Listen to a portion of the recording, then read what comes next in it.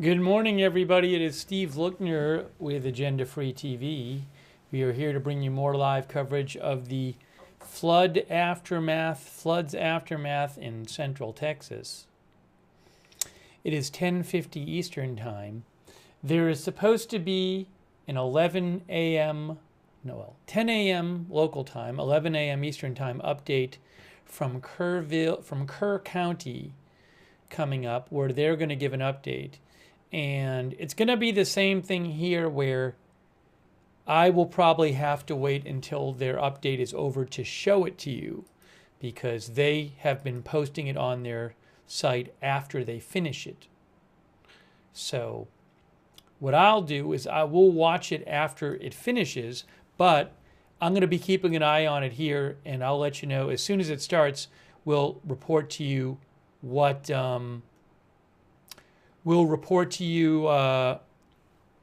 what they say about, like, the updated numbers and any other big information that comes out.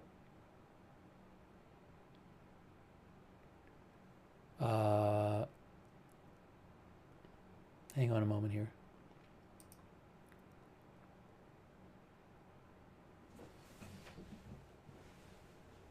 Yeah, 51 is the number, because what that 51 is Kerrville said that 43 people had passed away, 4 in Travis County, 2 in Burnett County, and 1 each in Tom Green and Kendall County. That's where the 51 comes from. But we'll get an update from Kerr County. The actual update will be in 8 minutes. And as I mentioned, as soon as that update finishes, we'll actually show it here. And I did see also that there's a new flood watch.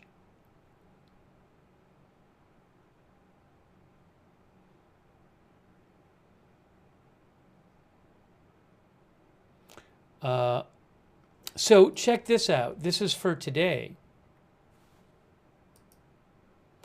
Let me show you this.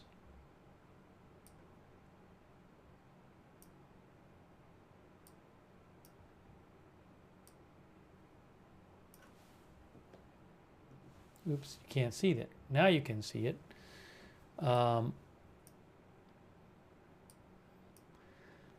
Flood watch until 7 p.m. Central Time today. Portions of hill country and along and east of I-35 corridor. Additional rainfall amounts of 2 to 4 inches possible today, with isolated pockets of 10 inches somewhere in the watch area. Excessive runoff may result in dangerous flash flooding of low-lying areas, river creeks, and low water crossings. Difficult to pinpoint where exactly isolated heavy amounts will occur in the watch area. Stay weather aware. So that watch area includes San Antonio, Austin, Kerrville, again, portions of hill country. You can see here, they posted it here on, this is National Weather Service.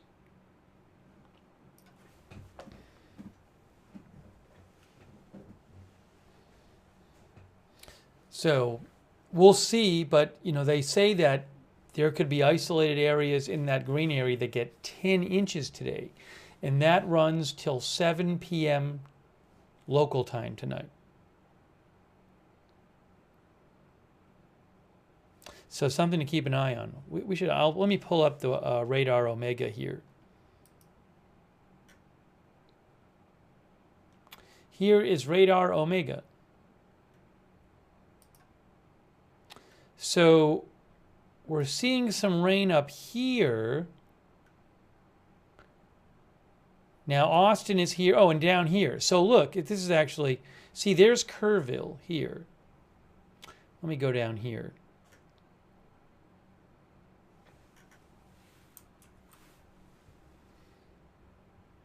There actually is a significant amount of rain going on. I think this is Kerr County. Well, that is Kerrville, and that's Ingram. And then you have a bunch of rain here. So this bears keeping an eye on. I don't know how long it's going to rain there for, but again, some places could get up to 10 inches today, according to National Weather Service. So we'll again have to keep an eye out for that. There's also a bunch of rain up here. I mean, this is further north. That's south of Fort Worth. There's a flash flood warning up there. It says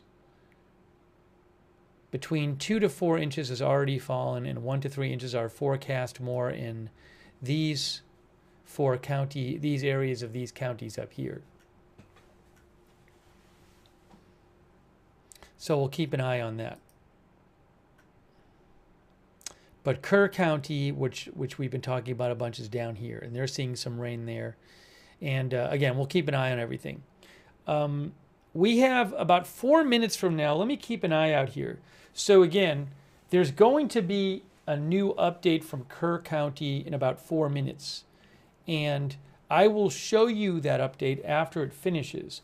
But I'm going to keep an eye on it because I'll watch it in real time here and let you know as soon as they, for example, update their numbers. I will tell you what they say right away. Hey, thank you to our moderators who are here. We have Janet B. moderating. Thank you so much, Janet. By the way, Travis County is supposed to give an update at 11:30 Eastern, 10:30 Central. I don't even know if I'll have video of that at all, but I'll let you know what I hear from them. Thank you also to Idaho Star, who's moderating over there on Twitch. Oops. And good luck, Duck. I got that fire, McBritches. Thank you.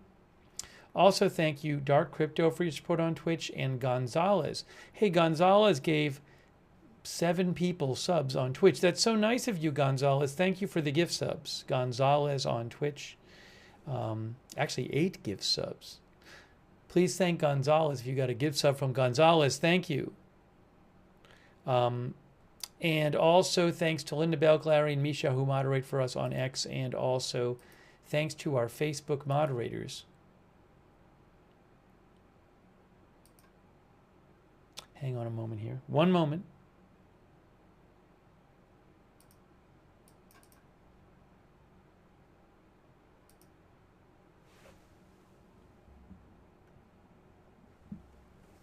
Appreciate all of our moderators over there on Facebook. And thank you to Martha Crawford for subscribing, Kristen McConnell Gates, Diane Allworth, Christy Claft for subscribing on Facebook. Thank you. All right. So in just a couple minutes, we should be getting updated numbers from Kerr County. I'm guessing there might be one of those press conference with the governor. I think Kerr County said 10 a.m. and 3 p.m. local time. Maybe the 3 p.m. will be the one where they have the governor there. But in about 3 minutes, we should be getting some new numbers from Kerr County. Officially in Kerr County, they're saying the 27 girls from Camp Mystic are still missing. But a number of them have already been confirmed dead by family members. And a number of media outlets have been reporting that. Thank you also PZ Papa Zulu, who says prayer for the victims and their families.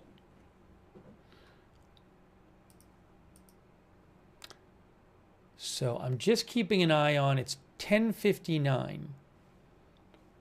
So I'm just keeping an eye out for the update from Kerr County.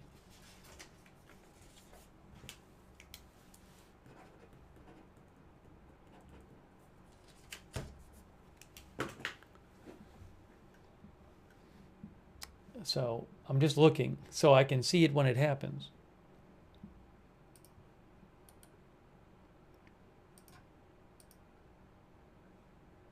We'll be taking your comments on the air as well.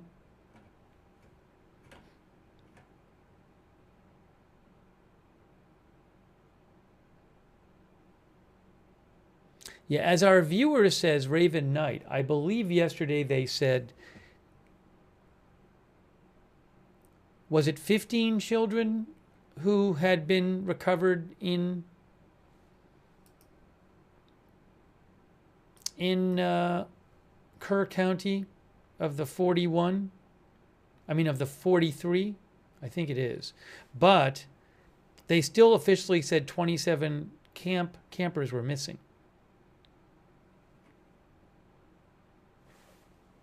There's actually a picture of Camp Mystic right there.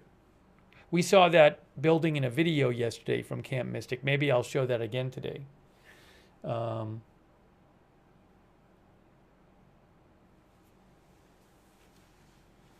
right, so any moment now we should be hearing an update from Kerr County. I will show you that update as soon as it's over. But it has not started yet from what I can tell.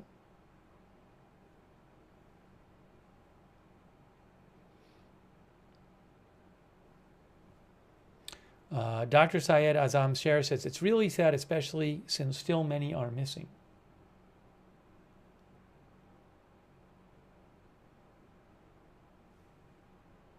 I should make sure, I believe the update is a Kerr County update and not a state update, but I should double check something here. Give me one moment.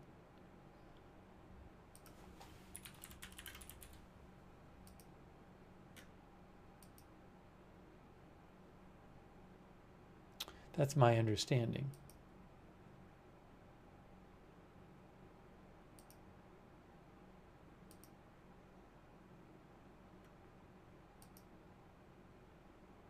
Yeah, I have my eyes on it.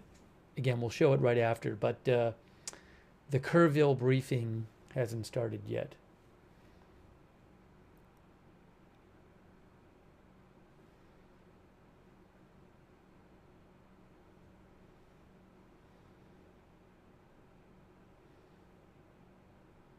The Kerrville briefing is the official start time is now, like 2 minutes ago.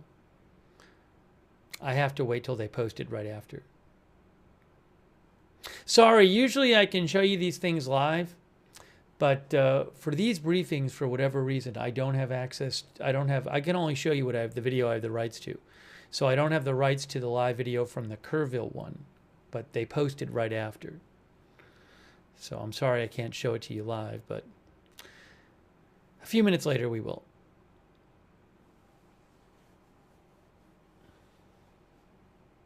So I'm just looking there because I can see the podium.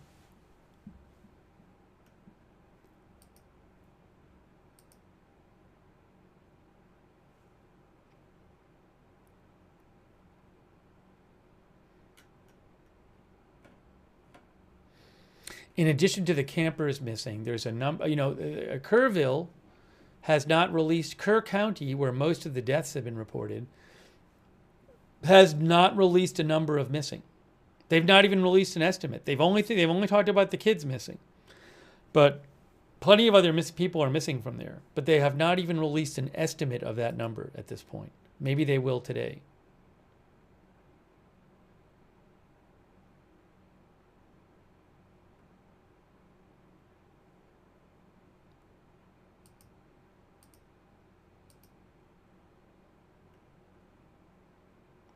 President Trump posted 4 minutes ago on Truth Social. Let me show you what he said. He said 4 minutes ago, I just signed a major disaster declaration for Kerr County, Texas, to ensure our brave first responders immediately have the resources they need. These families are enduring an unimaginable tragedy with many lives lost and many still missing. The Trump administration continues to work closely with state and local leaders. Secretary of Homeland Security Kristi Noem was on the ground yesterday with Governor Greg Abbott, who is working hard to help the people of his great state. Our incredible U.S. Coast Guard, together with state first responders, have saved more than 850 lives. God bless the families and God bless Texas.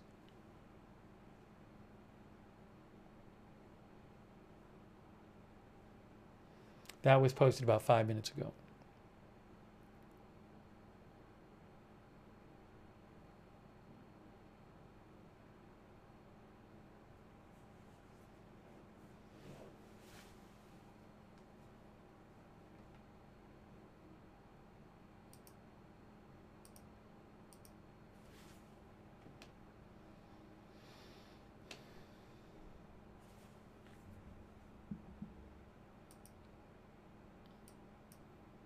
Any moment now we should get new updates from Kerr County.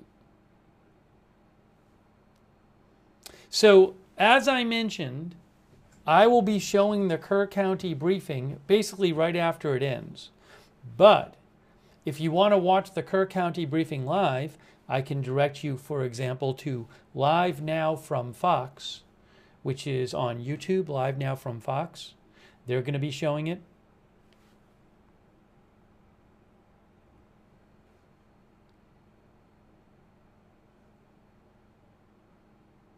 My volume? I think my volume seems okay. I'll double check it, but I can see the levels.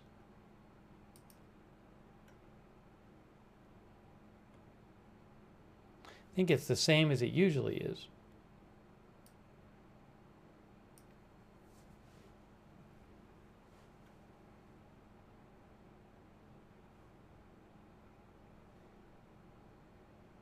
Everyone else is saying it's good.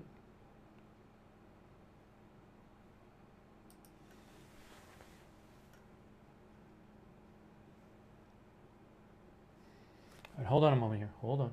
Hold on.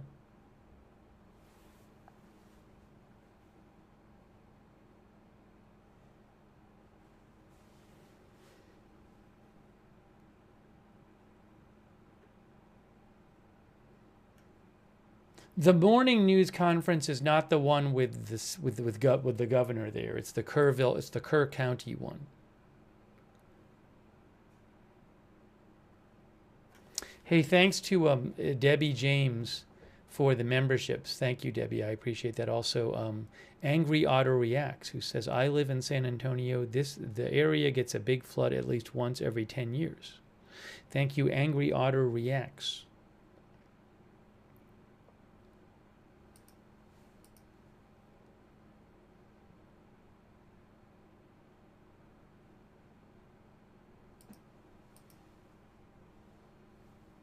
They have not started their update yet.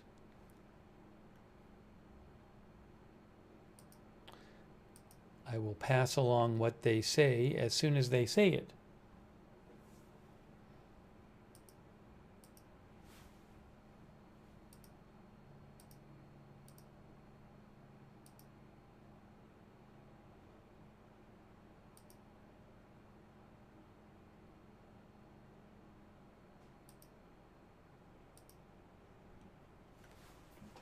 There's a picture with a bunch of debris there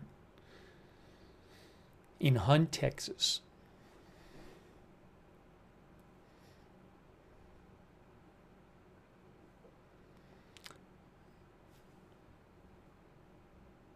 Brian heard that there were 20 RVs and 8 tiny homes missing from a park. We had read an article yesterday about an RV park that said something like that. I don't remember which one it was, but a number of people have reported, seeing houses and RVs swept away.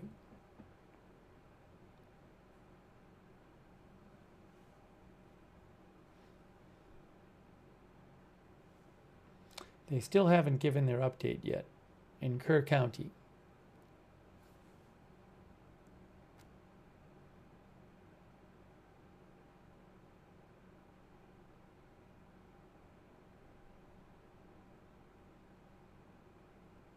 Our viewer had a question about the frequency. Yeah, I don't know the frequency of this type of rainfall to this amount in. Hold on, hey, hold on 1 second. Hold on.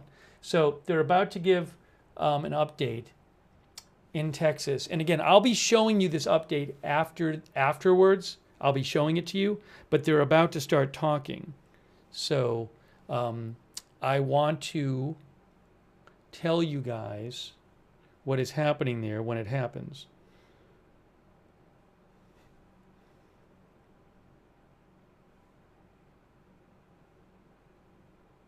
It hasn't started yet.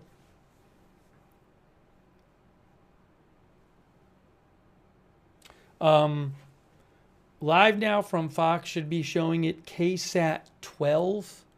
We'll have it in a few minutes. In a few minutes, we'll have it. We'll have the replay. But KSAT 12 looks like they're showing it on YouTube. Hold on. Oops, give me a moment here. Give me a moment. Hold on. Hold on.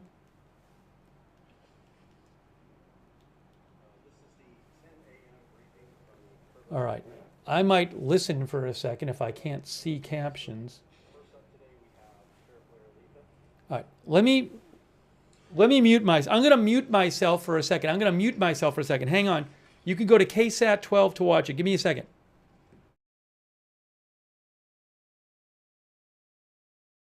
Give me 1 second here. I'm listening.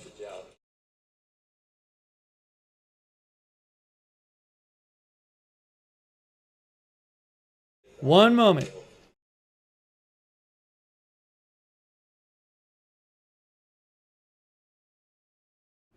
Okay, I can see captions. All right, he's talking now. The sheriff is talking. We'll have this broadcast in a few minutes.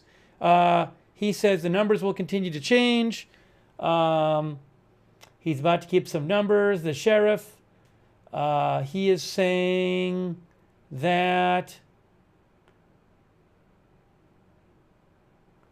talking about the number of responders, the number of agencies responding. More than a dozen dogs working. They have air and ground and water vehicles. 59 dead. 59 dead in Kerr County. 59 dead in Kerr County alone, including 21 children. 59 dead, he just said. That's what the caption said. Oh, it says 11 Mystic. Did he just say 11 campers unaccounted for and one counselor? So 59 dead, and I think so that would increase the number of overall dead to 67 by my count, if you add the other counties. And I think he said, I'm going to have to rewind this myself. I think he said 11 campers are still missing and one counselor. So give me a second because I now have to rewind that and just make sure myself what I just heard. All right, so the sheriff just stopped speaking. So let me just play that back for myself. We're going to have this for you in a couple minutes. Right after they finish, they'll upload it and I'll show it to you. But let me just play this for myself. Hold on 1 second.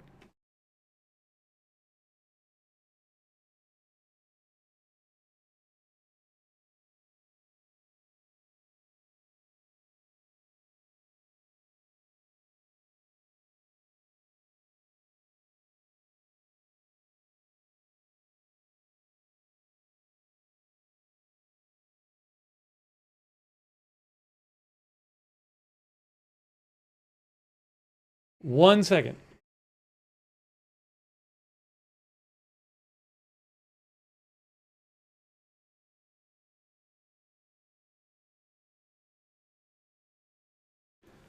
Yes. So in Kerr County, in Kerr County, there are 59 dead in Kerr County. And the number of kids missing from the camp is 11. 11 girls from the camp and one counselor from the camp missing. So it looks like, my guess is that some of those dead, official dead, are now girls from the camp. 38 of the adults, 38 of the 59 dead in Kerr County are adults, 21 are children. And 18 adults and 4 children are unidentified. So that is the new number. Again, 59 now dead in Kerr County, including 21 children. The number of girls with camp missing has gone down to 11. And with the losses from the other counties, that makes it 67. We're going to play you the... in a few minutes, I will have the video of the press conference, and I'll play it for you. But that was the update we just heard. And condolences to all their families. It's really just terrible. Wow. Unbelievable.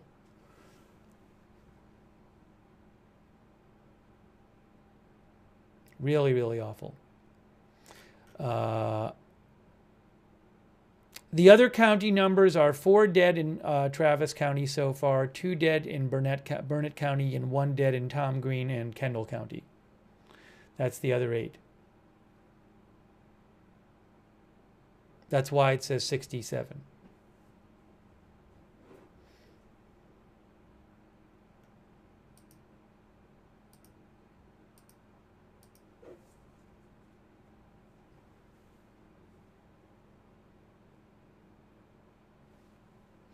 I would assume this appears to mean that a number of the campers have been found dead. Because the number of kids missing from the camp has gone down to 11.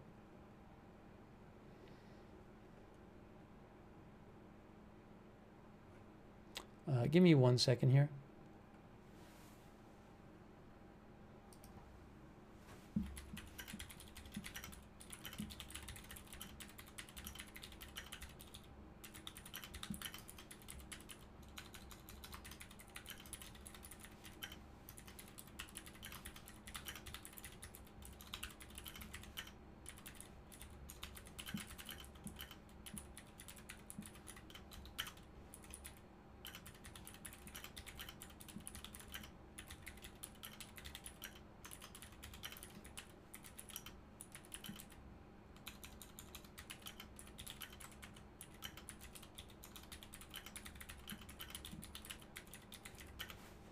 And he said, if I remember this right, I just want to double check this here, but he said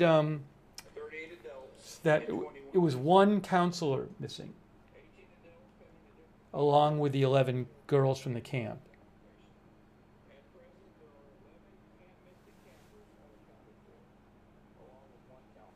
Yes.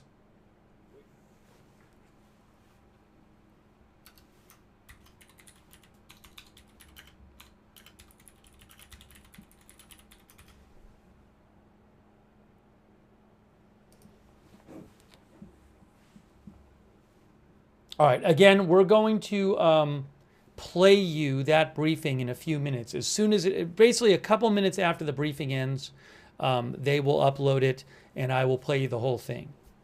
But we got the update from the sheriff. Just terrible. 59 dead in Kerr County alone, and 11 girls from the camp missing, and 1 counselor from that camp missing.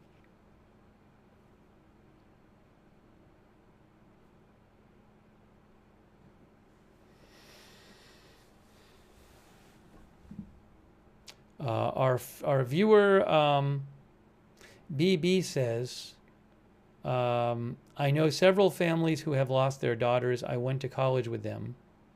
It hits home pretty hard. I can't even imagine what everyone is going through in Texas. It's unbelievable. It's really terrible. Yeah, as I mentioned before, so I don't have a good sense of this specific amount of rainfall, how often it happens in Texas. Clearly, this kind of flooding with these kind of level of fatalities is not a common occurrence.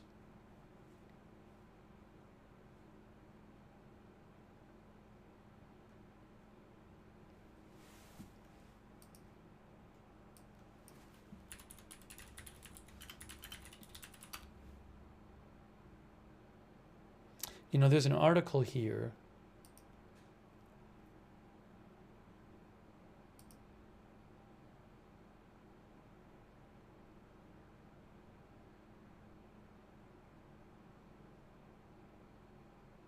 Also, it's not from a hurricane, you know? We're not talking about a hurricane here.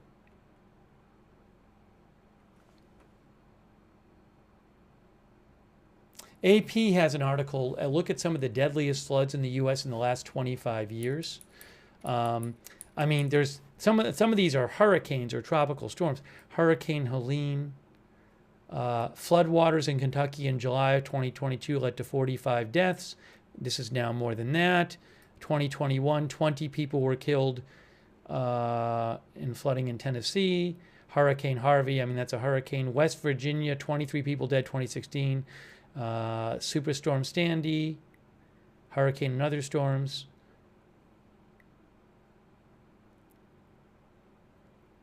I mean, as I scroll back through the ones they're listing here, it looks like there's no bigger one there, at least on this list that they posted, of non-hurricane. Hurricane Harvey killed at least 68 people. This is going to be more than that now, if it's 68. Because, I assume it's going to be more because of the people missing. This storm did, as one of our viewers just say, it was it was produced by remnants. It was related to remnants of a storm, of a tropical storm. That is true. It is remnants.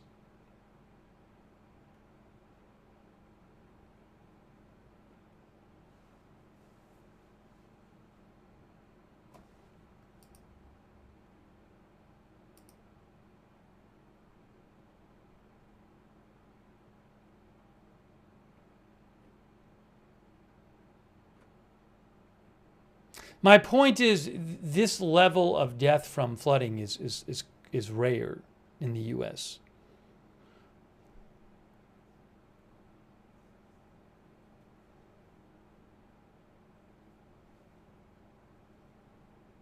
Oh, we should be getting that update soon because they just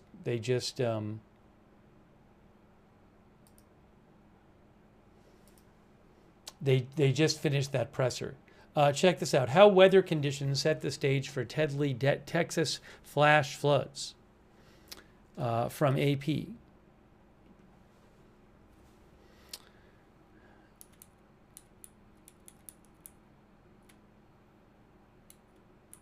Robert Henson, a meteorologist and writer with Yale Climate Connection, said this latest Texas rainstorm was roughly a once-in-a-generation event.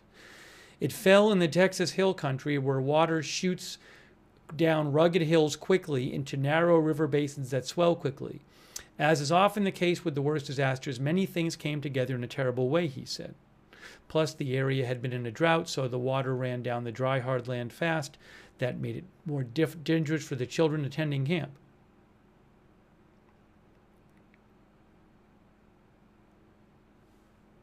Moisture fueled the storm from many directions. Tropical Storm Barry formed briefly last weekend, moving over Mexico, and then its remnants continued up into Texas. But the jet stream, a current of air that moves weather patterns, wasn't there to push that moisture away. Normally, weather systems and the remnants of tropical systems will get picked up by the jet stream. And that's just not over Texas currently, said Climate Central meteorologist Winkley.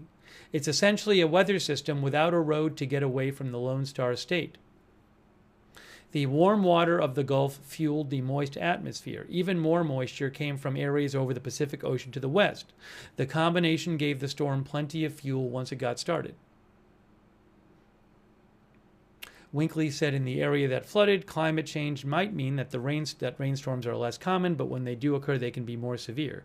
Generally, a warmer atmosphere can hold more moisture, creating conditions for storms to drop more rain.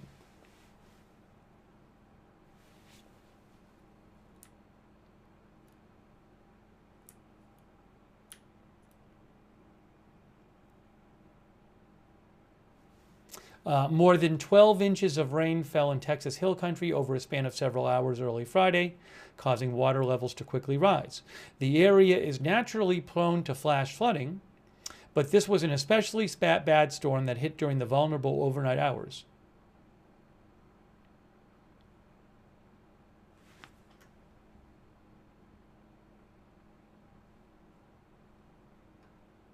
That is from AP.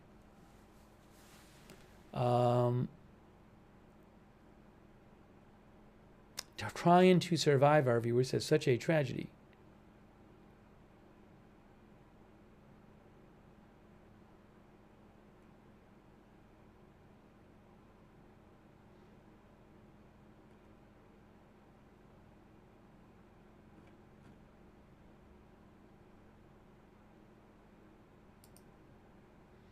I am looking for the press conference, so them posting it. They'll post it shortly, and then I'll show it to you.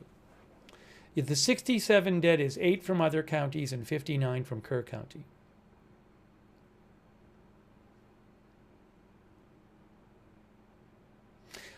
Frost HS, I don't know. There were 27 girls from the camp missing. Now there are 11. So I don't know if that means all of the ones missing who are not missing anymore are dead. Maybe that was said in the press conference. We'll find out in a couple minutes when I play it.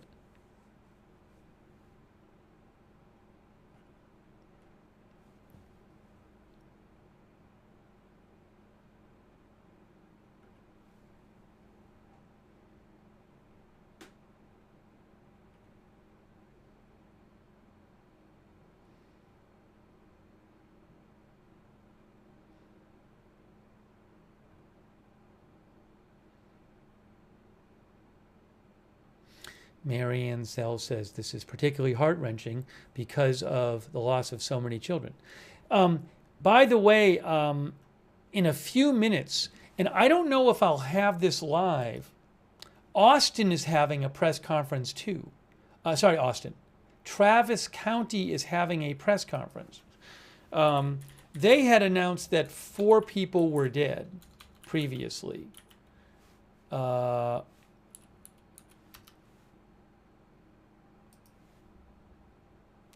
So if nothing else, I'll listen to what they say in Travis County and pass. I don't know that I'll have any video of that. I was looking around, I couldn't find it anywhere. But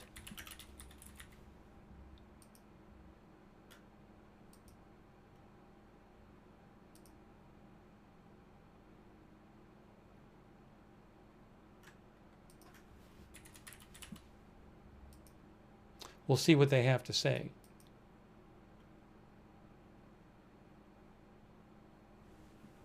Yesterday, Travis County said they had 13 missing, and I've seen reported that they said 4 dead. So they're going to update, I assume they're going to update their numbers shortly.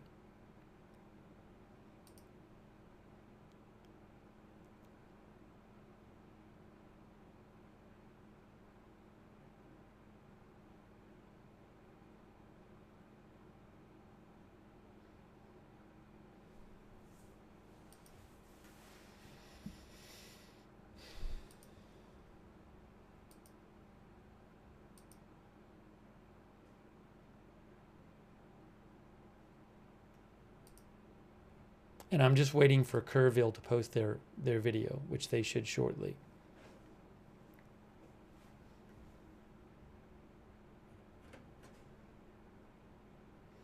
It's really terrible.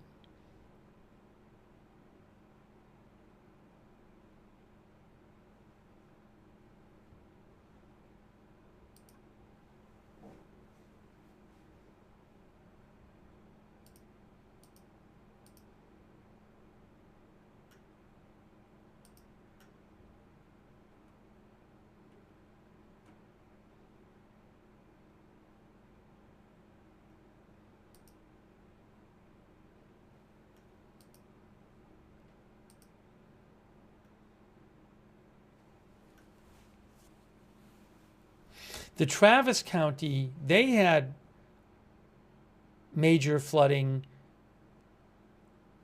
the next night. Their flooding wasn't the night of wasn't the morning of July 4th. They had big flooding the night of July 4th, July 5th.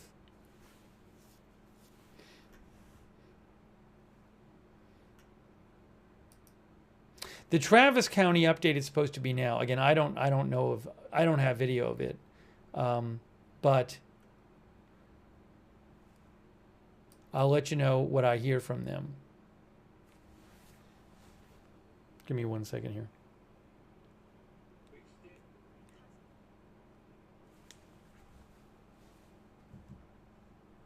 If I can find it somewhere.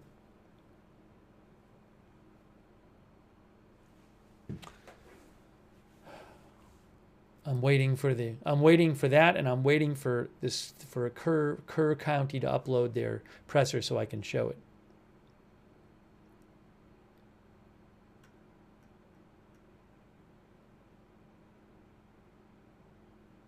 How many counties were affected by flooding? There were a number. I mean, there have been deaths in Kerr County, Travis County, Burnett County, Tom Green County, Kendall County. Also, I haven't heard about deaths reported there, but I know there was severe flooding in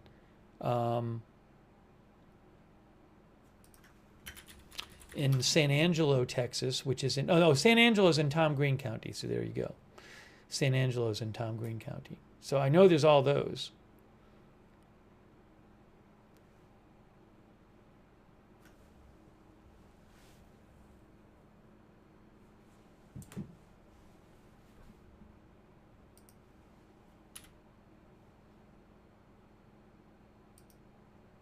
Again, just waiting to get the update from Travis County and also waiting to show you the Kerr County update.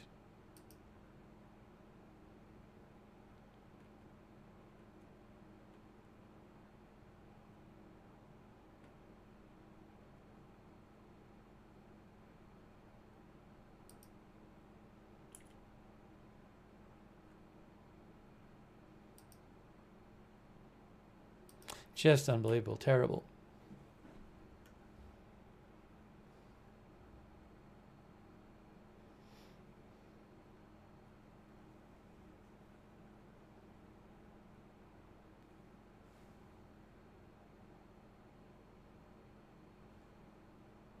Here, let me show you what it looks like on the radar right now while we're waiting for those things.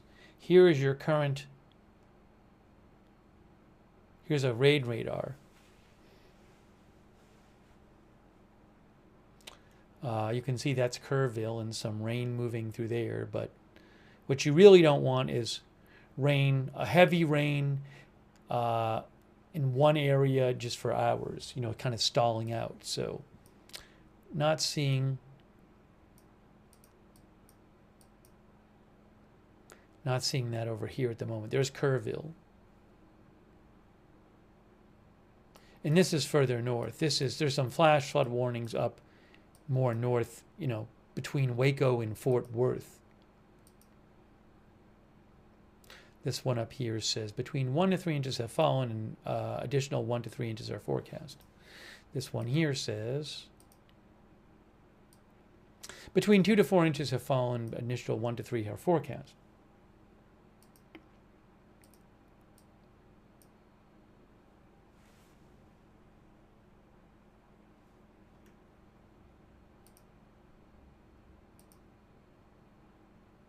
They still haven't posted their that recent update, the Kerr County one.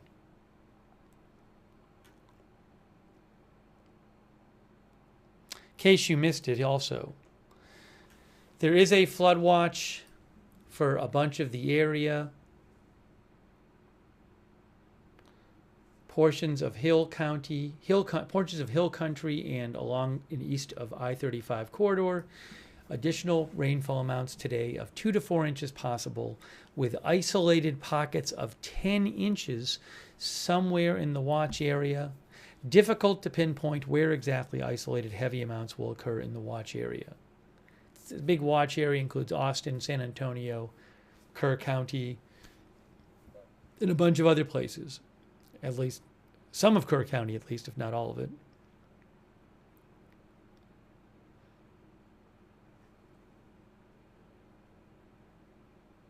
So there could be some areas that get 10 more inches today. We'll have to see.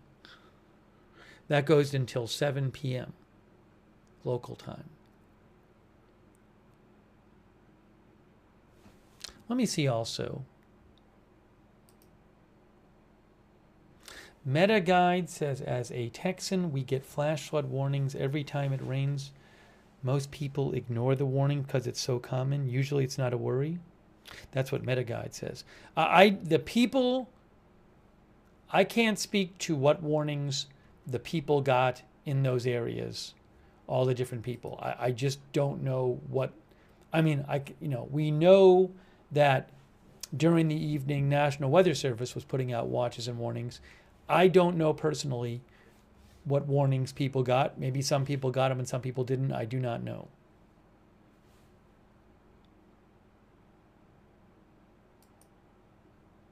You know, it's one thing for the National Weather Service to put out a warning. It's another, but to get from them to people is a whole other thing.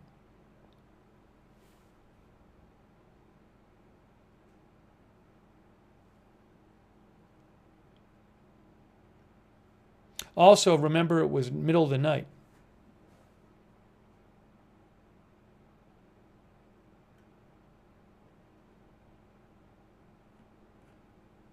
Hang on, let me find this.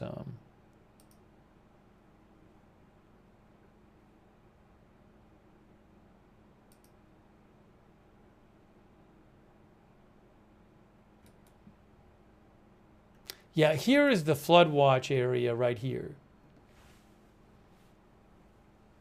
See that green right there? All that green is a flood watch area.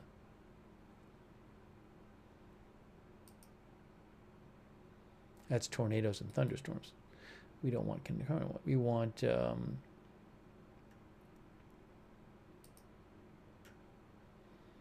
we showed you that already. Flood watch, possible 10 inches of rain.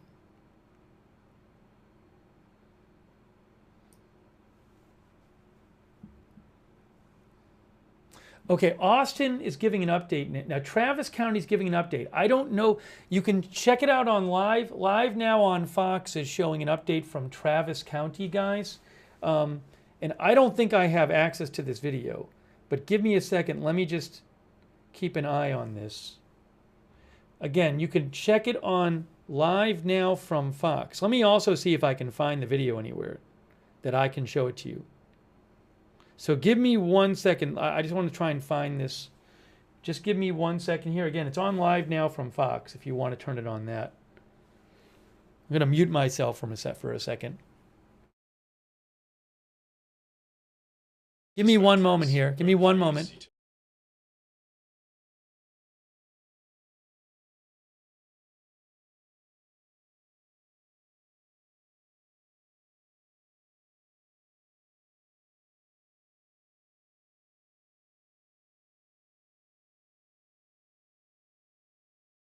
See if I can find the video for you.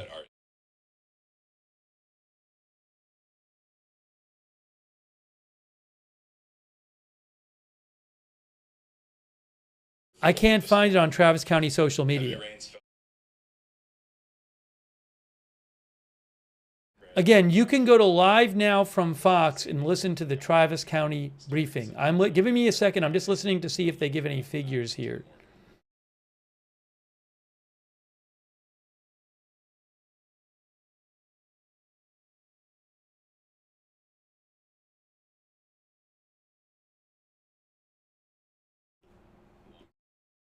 I'm just listening for an update here. One moment.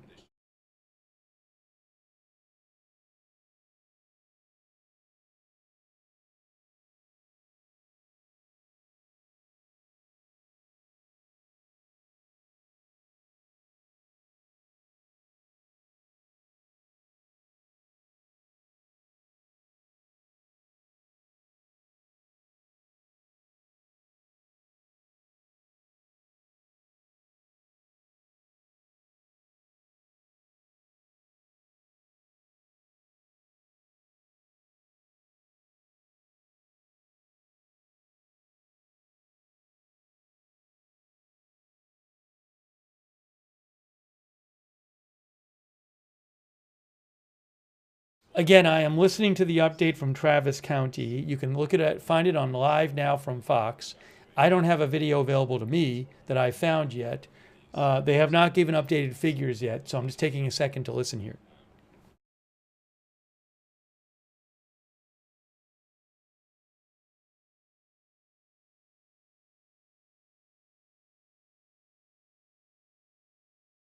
They just said 4 dead.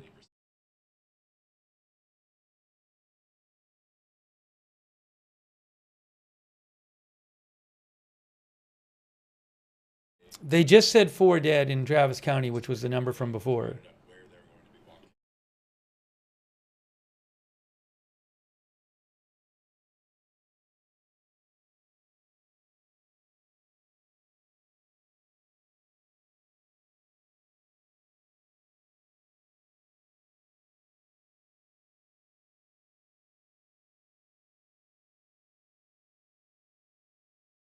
I haven't heard a number of missing yet in this press conference, or in this update from Travis County.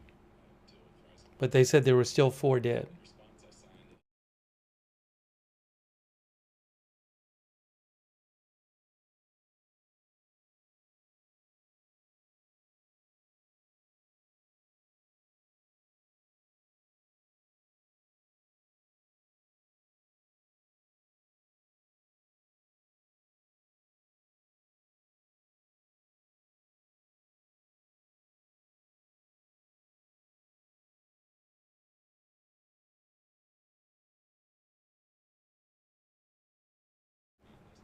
So again, I've just been listening for a couple minutes to this Travis County update. You can see it live now from Fox. I don't have a video of it I can show you right now. They said there were still 4 dead in Travis County, and I didn't hear a number of missing.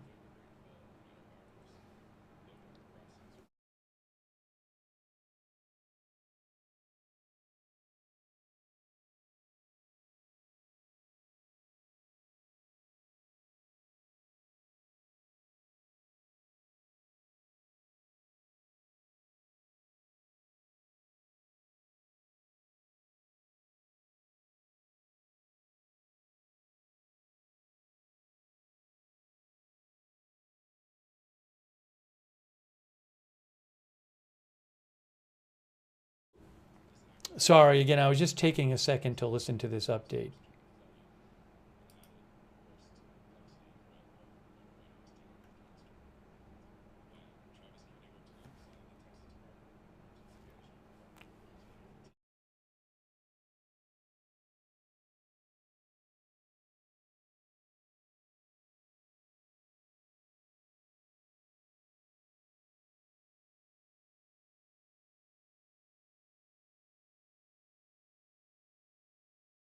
Okay, so I've been listening to that. Again, same number of deaths reported in Travis County as were reported as of overnight, 4. But yesterday they had said on Travis County that a certain number were missing. And I don't believe I heard an update to that, but I'm going to carry on here. And they haven't posted the Kerr County press conference yet, the one that just happened.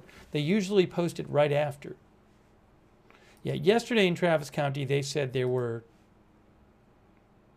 13 missing. At the time, they were saying there were 2 dead. So I don't know if 2 of the missing were found, because there's now 4 dead. But to repeat, that is on live now from Fox if you want to watch the Travis County update. I can't find it anywhere on their government sites.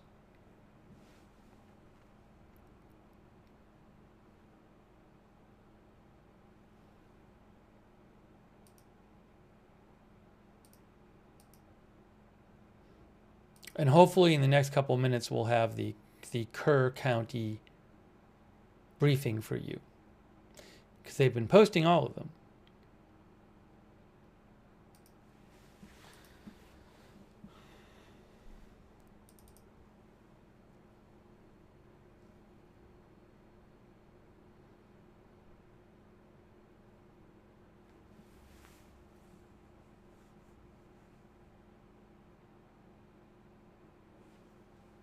Let me check some of the local outlets too. By the way, quick thank you to Fred Witherow. Thank you, Fred. Also, thank you to Kelly Smith and PZ Papa Zulu. PZ Papa Zulu thinks we're only seeing the tip of the iceberg. Yeah, a couple of you people, like a couple of you, the viewers like PZ Papa Zulu, have mentioned reports of RV parks where RVs floated away. There are reports like that. We talked about those yesterday. Campsites.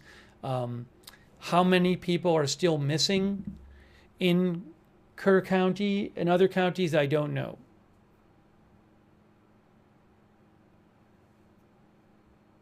Maybe some of the people in the increased number of fatalities announced today in Kerr County were people from these RV parks. I just don't know. And in campsites and that kind of thing. A lot of people were staying by the river, sadly. Thank you, Tyler Matthew Harris. And Bears Junkie. Oh, I should mention, City of Kerrville posted this morning, or posted like an hour ago. I was going to mention this before. City of Kerrville. To our local media friends, please refrain from flying your drones over the river and search and rescue operations. Your drones are interfering with search efforts being conducted by the Texas Parks and Wildlife Game Warden's drones. Thank you in advance for your cooperation.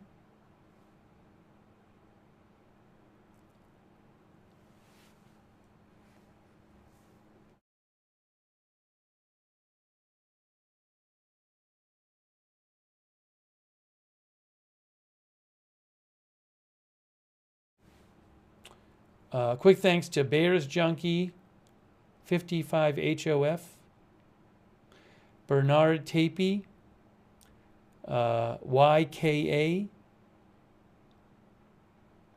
the STL Girl Dad, Fred Martinek,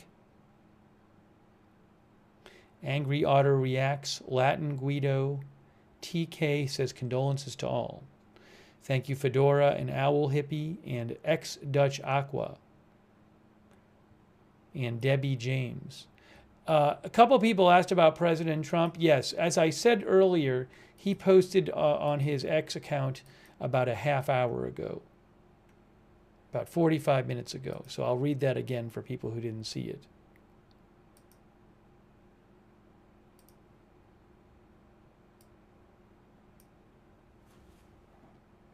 He said, I just signed a major disaster declaration for Kerr County, Texas, to ensure that our brave first responders immediately have the resources they need. These families are enduring an unimaginable tragedy with many lives lost and many still missing. The Trump administration continues to work closely with state and local leaders. Secretary of Homeland Security Kristi Noem was on the ground yesterday with Governor Abbott, who is working hard to help the people of his great state. Our incredible U.S. Coast Guard, together with state first responders, have saved more than 850 lives. God bless the families, and God bless Texas.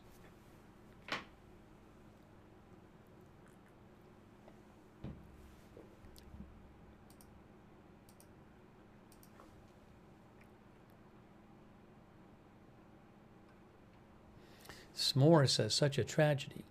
Did they post this update yet in Kerr County?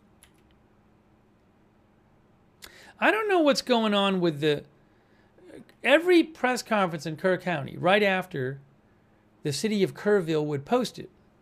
And they haven't posted the latest one yet. I don't know why. I hope they post it. They haven't posted it yet.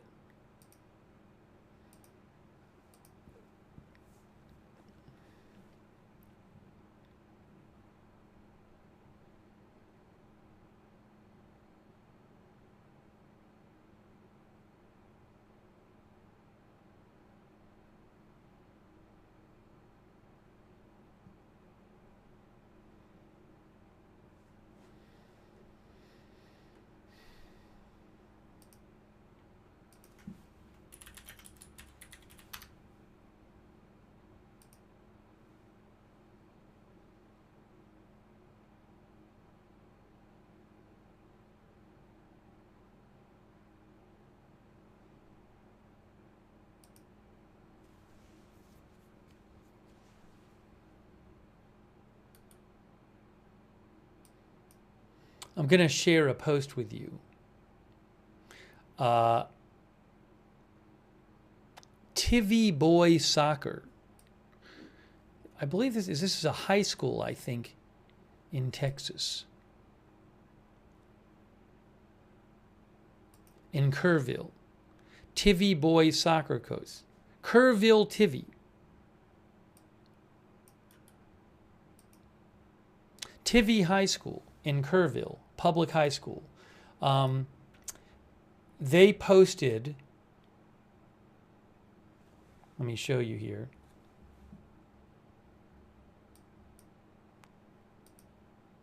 And they said, now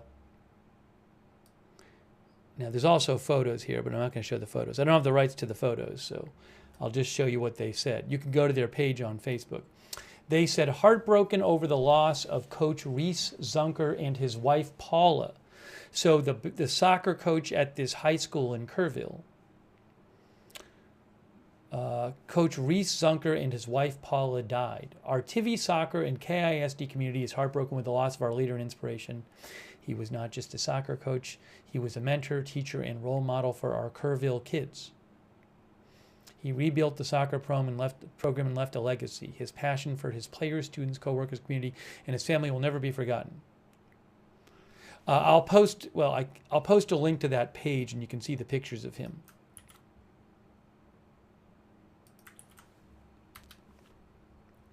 Stone 3 says it's Tyvee.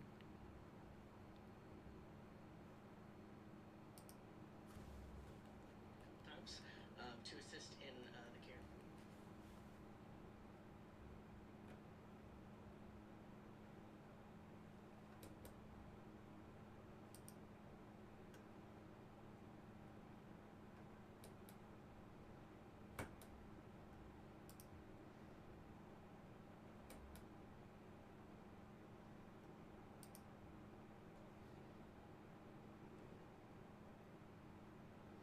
Give me one moment here.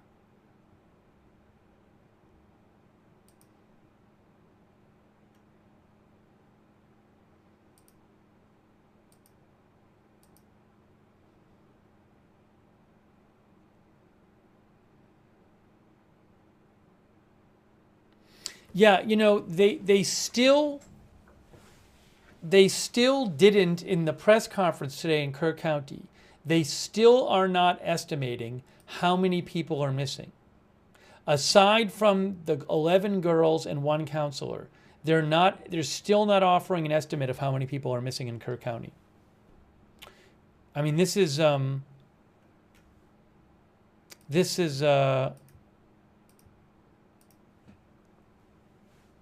couple days after the flood now in Kerr County. So they're still not offering an estimate of how many are missing.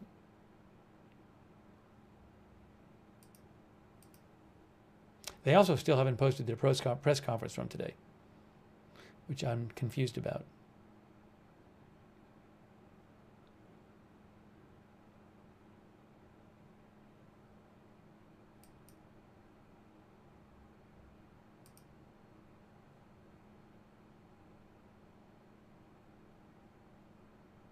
And they have said that a big reason is that people were visiting the area, you know, for the holiday, for example. They don't know how many people were visiting. But I mean, what they could say, if they wanted to, they could say, well, of the people we know about, we estimate this many, but there could be a bunch more. I mean, they could say that, right? Nothing's keeping them from saying that. You know, our viewer Dutchson says that there could be people missing from a camp or a campsite or whatever where everybody's registered. So, you know, I would think they could give, if they wanted to, they could talk about missing people they're aware of and then say, but there could be a lot more.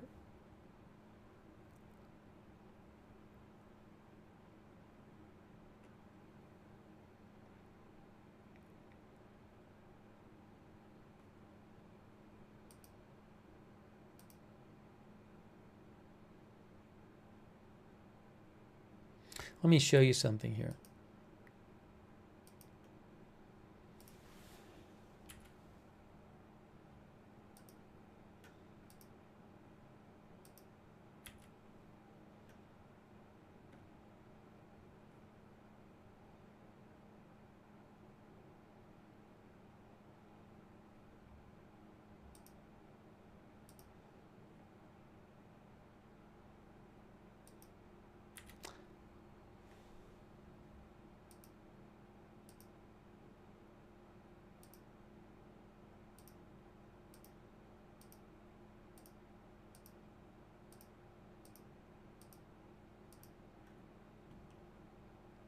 Texas officials face scrutiny over response to catastrophic and deadly flooding.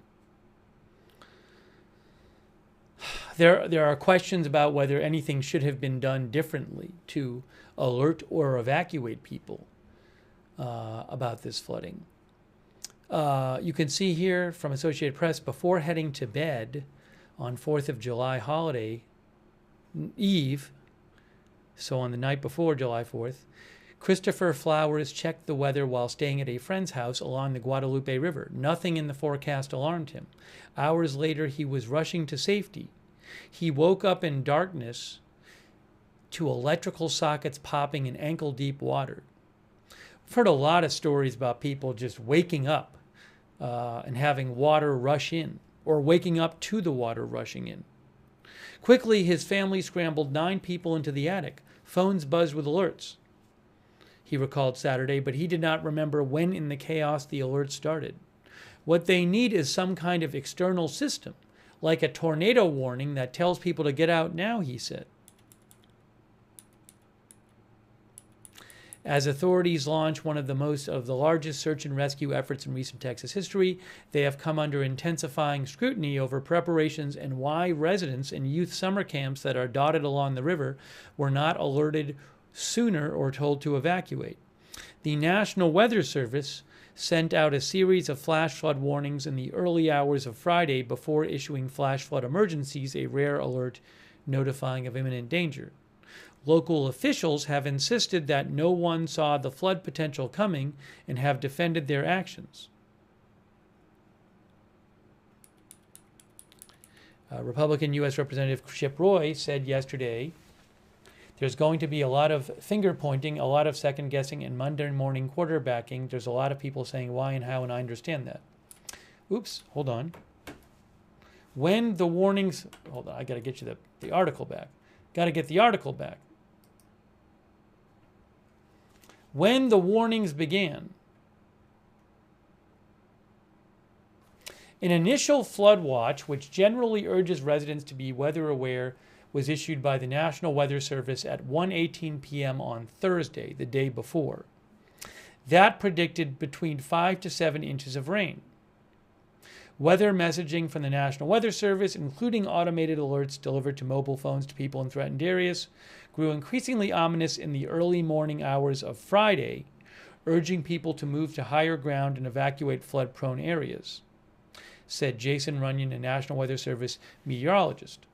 At 4:03 a.m., the office issued an urgent warning that raised the potential of catastrophic damage and a severe threat to life. Jonathan Porter, the chief meteorologist at AccuWeather, said it appeared that evacuations and other proactive measures could have been undertaken to reduce the risk of fatalities.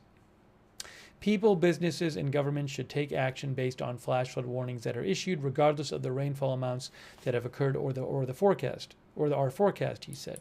Officials say they didn't expect this. Local officials have said they had not expected such an intense downpour that was the equivalent of months' worth of rain for the area.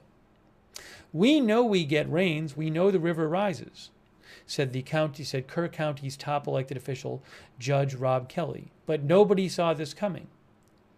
Kerrville City Manager Dalton Rice said he was jogging along the river early in the morning and didn't notice any problems at 4 a.m. A little over an hour later, at 5:20 a.m., the water level had risen dramatically, and we almost weren't able to get out of the park, he said. Rice also noted the public can become desensitized to too many weather warnings. Now, by the way, further west, I believe the Camp Mystic site is about 15 miles west from the city of Kerrville. I read a story yesterday, I read it on the air, about a camper at Camp Mystic who she said that she had gotten evacuated. She woke up around 1 a.m., I believe it was, 1 or 1:30, and that's when she and other girls evacuated. So I believe, if I have it right, that the water in that river flows from west to east. So I don't doubt the Kerrville manager's story of seeing it calm in Kerrville on the river at 4 and then by 5:20 rose dramatically. But those times would be different at different locations on the river. I just want to give people a heads up about that. So just because it was calm at 4 a.m. on the river in Kerrville doesn't mean that 15 miles west at Camp Mystic it was calm on the river. No county flood warning system.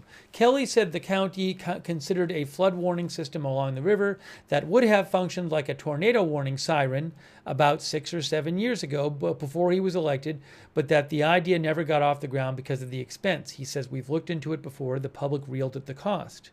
He said he didn't know what kind of safety and evacuation plans the camps may have had. What I do know is the flood hit the camp first, and it came in the middle of the night. I don't know where the kids were, he said. I don't know what kind of alarm systems they had. That will come out in time. The U.S. Secretary of Homeland Security said yesterday it was difficult for forecasters to predict just how much rain would fall. She said the Trump administration would make it a priority to upgrade National Weather Service technology used to deliver warnings.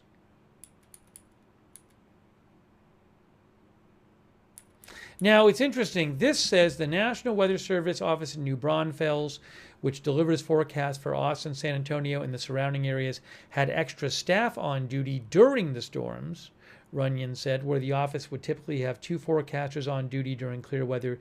They had up to 5 on staff. He said there were extra people in here that night, and that's typical in every weather service office. You staff up for an event and bring people in on overtime and hold people over.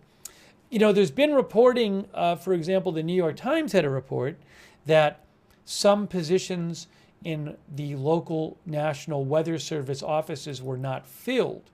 The headline, for example, from the story that was posted yesterday by the New York Times was, as floods hit, key roles were vacant at Weather Service offices in Texas. Now, they don't say that this necessarily contributed to the damage and the deaths. They say some experts say staff shortages might have complicated forecasters' ability to coordinate responses with local emergency management officials. One thing some experts bring up in that story, and I've heard discussion of elsewhere, is this concern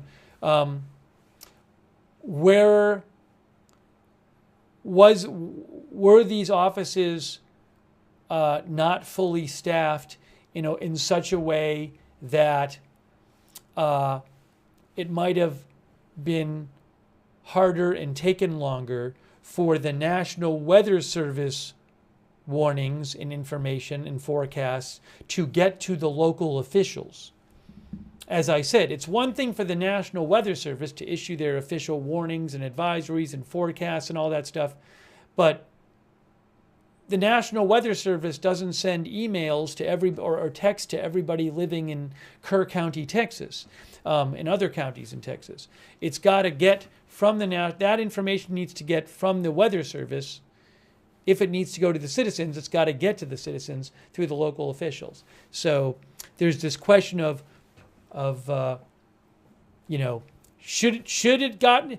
did messages that should have gotten to people not get to people? That's a question. If it didn't, why didn't they get to people? One of the theories being explored is whether there were staff positions unfulfilled at these National Weather Service offices, which would involve people who might be people who who work as go-betweens between the National Weather Service and local officials. But maybe it didn't have a significant practical effect. I don't know. I'm just letting you know this is being discussed.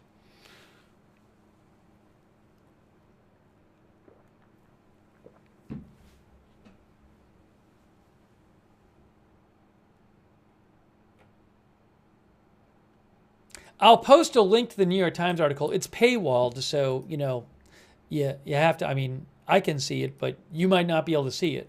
But I'll post a link to it in the chat, and you can check it out if you want. Or at least you can see the headline or whatever.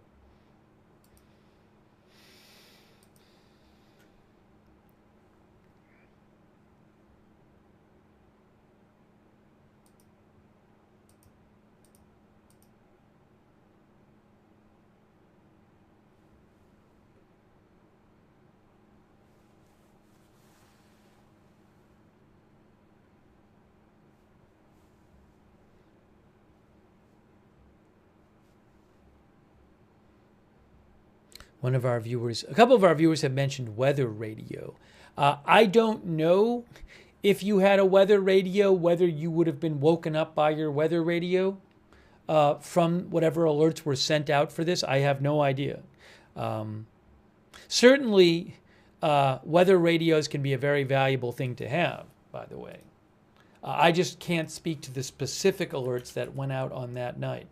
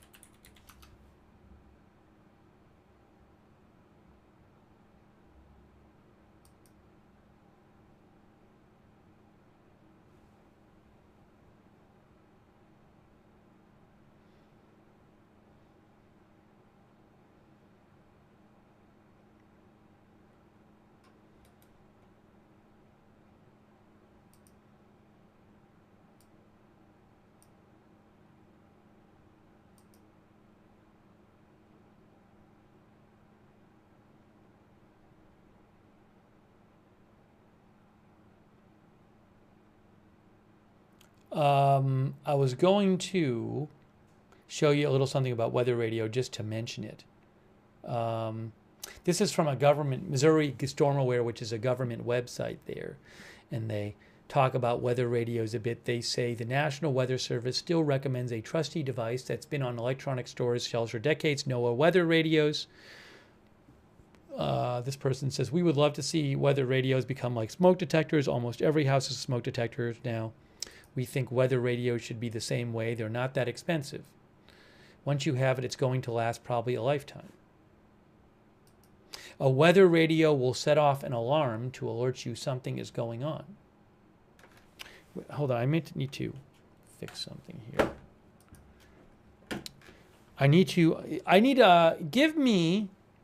Give me about 10 seconds. I need about 10 seconds. Hang on. 10 seconds.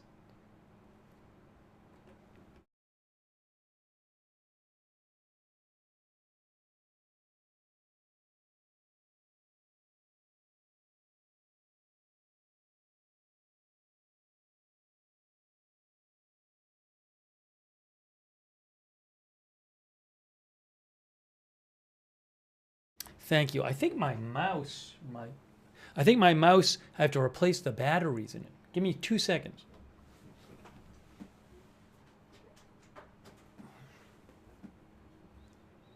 Yeah, hold on. Hang on, I got it right here. Let's see if this works.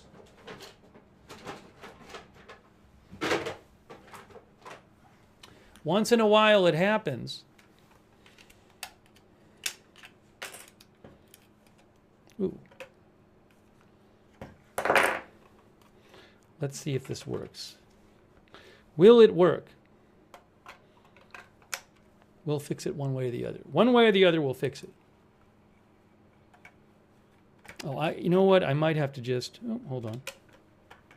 It's fixed. Problem solved. Sorry about that. It's working again.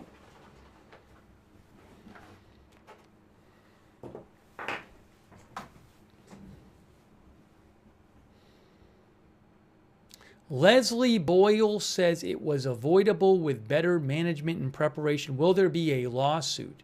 So there are restrictions that exist.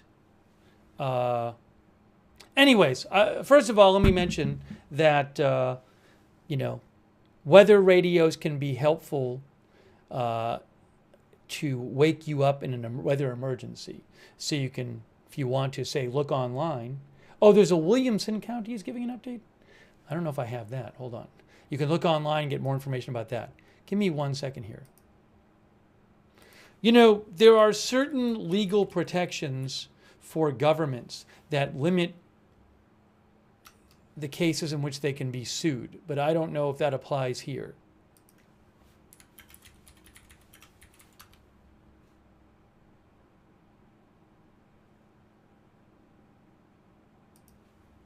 Fox Live now is showing an update from Williamson County, which I don't believe I have access to that video myself, but I'm checking here.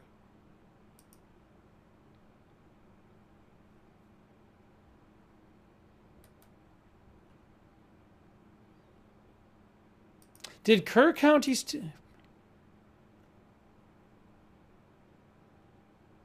Kerr County never posted their briefing. They've posted every other briefing, Kerr County, and they didn't post the one from today. I have no idea why. So I haven't been able to show it to you yet, because they never posted it. They have posted all the other ones. No idea. So I'm sorry about that. They've posted every other one.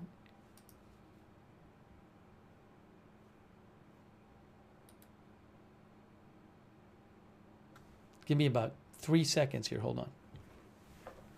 Hold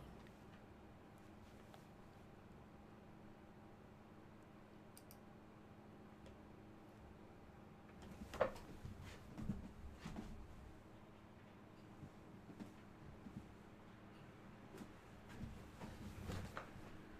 So I'm sorry about that. I haven't been able to show it to you. Lori L. says, I am in Williamson County. No, I can't steal. I can't steal, you know, the one from Live Fox Now. That's the Fox, that's a local Fox affiliate's footage. So I can't just steal the Fox 29 feed. And I don't have, the news agencies that I pay for footage don't have that feed.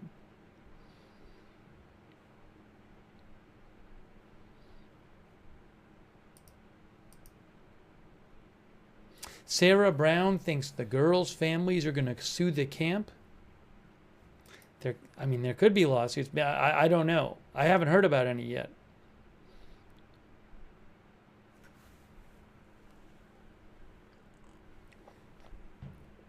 By the way, if you missed it, Leslie Shannock says, I watched the Kerr County press conference. She says it was short and ended abruptly. It did seem like it was pretty short.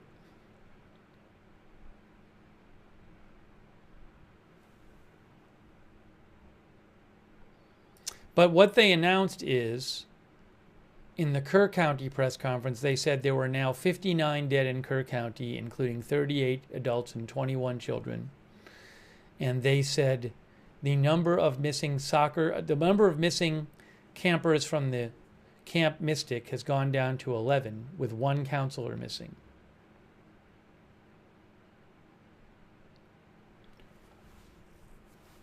Crazy Yoda says the terror those poor little girls went through.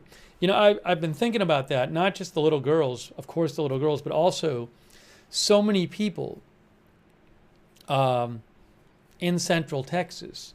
You know, it's the middle of the night, they're sleeping, and then they wake up and there's water rushing in to where they're staying. And they had no idea this was going to happen. And it's powerful, rushing in powerfully. It's unbelievable. It's terror is a great word for it. And a lot of, you know, even people who survived. I've seen some stories from people who survived, who just, some people hanging on to trees who survived.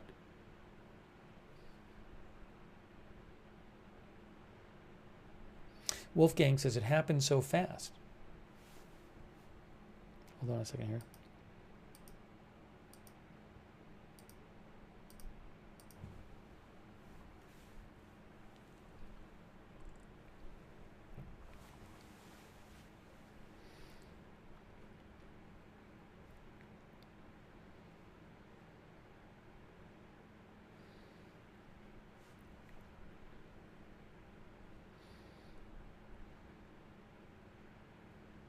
So I don't know why the Kerr County didn't post their, oh, I got it.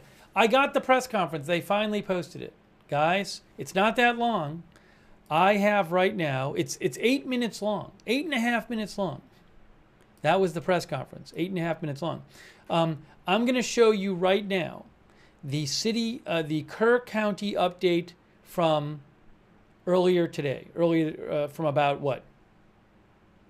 An hour ago? All right, here we go. I'm putting it on the screen right now for you. There it is.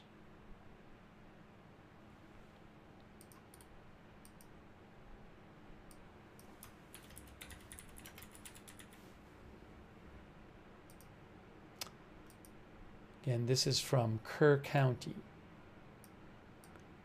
I hope the audio is audible. I might have to boost the volume. Let me start it, and then if the volume is low, I'll do my best to boost it. So let me do this first of all.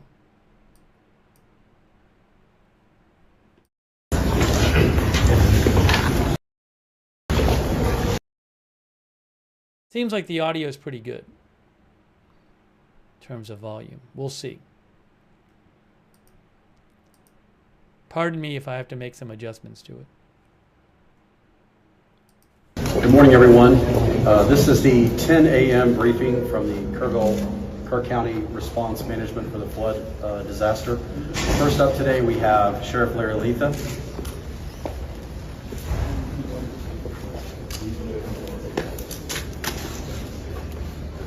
Y'all ready? Once again, Larry Letha, Kerr County Sheriff. Again, thank y'all for covering this and helping us get the message out. I'll start first, and then our city manager will go next and give you some information, and then we'll finish with our Kerrville mayor. Okay, what I'm here to do, like I said, is give you all the most current updated information. Please bear in mind, these numbers will continue to change as I'm walking in the door. I'm getting texts. It's going to be like yesterday. I think these numbers will continue to change and increase as time goes on, but like I said, we'll do a good job. We'll keep you updated. Search and rescue operations continue with a full response from local, state, and national first responders. At present, there's over 400 first responders for more than 20 agencies that are working in Kerr County. We have more than a dozen canine working in and near the river. More than 100 air, water, and ground vehicles are in the field right now working on this search and rescue. As of 9 a.m. this morning, we recorded 59 deceased in Kerr County. Among those who are deceased, we have 38 adults and 21 children. 18 adults pending identification and 4 children are also pending identification. At present, there are 11 Camp Mystic campers unaccounted for, along with 1 counselor. We extend our sincerest condolences and prayers for every single family affected by this tragedy. And we continue to work around the clock and reunite these families. We will continue to our search efforts until everybody is found. Our missing person call center is open, and those reporting missing loved ones can call the number 830-258-1111. I'll repeat one more time, 830-258-1111. Please follow the Kerr County Sheriff's Office and City of Kerrville Facebook for your latest information. At this time, I'll turn it over to our City Manager, Dalton Rice. Thank you, Sheriff. Thank you all for being here today. Everyone in the community is hurting, and we know many of you are locals or have some local connections here, so please keep everybody in your thoughts as we continue to navigate this very challenging time for our community. Search operations continue. Starting about 0600 this morning, we started putting boots on the ground. We have increased our number of personnel that are navigating the really challenging shores along the bank line, but we are continuing to make progress from west to east as we continue operations. What we really need from y'all is to really help us get the word out. We know that people want to volunteer, but what we're starting to see is personal drones that are flying. With these personal drones that are flying, that is a danger to aircraft, which risks further operations. So if you could, please pass the communication along that we need to keep these personal drones out of the sky. We have drones and assets flying. We want to continue to do that. For volunteers and donations, we do have a phone number, 830-588-1111. 465-4794. We can give you that number after, but if you want to volunteer, if you have donations, please contact that number and they will help get everything out. We have families who need to be reunited, and we are continuously making effort to make sure that our families are reunited. We want to continue to work together with our community. We appreciate everybody here, and we want to make sure that we stay Kerr United. I'm going to let the mayor wants to say a few words, and then I will take a couple questions after the mayor. Again, thank you for being here. You know, I'm old enough to remember Fred Rogers, and he one time said during a crisis, look for the helpers. You will always find people who are helping. In Kerrville, those helpers are city staff, county personnel, state agencies, and federal agencies. The entire Kerrville City Council is on site today. We're doing everything we can. Let me repeat something I said yesterday. In our Emergency Operations Center, it's not a bunch of different teams. It's one team. Our goal is to rescue those in peril and find those who are lost. If you are interested in donating to help those families who've been affected, you can visit the Community Foundation of the Texas Hill Country. They've set up a portal for donations. I understand our community, our state, and the world have been responding. Thank you. Kerrville's branch of the Salvation Army has been designated as our official partner for volunteer coordination and in-kind donation. They can be reached at a number very similar to what you just heard, 830-465-4797. Also, we have a website for volunteers to register, a different website. It's tcr.communityos.org. It's important to follow the City of Kerrville's Facebook page for updates. If you follow social media and are interested in such things, I may be too old to tell you this, but there is a hashtag. It's hashtag Kerr United. That's what we are. We're united to help those who are grieving and to find those who are lost. And now we'll open up to questions. I cannot answer operational questions, but I'm going to ask the city manager to come back up. I'm not sure who can answer this, but we just talked with business owners who are very concerned, not only for themselves, but also for employees, about how are they going to pay their mortgage, how are they going to pay their electricity. They've been having people reach out to them about their bills, and they're terrified that in the middle of all this, they're going to get cut off or evicted. We are working through everything right now. Currently our biggest focus is to making sure that we get families reunited with their loved ones. And so we are not going to stop until we are able to get those families reunited. This is a question for both you and the sheriff. There appears to be a massive operation now in Center Point. Is that where we're seeing bodies recovered at this moment?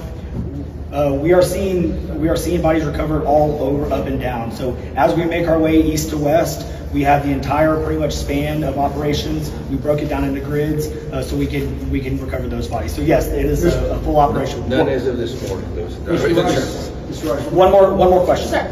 Yeah, well, one of the questions that still hasn't been answered 3 days into this is, despite TEM's warning on July 2nd, July 3rd, that something like this could have happened, that the threat existed, why that information didn't get down to camps and why they weren't evacuated. Can you answer that now? That is a great question, but again, we want to make sure that we continue to focus. We still have 11 missing children that we want to get reunited with our families. Until we can get reunited with our families, we are not going to stop until we do. So thank you. But just a quick follow-up question, sir. Was any emergency?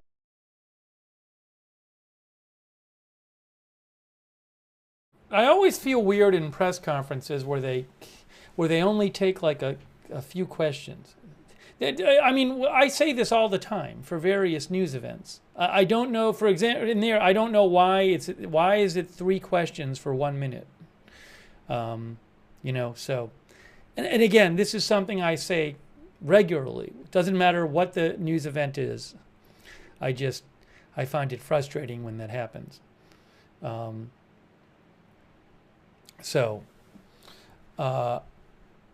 Now it was, you know, one of the questions said something like, didn't one of the questions say something like, we're seeing a big operation in Center Point or something? Is that what it said? Because they have work to do? Yeah, I just don't buy. I don't buy that them staying there an extra 5 to 10 minutes to take more questions is really going to interfere with the work going on today. I don't buy that answer. I also think that part of the job of people at certain officials is to communicate with the public in precisely these sort of situations. So just in generally speaking, I do not buy the they cannot take a few more questions because there's essential work that must be done that only they can do and cannot get done if they take 5 to 10 more minutes and answer more questions. So, and again, I have said this about numerous press conferences, about all kinds of news events in all kinds of places. I'm not saying anything I haven't said many times before, but it always bothers me.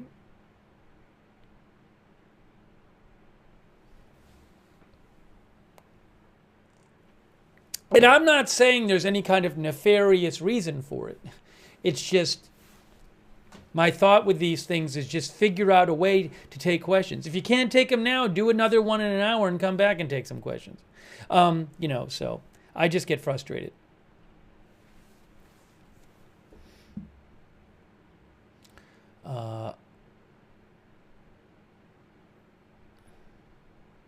Three Times says they should have a public affairs media person.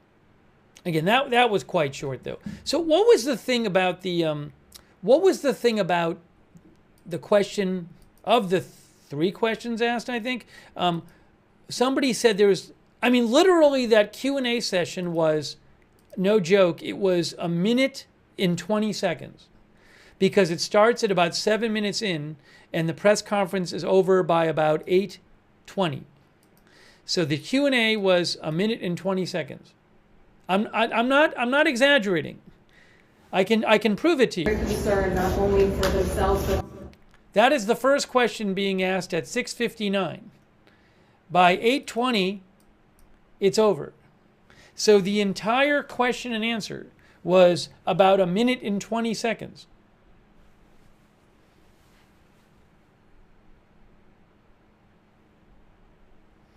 Anyways, but what was the question about somebody asked about and said there was like an operation going on somewhere. Let me just play that again. I gotta cue it up and find it. Reunited with their loved ones, and so we are not going to stop until we are able to get those families reunited. Sure. I'm sorry. There might have been one other question. It might have not been 1 minute and 20 seconds. It might have been like 2 minutes, because I think I'm leaving out a question. I want to be fair here. Hold on. Because the first question was to the mayor, I think. But here's the mayor speaking. A different website, that's tcr.community. Interest in such things, that's what we are. We're united to help and to find those who are lost. And now we'll open up to questions. I cannot. Oh, actually, I'm correct, because he said I'll open it up for questions at 6:48, and there's 1 minute and 35 seconds left. So I didn't shortchange them. I was right about the time, about the amount of time allotted to questions. Anyways, what is the question about the operations? This is a question for both you and the sheriff. There appears to be a massive operation now in Center Point. Is that where we're seeing bodies recovered at this moment? We are seeing bodies recovered all over, up and down. So as we make our way east to west, we have the entire pretty much span of operations. We broke it down into grids so we can recover those bodies. So yes, it is a full operation. None as of this morning. So that was interesting. That the question was, we're seeing a massive operation in Center Point. I just wonder if, I don't know if that was today, but did maybe a bunch of stuff wash up in one area? You know, did they find a bunch of stuff in one area? I found that interesting when that was said. Abracadabra says they evacuated a camp in Center Point several days ago. I don't know if I can find this on the map here. Hang on.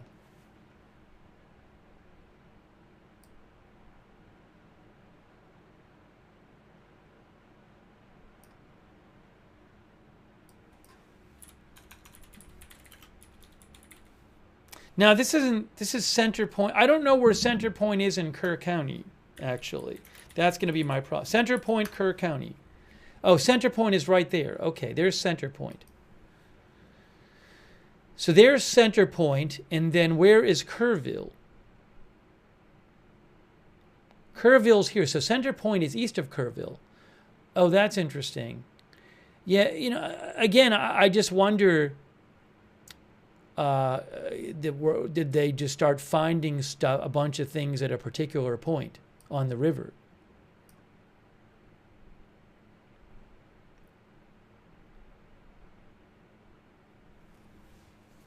Bella says, a lot of debris in the water. I wonder if there was a large pileup.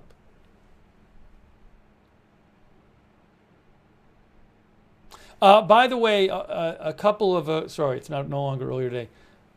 A couple of quick thank yous. Thank you to Circuit Soldiers. Thank you to Gregory Brown. Thank you, Gregory. He says, have we heard from FEMA yet? So, I mean, yesterday, in terms of the federal response, yesterday, the Secretary of the Department of Homeland Security, Kristi Noem, was actually at the press conference yesterday. I don't recall hearing stuff specifically from FEMA.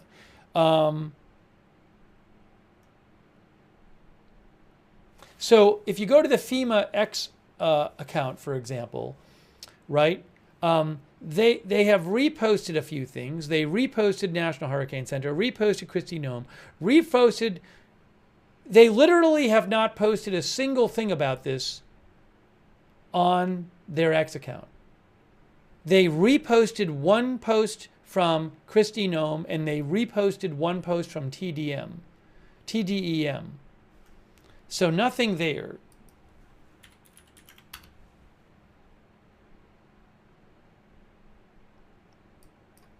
Now, Homeland Security posted today, FEMA activates in Texas following President Trump's major disaster declaration announcement. Today, FEMA has been activated in Texas. That's what this says, and that's from today. Today, FEMA has been activated in Texas. It doesn't really say much specific about it. But I guess it's being activated today. Thank you, by the way, to Ryan. Thanks for your support, Ryan. Thank you, Manny Pardo. Manny says Center Point is a town in the Hill Country which is closest to many crisis centers. It's a logistical hub for other areas, he says. Thank you, Manny. Thank you also CMM and Chris Lee and Tyler Matthew Harris.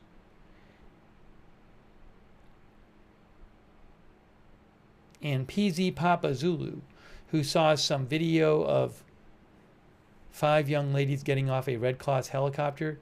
I haven't seen it. I don't know if those are people who are newly rescued or, You know, another thing to keep in mind is yesterday in one of the press conferences, they said that there have been people who are survivors who haven't been removed. Like they said they were still rescuing people from camps. People have been sheltering in place. So, you know, I can't speak to that particular video and what was going on there. It would be great if they found some people they thought were missing. That would be awesome. But I can't confirm that.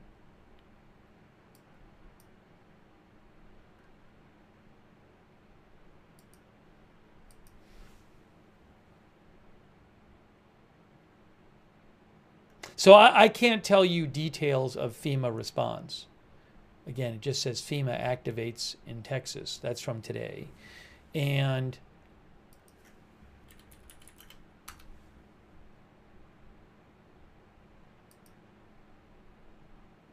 I saw nothing on FEMA X. They had 2 reposts and no original posts about this.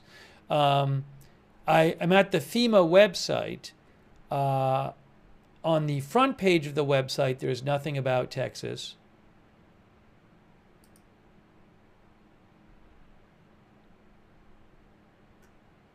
This says Texas severe storms, but that's from March. So maybe they'll put something out now that they're going there. Put something up on their website. I don't see anything there at the moment. I might be missing it, but...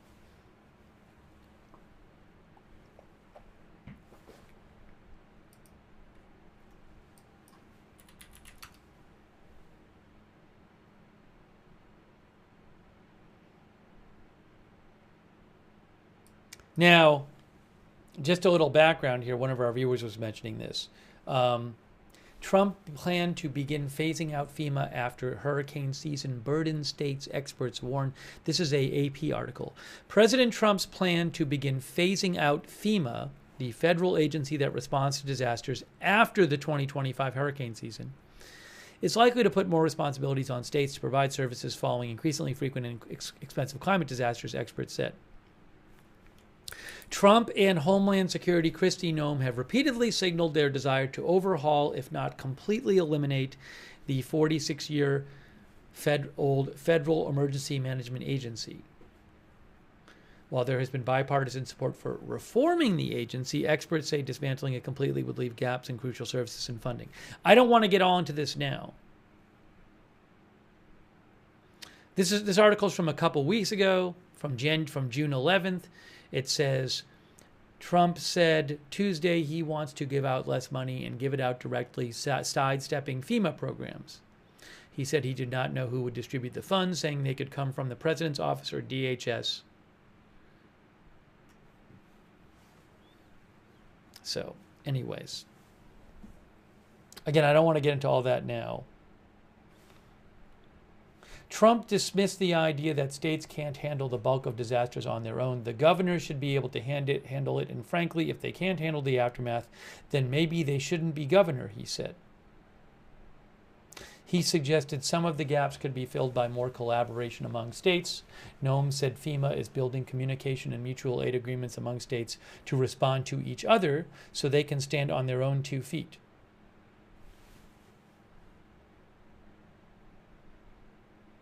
Kristi Noem said recently that a FEMA review council established by Trump and co-chaired by Noem and Defense Secretary Pete Hegseth will submit suggestions for reforms in the next few months, according to Kristi Noem.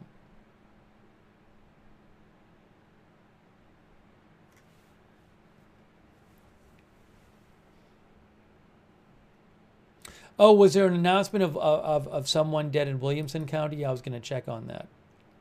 Oh, there are now 2 dead in Kendall County, according to the New York Times. So I think the total number has actually gone up of deaths. Let me just double check this here.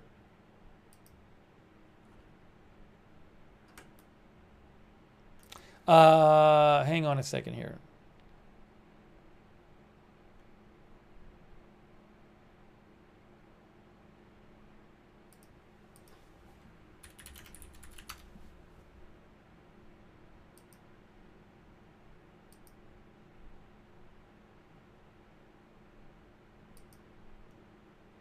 NBC News says it's 70. Yes, 1 death in Williamson County and 2 people missing. That was at the press conference. They said Williamson County said 1 dead and 2 people missing. So that's an additional one that I don't have up there. And then also, let's see here.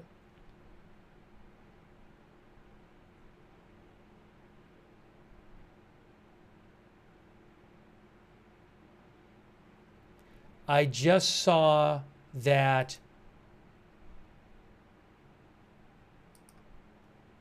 Kendall County now has 2 dead, so that would make 69. So where's the other one? Kendall County 2. Kendall County 2. 59 in Kerr County.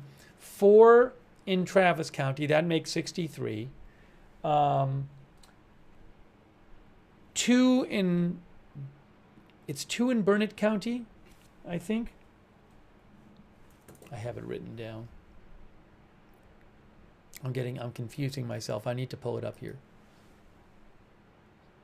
2 in Burnett, 1 in Tom Green, 2 in Kentel, 1 in Williamson.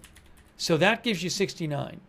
59 in Kerr, 4 in Travis, Burnett 2, that's 65. Tom Green 1, Kendall 2, Williamson 1. So I feel like I'm missing one though. Maybe you guys know where I'm missing one. But by my count, it's 69. Oh, CNN said 3 were in Burnett? All right, well, I got to check that out. Thanks to the viewer who mentioned that.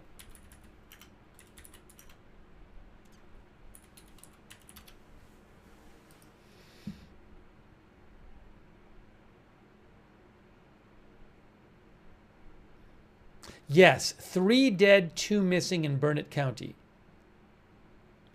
They spoke to the county emergency management coordinator. 3 dead, 2 missing in Burnett County. So that means 70 dead total in Texas that we can confirm right now. Just horrible.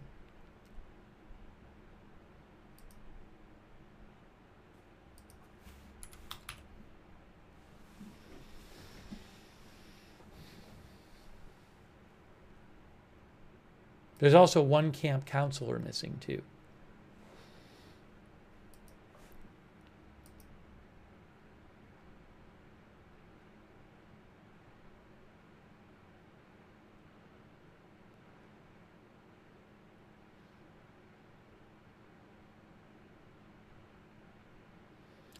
Give me a moment here.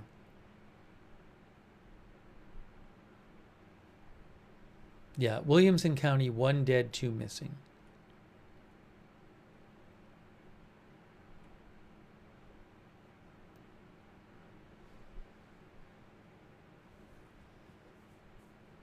By the way, the next presser, I thought it was 3 o'clock local time. Do we know for sure when the next press conference is? Does anyone know for sure? I thought I'd heard 3 local. Seems like Reuters has it listed as at 2 p.m. local time.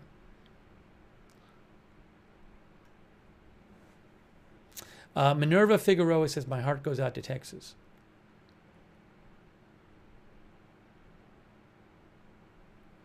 Rock Nation says, why were the youngest campers in the cabins next to the river? You know, I heard something about that. I haven't seen, I read something that mentioned that. I wasn't positive where the girls campers, where the cabins were that were missing. Jonathan says 3 p.m. Central. That's what I thought too for the next presser.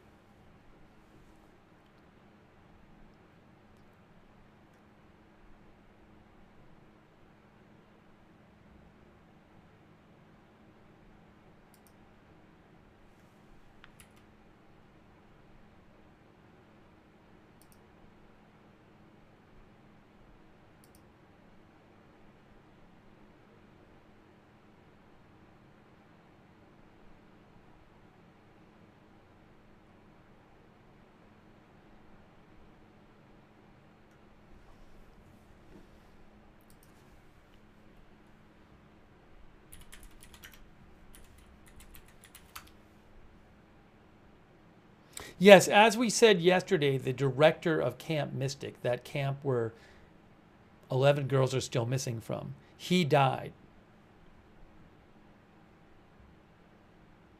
Condolences to his family.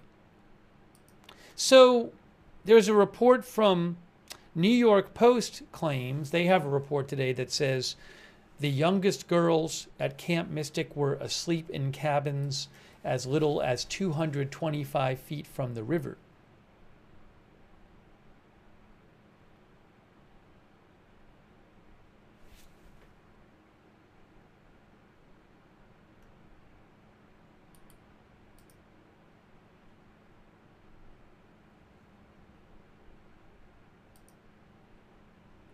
Oh, the Times had a. I can show you actually here. I can show you on a map where the cabins are. They said missing girls were in low-lying cabins next to the river.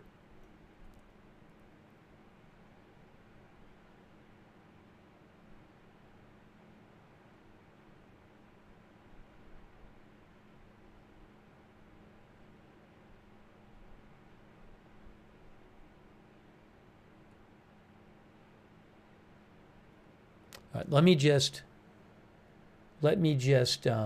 show you this on a map.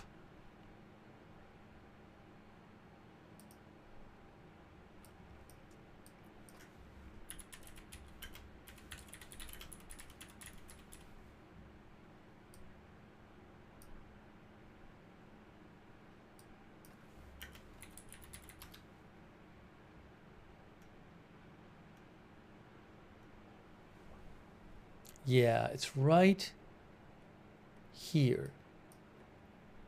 Oh, you can't really see them. Yes, you can.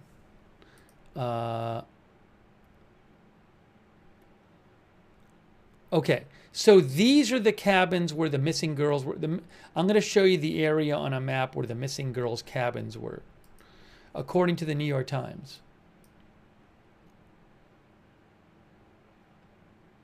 So this is the camp here. There's the river. This is Camp Mystic. That's the river. That's the Guadalupe River. And we're talking about here. So these cabins in here, see these buildings in here? We actually watched a video yesterday taken from Camp Mystic. I can show you that again. But these are cabins here, and that's the river there. See that? And then I believe that is the dining hall, which I think had the wall missing when we showed it yesterday. That's the dining hall, and that's the, I think a rec hall. Yeah, this is the dining hall. And again, I believe the wall was missing on the side of the dining hall. And then in terms of distance, you know, like there's a cabin right here. There's a cabin right here. You know, that cabin would be about, 190 feet to the river. Whereas like this cabin here would be 440 feet from the river. But the missing students, I guess the missing campers were from, according to the Times, somewhere in here, in these cabins here. You can see the cabins in the shot. They're kind of obscured by the trees here. Do you guys want to? I can show you some of that video from yesterday just so you can get a better feel for it. We have this is the Camp Mystic Guadalupe River site. Let me show you from yesterday that we have a video.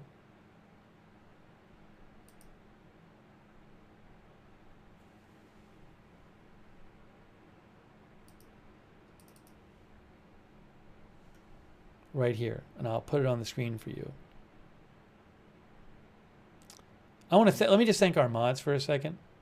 Thank you so much to our moderators who are here. Janet B is moderating. Thank you, Janet. Really appreciate it. Also, did I thank Fred Witherow yet for your support? Thanks, Fred Witherow. Hold on.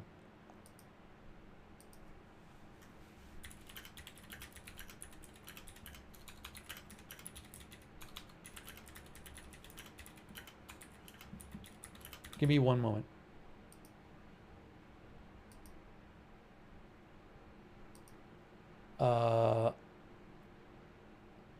Thank you to our Twitch moderators. Good luck, Duck, Idaho Star, I Got That Fire, Matthew Co, High 3, McBridges, and Sarah. Thank you so much. Thanks also Kay Lowry, Bonnie, and Shannon Davis Hughes who are moderating over on Facebook right now. Big thanks. Paul Anderson as well. Thanks, Paul. And Linda Belk, Larry, and Misha on X. Also, thank you to Ethan Goff. Yeah, Ethan said he heard on News Nation there was 20 missing from an RV park in Ingram. So I don't have I can't remember. We have read multiple stories talking about multiple people missing from parks and campsites. There's one particular one, and I forget. I'll have to look it up, and we can talk about it again a little later. It's HTR Texas Hill Country Campground, which we talked about yesterday, and a bunch of people have been reported missing from there. I don't have an exact number. I'll have to check local media and see what they say. But yeah, there have been reports of places where a bunch of, RVs or cabins got swept away. I don't remember the specifics of all the different reports, so I'll have to look that up after.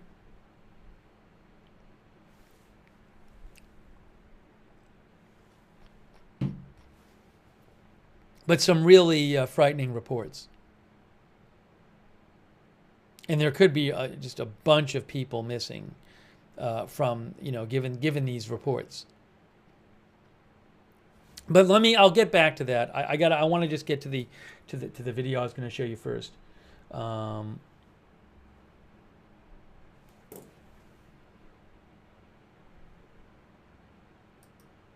Thanks to Penolta, by the way, over on Twitch, and Rotten Touch, and Telba, Texas, and A Cup of Tea, Please, and Gonzalez over there on Twitch. Okay, here is the video I was going to show you. I just want to show you some of this video of the Camp Mystic.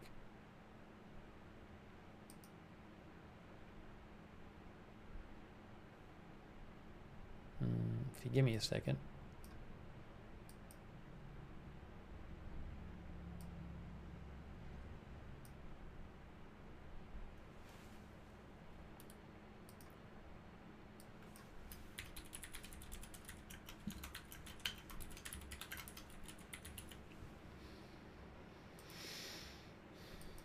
So this is from yesterday, and it's from Camp Mystic, and I'm not going to show you the whole video again, but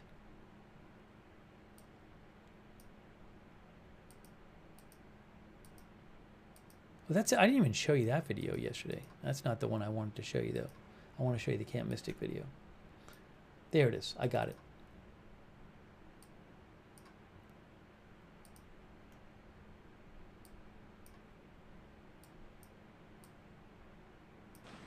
Okay. See, it says Camp Mystic. So I'll show you some parts of this. But this person, this camera went to Camp Mystic yesterday and shot some video.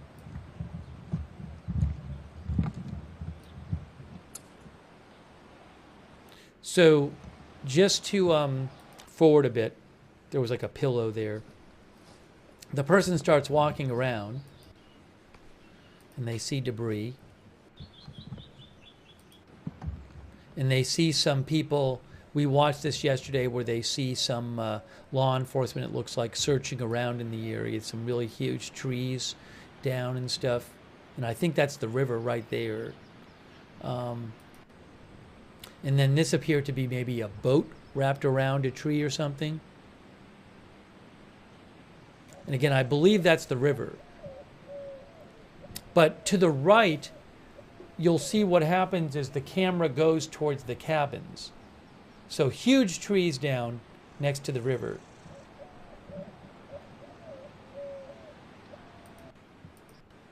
But look what happens now. All right, so what happens is the camera starts walking around. All right, so see, the camera starts walking around and to the right. So just to be clear, where I think that camera is at this point on the video, I believe that camera is right here. I think that camera was in front, it was over here. So you're seeing, these are the trees on the river. We're seeing the river somewhere in here.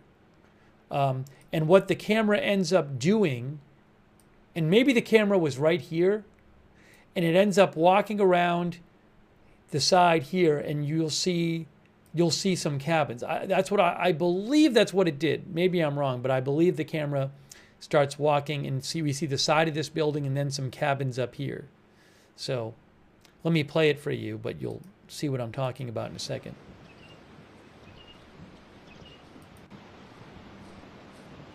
Kind of forwarding it a little bit here. Yeah, see all the cabins back there? And we showed you this yesterday, but this cabin had a bunch of furniture in the window on the side. And I mean, it's really scary, just the power of the water. It's like a big table or something. Table sticking out the window. That's on the second floor. It's on the second floor of that building.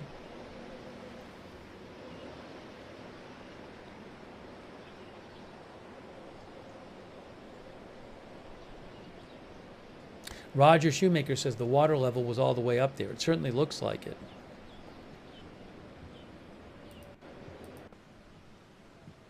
Yeah, so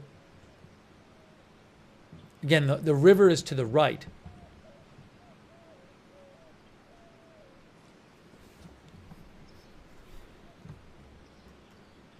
But then the camera starts walking around to the right.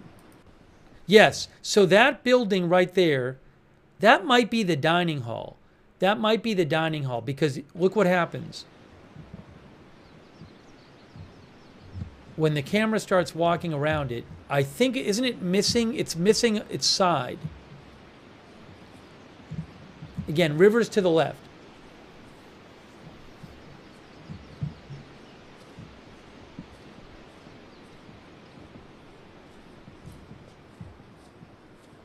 Right, you'll see it coming up right now. Yeah, the whole side of the building is gone, right there. So I think that's the dining hall, but and you see how there's cabins here, and then there's cabins here, and from the reporting I've seen, the girls who were missing were staying in some of those cabins. Their cabins might be gone now, for all I know, the ones they were in, but you know, just so you get a feeling for where they were in relation to the river. Now, one of our viewers says it's up on a hill, or some of these are up on a hill. I mean, remember, the river went up in some parts over 30 feet.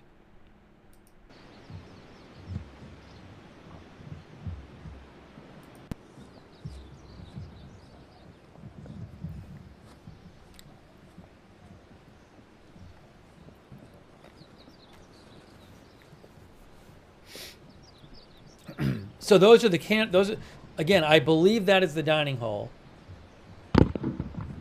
right there from the map I saw, and the wall is just off of it. This was yesterday, as it says on the screen.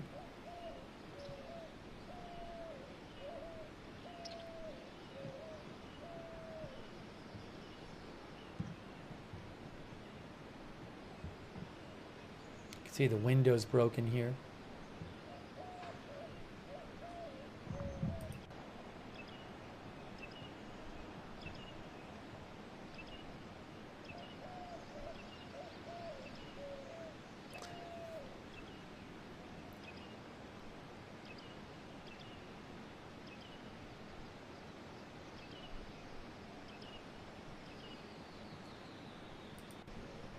Sorry, I was just kind of skipping through here. You can see, look at all the debris on the right, the debris in the windows.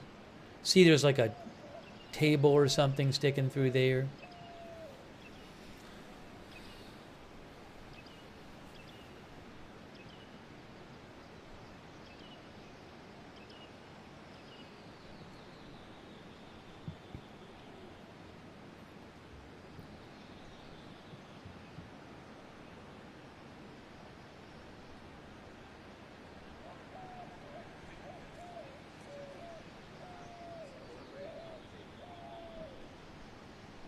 I mean, look at that, you know, so there's all that debris in there now.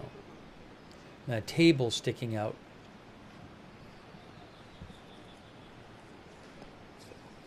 This video is from AFP.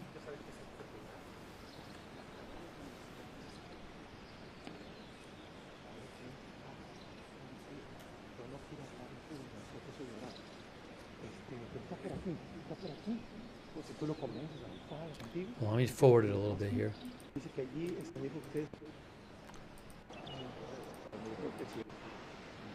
So I'm just trying to give you a feel for what the camp looks like and where everything is, you know. You'll see that on the right is the... there's the river right there. There's the river. Dining hall, and then different cabins.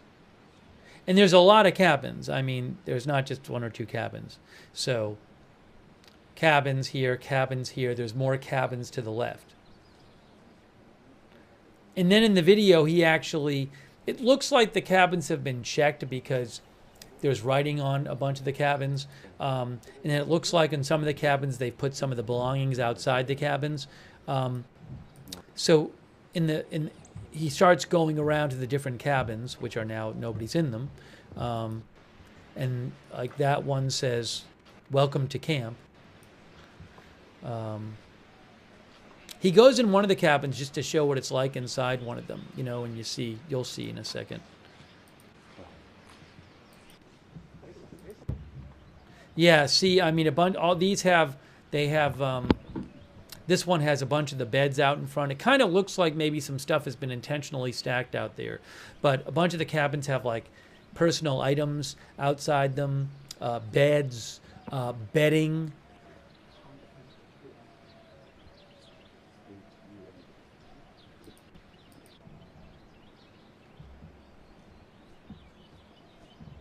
And as I said, for all I know, the cabins of the girls missing aren't even there anymore. I don't know which cabins the missing girls were in. There are numerous cabins there with stuff lying around in front of them. It's very sad. You can see dressers and stuff, but again, that might have been just put out there during the search. And I think the camera goes in for a moment to show you what it looks like. Yeah, so he goes in, and that shows you what the inside of one of the cabins looks like. Now, I have no information that this is one of the cabins where the girls are missing from. You know, so there's numerous cabins there, a bunch of them. So this is just showing you what the inside of one of them looks like after the flood, with the beds there, a bunch of personal items. It's very sad. It's terrible. You can see the mud. One of the viewers said like a tsunami, you know. So I'm guessing if you went into the other ones, you'd see similar inside the other cabins.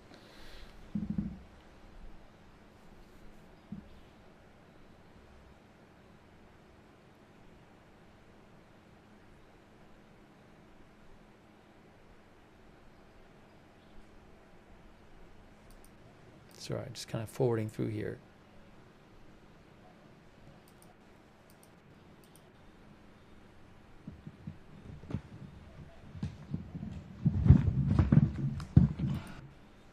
Mud on the windows or whatever it is, debris.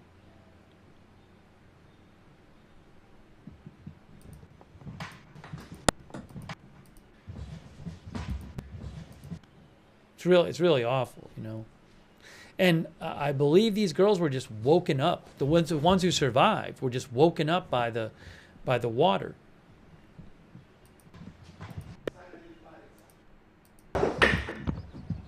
So the camera goes outside, and then it looks, that's another cabin.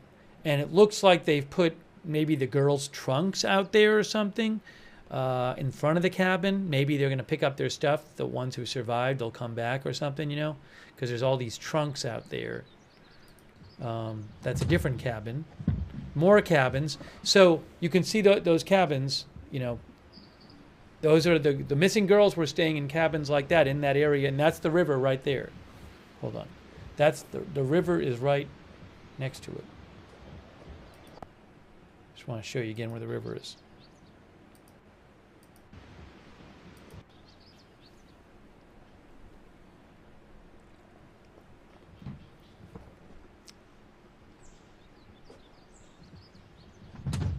The river is right there to the left. No, he was panning over. There, that's the river.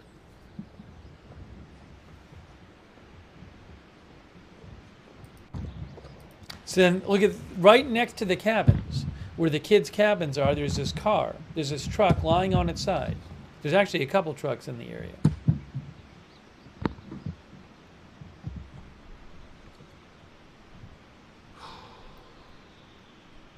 So those are kids' cabins you're seeing there. And look at the truck. I don't know if the truck flowed there from somewhere else or what happened. Now it's against a tree.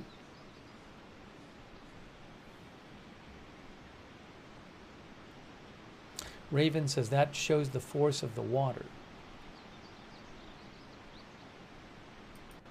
There's a second truck too. See the writing on the wall? I assume, see how the writing is there? I assume that means they've checked that cabin. Different cabins have the writing on it.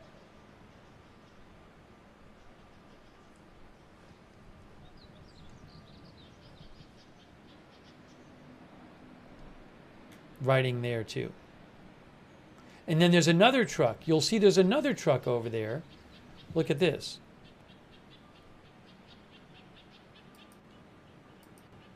There's another one down there. He goes over there, I think. More stuff. There. So look at that one. That's another truck. Again, right next to where the girls' cabins are. And it came to rest on a bunch of plywood or tables or something. And it's crushed something else in the back. That gives you a sense of how bad the flooding was. And again, this is where this is right next to the cabins where the girls were staying.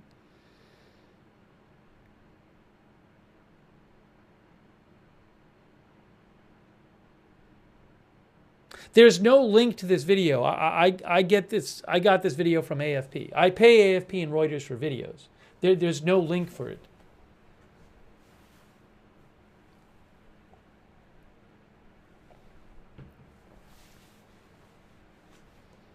But it really just shows you how much flooding was going on right in that area. Colin says, no wonder so many went missing.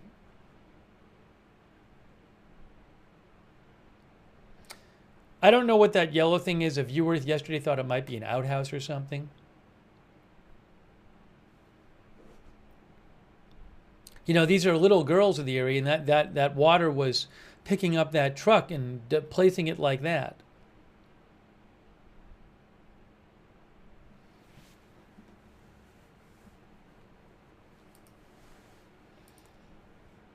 Lithrone thinks it's a dumpster. There's another shot of that truck.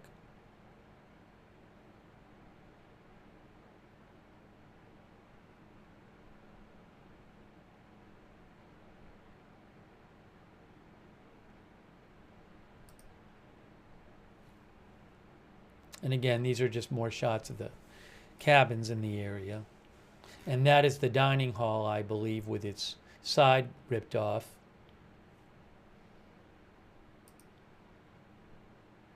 And the river is right down here.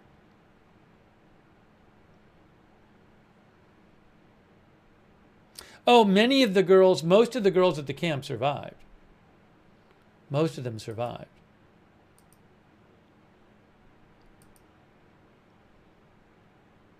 But now we have, well, 27 were missing. Now 11 were missing. And I'm guessing some of the ones that were missing were, if not all of them, of the 60.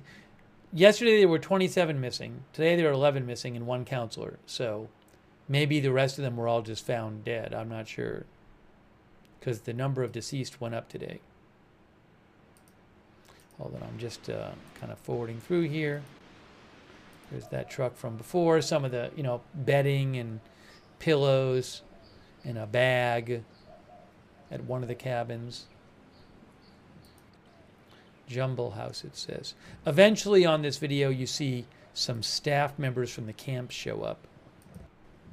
I'll show you that.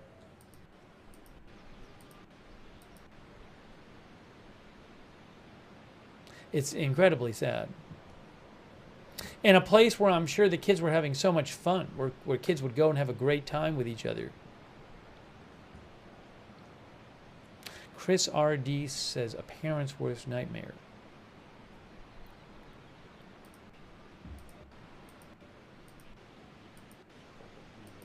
I don't know the age range for the camp. I'd have to look that up.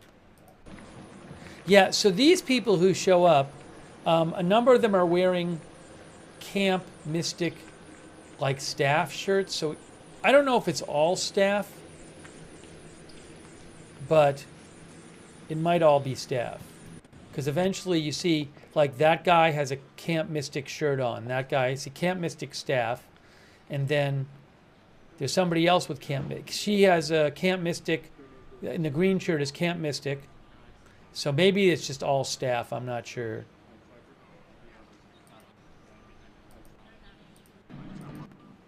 See, she has a staff shirt on too. Camp Mystic staff. A bunch of our viewers are saying it's 7 and 17 is the camp age range.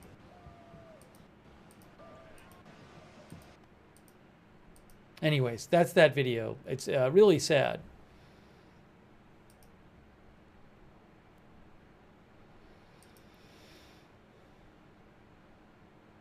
Yeah, Beth D says, who would have thought that would happen? I mean, it's just,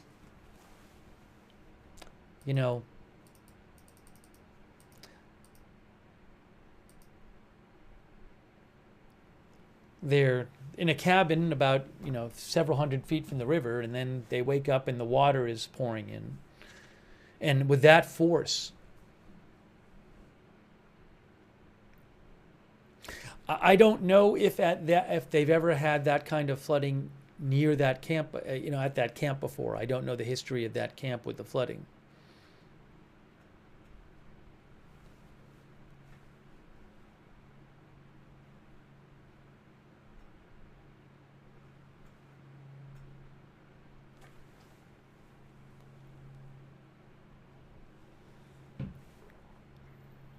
By the way, thank you to Eliza Ghost, who says, as a parent, this has been heartbreaking to watch unfold. Yeah, I mean,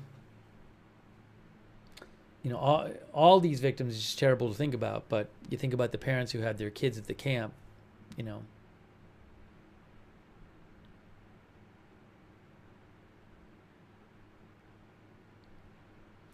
I also don't even know. I mean, I would assume in a camp like that in the cabins there might be counselors in the cabins at night, right? I don't know for sure, but I would assume there might be. Now, maybe some of the counselors survived where the kids didn't because they were just bigger and stronger. I don't know, But one of the counselors is still missing. There might be counselors among the dead. I don't know. But just, you feel so terrible about it. Thinking about the kids just like waking up in the middle of the night and not even having any idea what's going on and having this flooding happening.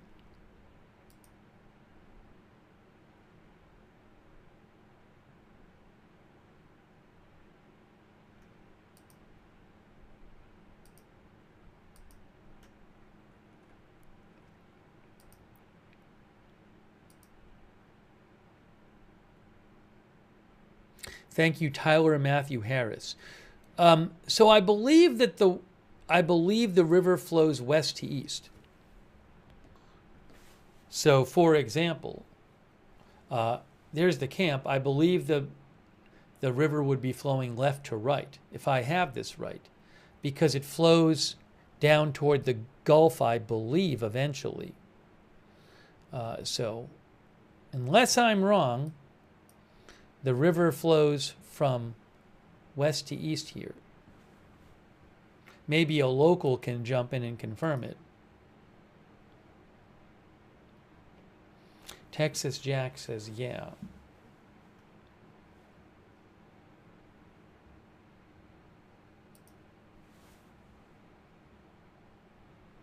Harvey Esquire says to the Gulf. Joss says it too.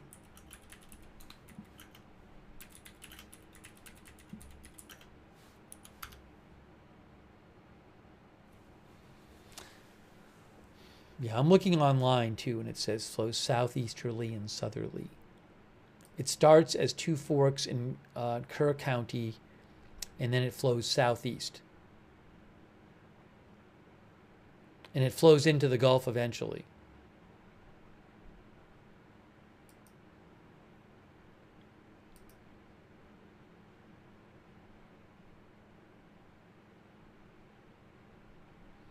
Kim Shirley mentions things could wash up downstream. Yeah, that is true. One woman, I think, went about 20 miles downstream and then got rescued. So I don't know where everything's been found.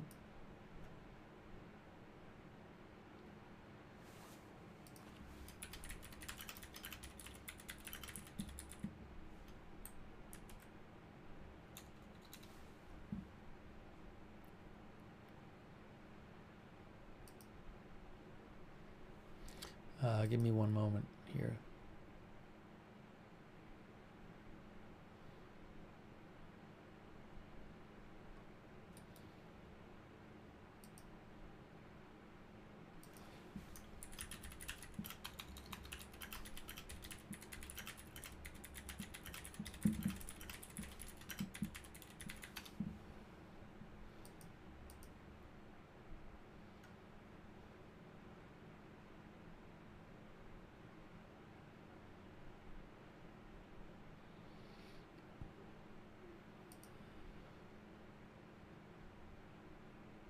Oh, hold on a second here.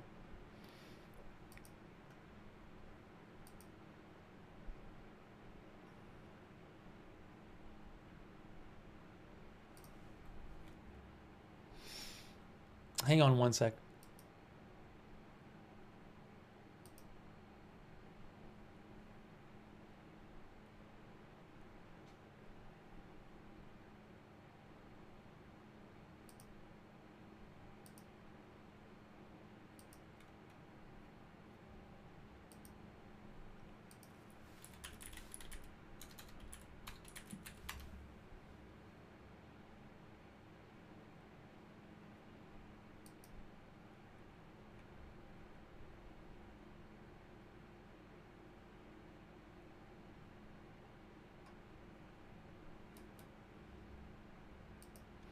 Where is this?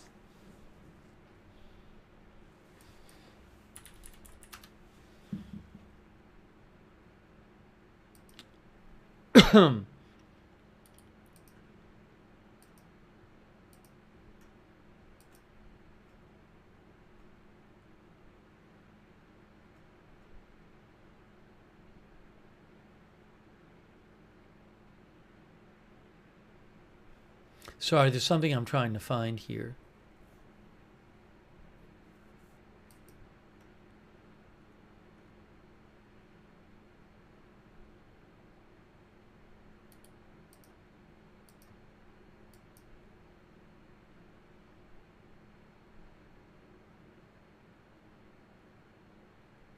Oh, yeah, I have an article here I wanted to mention.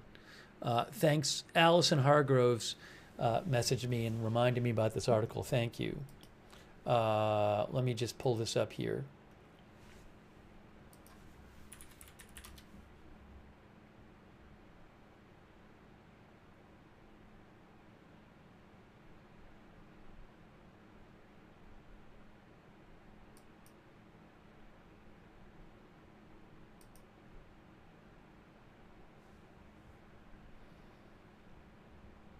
By the way, thank you to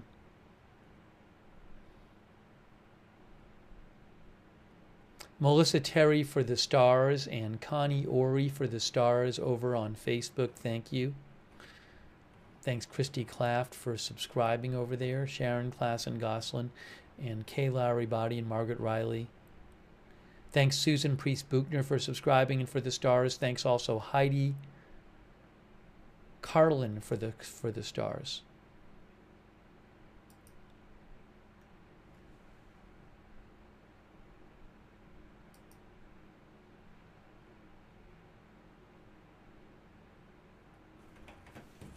Hang on.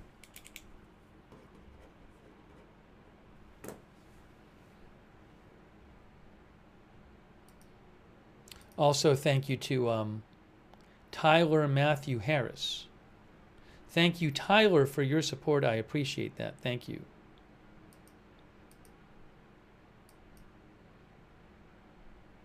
Also, Cassie Schmidt. Thank you, Cassie. And the Karzar. Karzar says nearly 26 foot of water in just over an hour.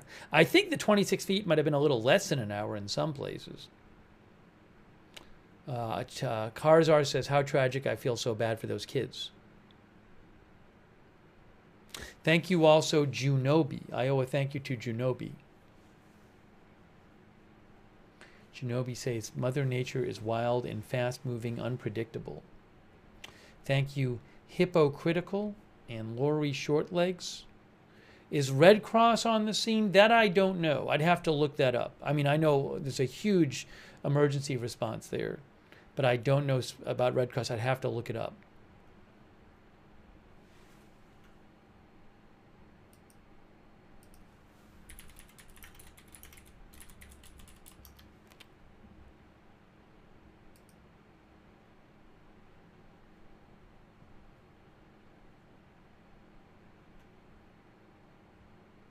Yeah, I mean, KUT reported the Red Cross is there, so.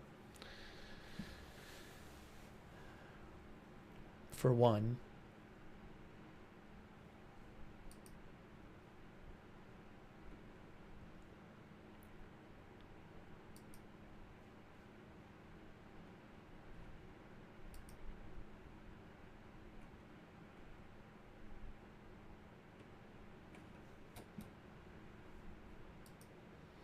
Hold on. Let me show you this right now.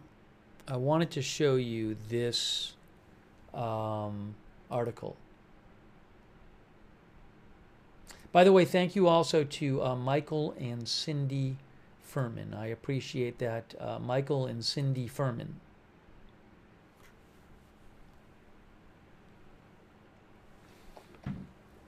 Barb says Red Cross is there.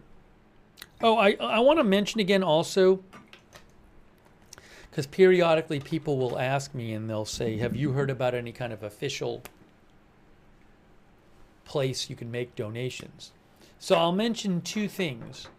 One, I mentioned before, the Kerr County and the city of Kerrville have posted about one donation option, which is, if you go to the city of Kerrville official site, they said right here,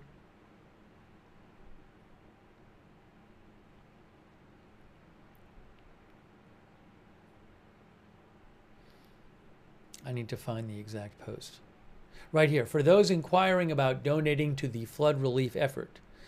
And they linked to the Kerr County Flood Relief Fund, which is here. Kerr County Flood Relief Fund. That is the one that the city and county mentioned in their press conference and they posted on their site. I will post a link to it. I actually made a donation to this last night. Kerr County Flood Relief Fund. So there's that one. Supports relief and rebuilding efforts. So I'll post a link to that in the chat. And then the other thing, and you can read more about that on the link. The other thing I want to mention is that GoFundMe, which I know some of you use. GoFundMe, if you go to GoFundMe.com, right? Just go to GoFundMe.com. There's GoFundMe.com. And you scroll down, you will find featured topics. Donate to Texas flood relief fundraisers. And if you click on that, you will find Central Texas Flood Relief, verified fundraisers for individuals, families, businesses, and communities affected, and you can look through them. And there's San Antonio Flood Relief, and there's Central Texas Flood Relief. So you can look through, but GoFundMe has, they have Central Texas, San Antonio. You can click on, for example, you click on Central Texas and you get the different Central Texas ones. So you can look through those, but they have it posted up there on GoFundMe.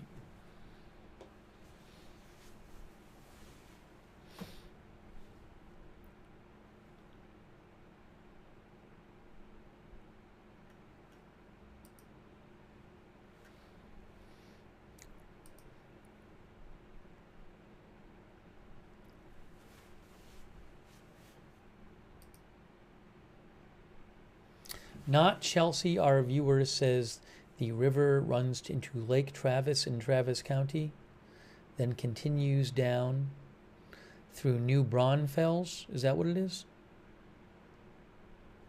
She said that eventually it makes its way to the Gulf.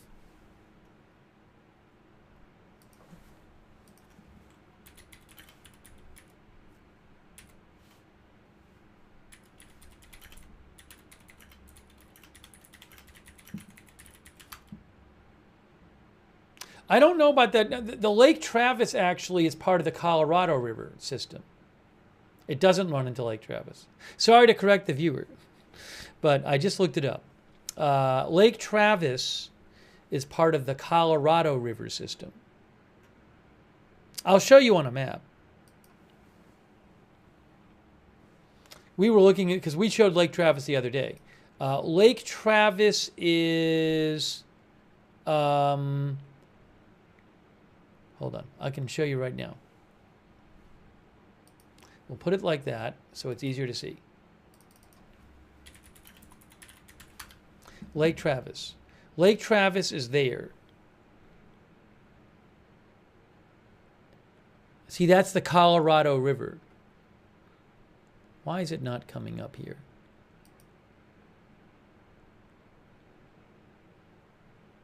Flood control reservoir on the Colorado River, Lake Travis.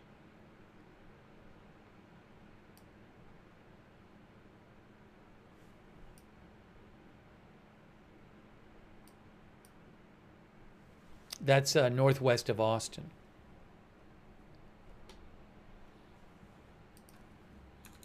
But yes, as the viewer said, Guadalupe River flows to the Gulf.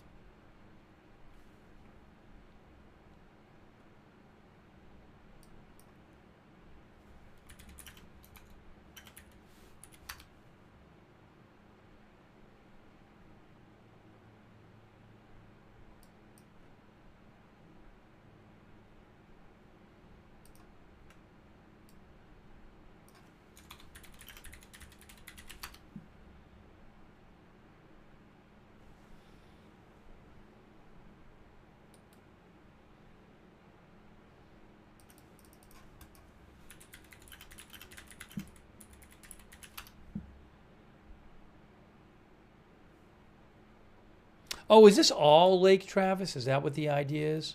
Hold on.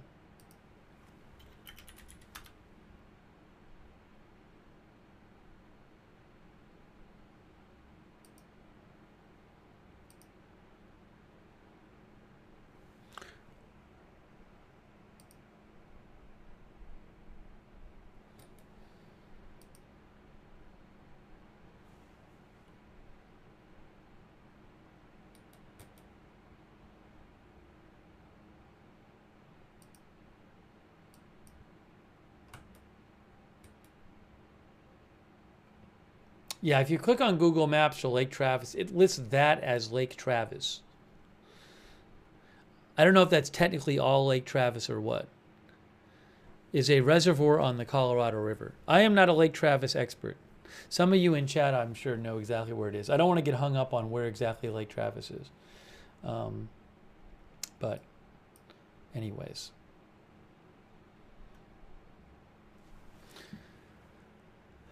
What I wanted to do is show you some reporting that I just saw and we haven't looked at yet. Here. Thanks again, Allison Hargroves, for reminding me about this article.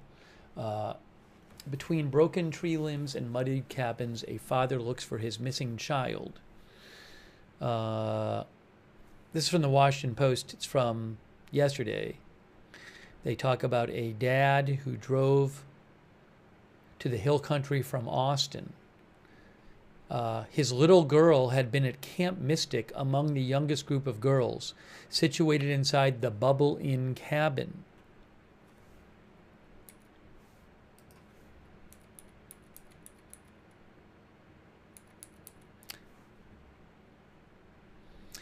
This father went to the churches, registered with all the requisite authorities, and even visited the local morgue to identify a child they thought might have been his, but she was still missing. So he went to the camp. He had to see it for himself. He went to the girl's cabin and looked over the waterlogged stuffed animals, grabbed some charm bracelets, and looked at the photo stuck on the wall. He said he wanted to grab something for each parent of the 14 girls now unaccounted for inside that cabin. How terrible. I'm just going to walk, he said. It sounds like they interviewed him out at the camp. And so he walked the length of the camp property into the river bend, walled off by limestone bluffs. He said, I'm going to walk until I find something. He needed to find his daughter. Oh, he walked near the black sport utility vehicle where the camp director was found, along with 3 girls he tried to save from the flood. You know, I had not heard this before. The camp director of Camp Mystic was found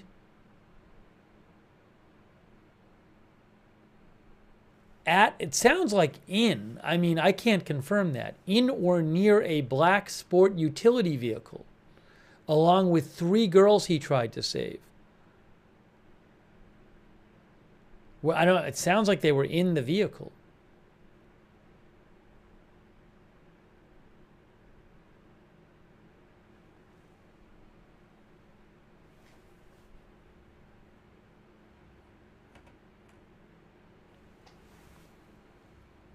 Hang on.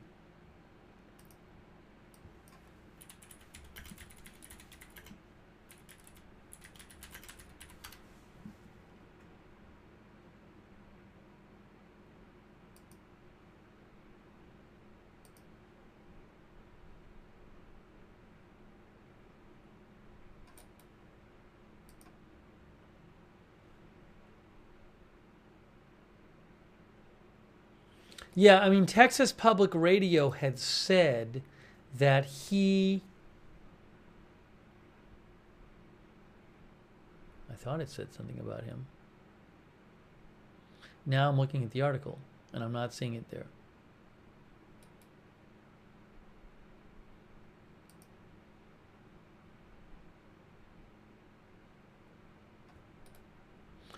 Anyways, I don't want to linger on it, but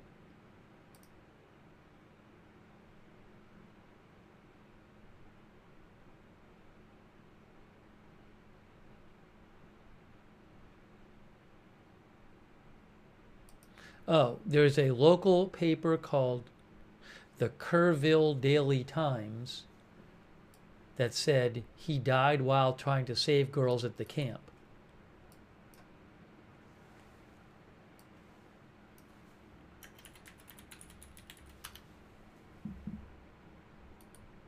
Give me 1 second here.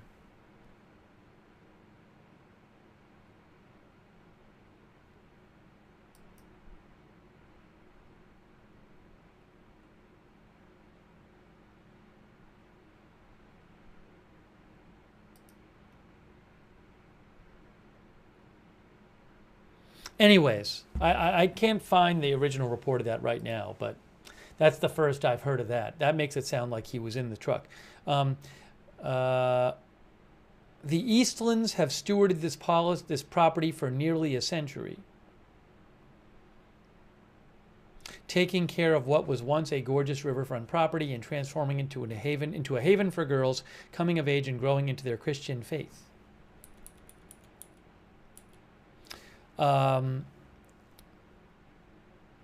Richard Eastland, who was the director, tried to rescue the girls in Bubble Inn cabin, situated about 150 yards from the river's edge and about 15 feet above the water level, but the water came too fast.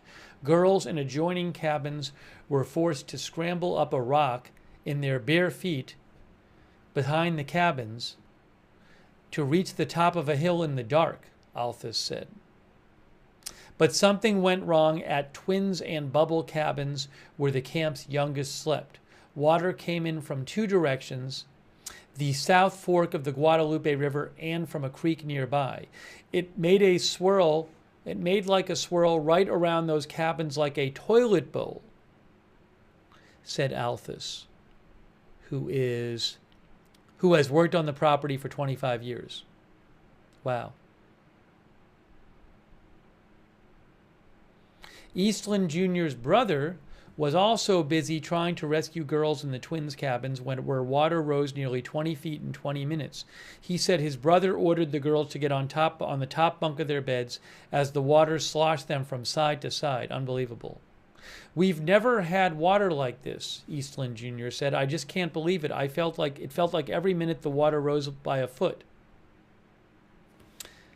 Mexican and Polish workers who come seasonally to help lead the camp rushed all the girls they could find to a higher ground, but it was a challenge for some of the young campers to scramble.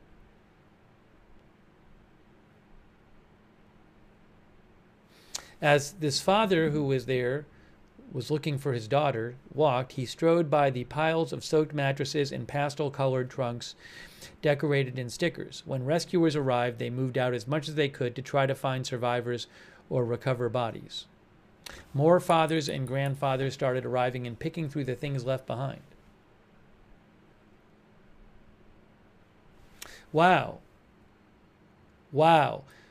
Then the father continued to walk past them along the river's edge for about a mile. He saw something. He looked closer. It was a girl, but not his daughter. He alerted officials from the Texas Department of Public Safety. A helicopter arrived not long after. So that father who went to the camp to look for his daughter walked up about a mile and found a body of a different girl.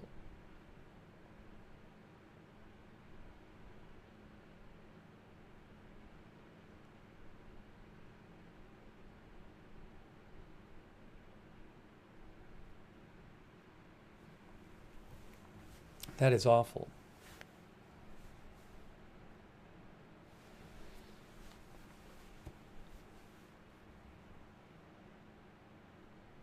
Again, about a mile away from the camp.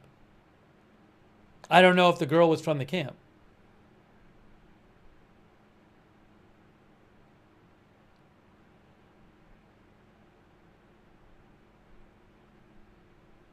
As he spoke, a dazed-looking man emerged from the river bend and held up his phone to show a photo. It was one of the missing girls.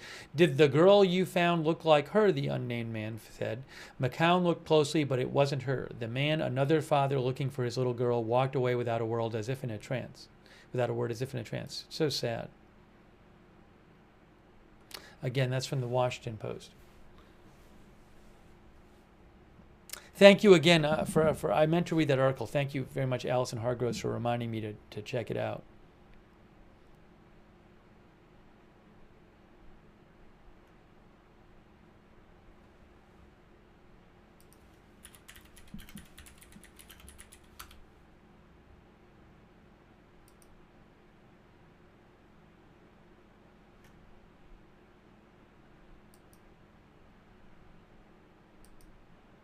I was wondering if maybe I could figure out which cabins those were.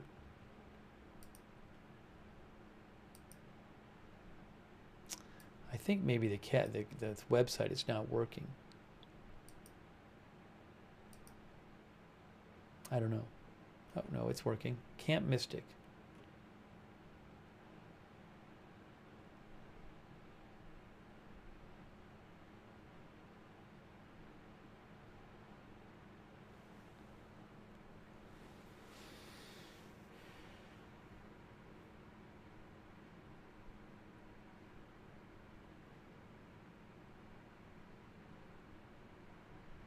Hold on a moment here. Hold on.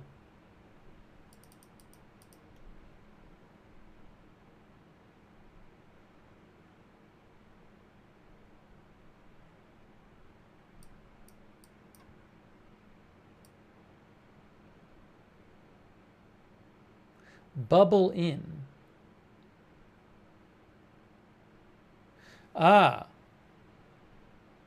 Bubble in. So according to that article, the 2 cabins where the campers were staying were Bubble Inn, and where was the other one?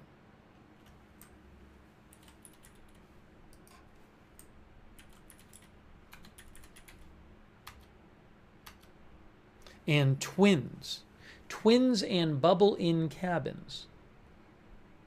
So I'm looking at a camp brochure. Wow. Are those the first 2? Or where are those at? Hold on, let me just see here.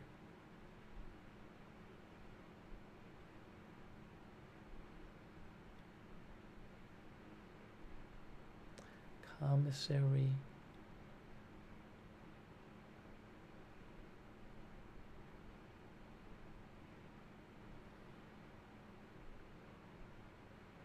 You know, if we go back to the video, I'm going to post a link to the...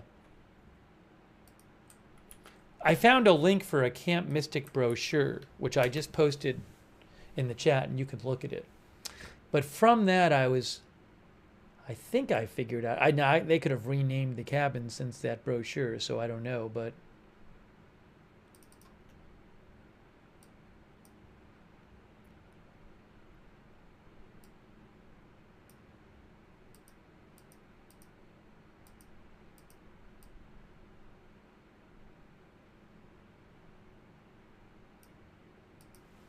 I think I may be wrong. I may be wrong, but from looking at that map, so this is this video. This was yesterday at Camp Mystic from AFP, and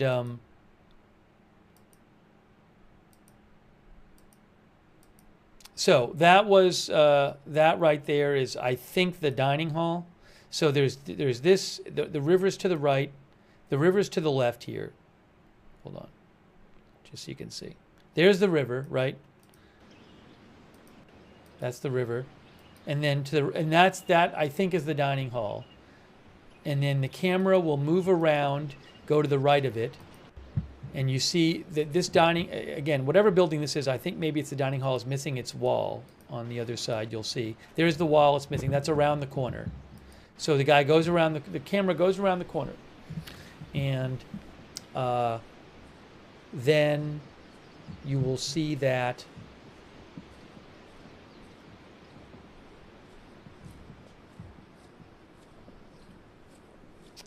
the wall is missing right there. And I think that is the commissary, maybe, where they would sell some stuff, maybe, or I guess maybe. But then, so there's that, and then, just to keep going here, there's a couple cabins over here to the left of the commissary, and I think maybe those are the cabins where the people, again, I think maybe that's the commissary. But if you keep going, right here, I think maybe a couple of these cabins are where the kids are missing from.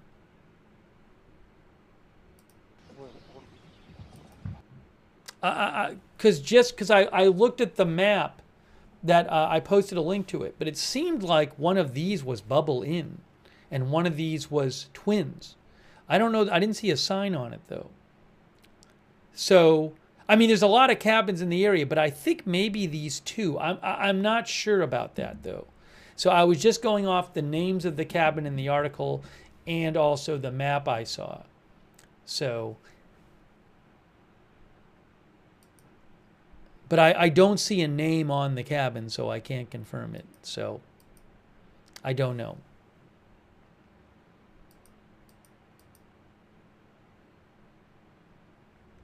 Here's another shot. Yeah, I don't see a name on it.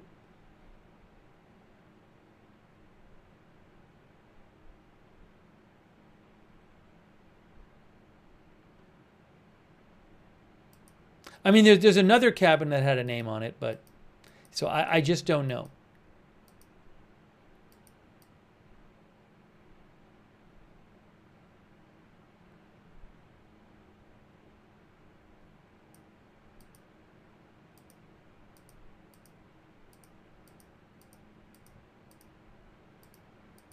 Then when that car pulled up, when the truck pulled up with staff members people wearing staff shirts, right here.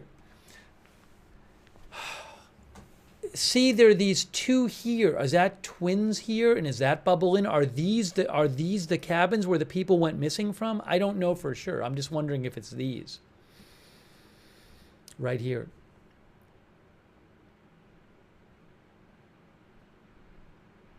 Anyways, I'm not sure. I'm going off the article said bubble in twins. So maybe these were them.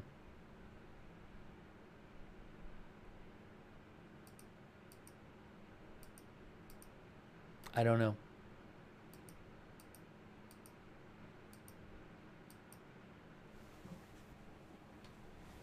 It's really terrible.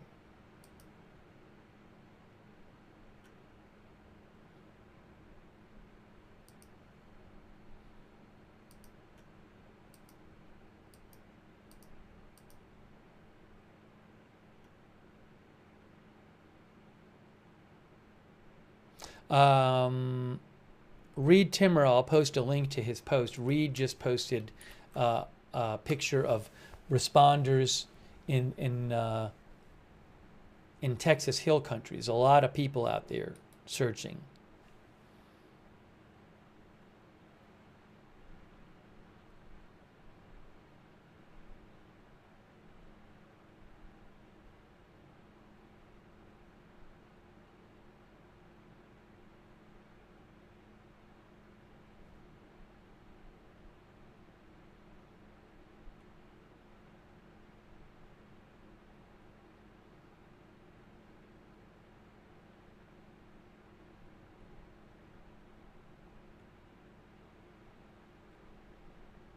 The next press conference is supposed to be at 3 local time, I believe.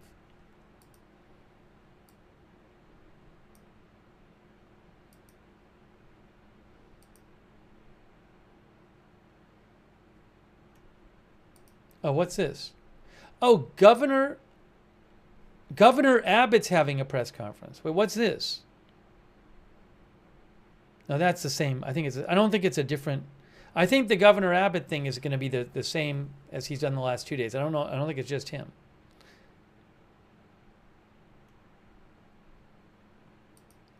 Let me check.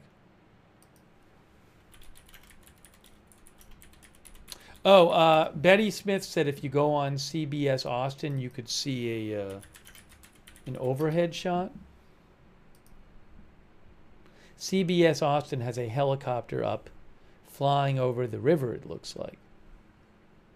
You can go see that on YouTube. Looks like Fox Live Now is also showing a helicopter. 2 different helicopter shots above the river.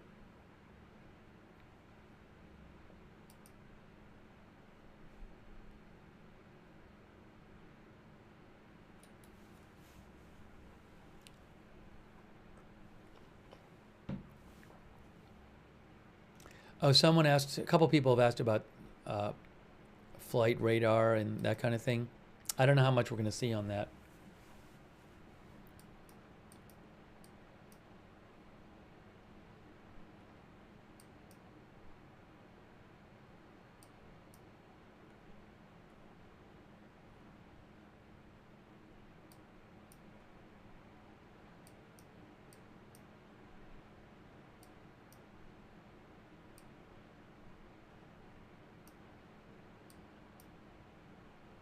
Yeah, I mean, for example, in Kerr County, there's not much on Flight Radar 24.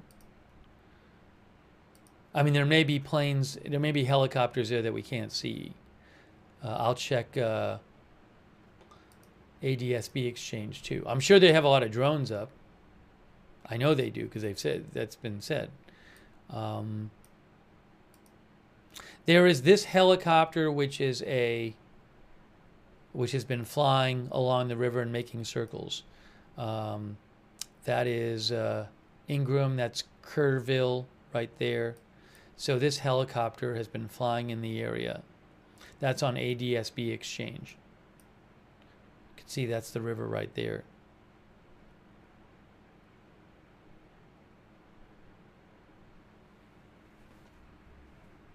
Yes, so live now from Fox and CBS Austin are both showing live helicopter shots. I don't have the rights to the helicopter shots, but they're both showing it. Oh, sorry, but this is not yesterday. This is live. Give me one moment here.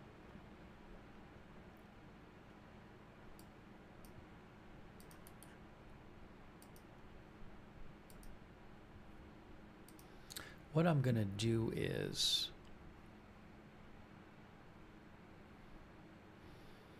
so we're definitely going to cover the next press conference. We will definitely cover the next press conference.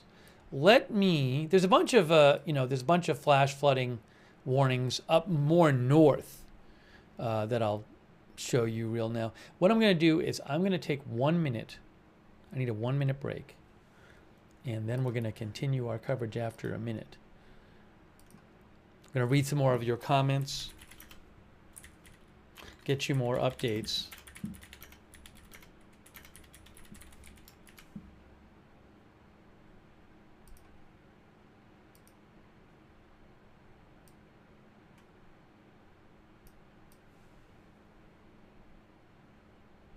So let me throw this up there. I will be back in 1 minute. Give me 1 minute. I'm coming right back.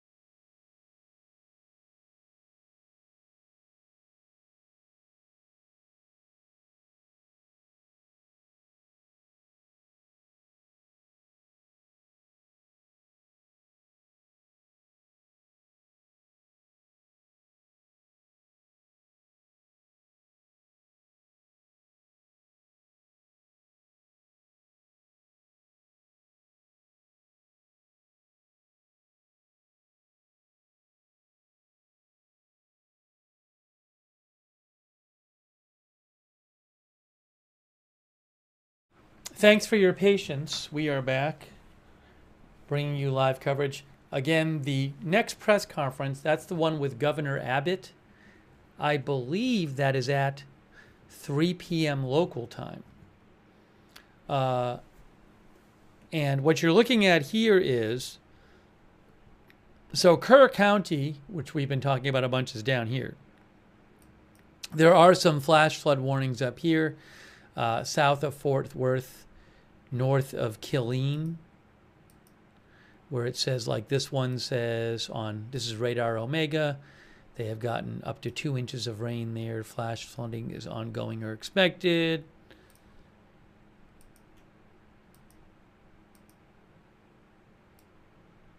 Between 2 and 4 inches of rain have fallen, up to 1 inch expected. More, just as an example, some of these here. 2.5 inches of rain have fallen. Additional rainfall amounts up to 2 inches are possible.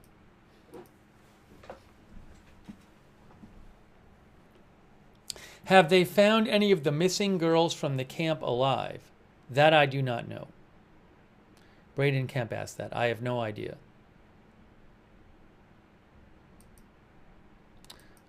In the press conference, in the update from Kerr County this morning, which we watched earlier, which I'll show you again soon, they took 3 questions over the course of a minute and a half. They did a minute and a half Q&A. Thank you, Bruce Kaiser, who says, smoke detectors have saved countless lives. How about flood detector alarms connected to river monitors for all buildings near a known flood zone? So thank you, Bruce. One thing I'll say is that the judge who is the chief, who's the head elected official in the county, Kerr County Judge Kelly, said that they don't have some kind of, that years ago they considered some sort of warning system like a siren warning system like they have for tornadoes. I believe he said for flooding, but that people there thought, people in the county, that the residents thought it would be too expensive.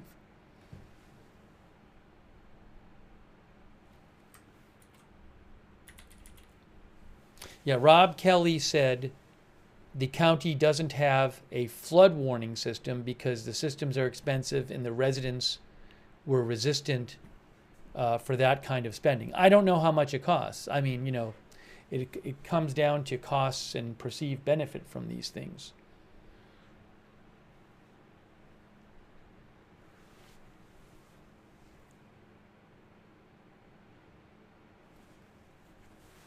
I saw there is some sort of alert in Israel. Yesterday there was one for a missile fired from Yemen.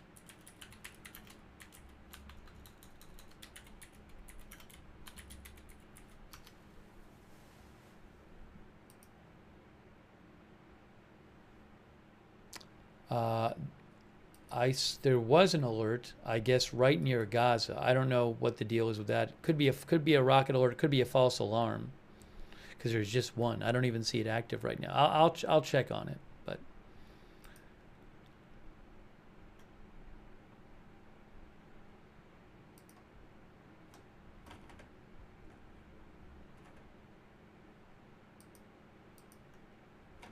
there was.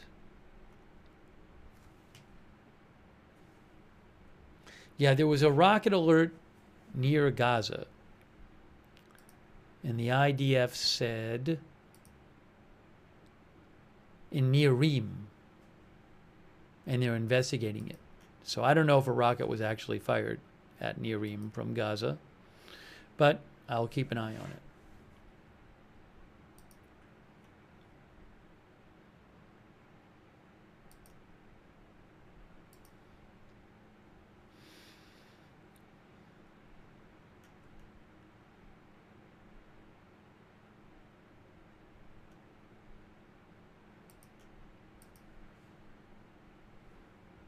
We should probably just show in a moment the update from, it's a pretty short, from Kerr County this morning.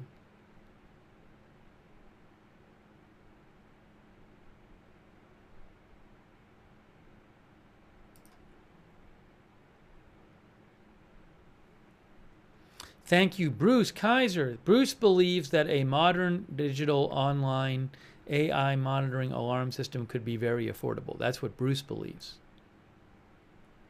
Thank you so much, Bruce. I really appreciate it, Bruce Kaiser. Thank you. Also, YKA.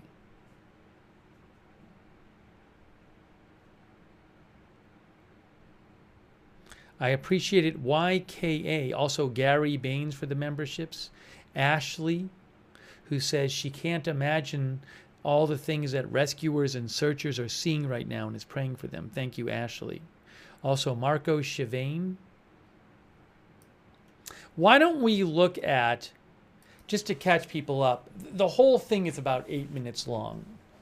Why don't we look at, for those of you who didn't see it, the Kerr County update from this morning. Again, it's short. And the Q&A is for 1.5 minutes.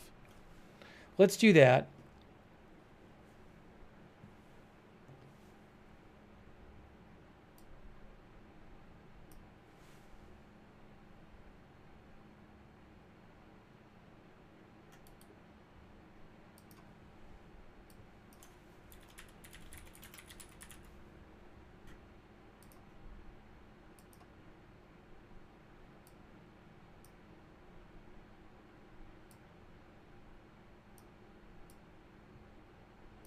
All right, here it is. Here is the Kerr County update from today.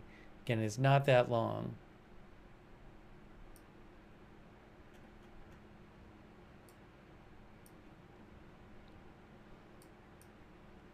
I will play it for you now. Good morning, everyone. This is the 10 a.m. briefing from the Kerr County Response Management for the Flood Disaster. First up today, we have Sheriff Larry Letha.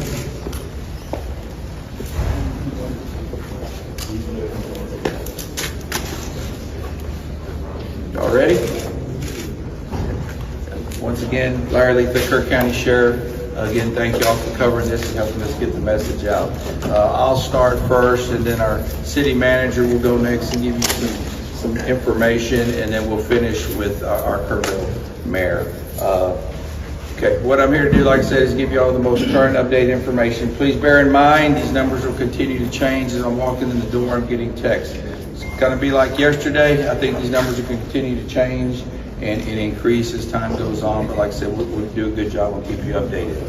Search and rescue operations continue with a full response from local, state, and national first responders. At present, there's over 400 first responders for more than 20 agencies that are working in Kerr County. We have more than a dozen canine working in and near the river. More than 100 air, water, and ground vehicles are in the field right now working on this search and rescue. As of 9 a.m. this morning, we recorded 59 deceased in Kerr County. Among those who are deceased, we have 38 adults and 21 children. 18 adults pending identification and 4 children are also pending identification. At present, there are 11 Camp Mystic campers unaccounted for, along with 1 counselor. We extend our sincerest condolences and prayers for every single family affected by this tragedy. And we continue to work around the clock and reunite these families. We will continue to our search efforts until everybody is found. Our missing person call center is open, and those reporting missing loved ones can call the number 830-258-1111. I'll repeat one more time, 830-258-1111. Please follow the Kerr County Sheriff's Office and City of Kerrville Facebook for your latest information. At this time, I'll turn it over to our City Manager, Dalton Rice. Thank you, Sheriff.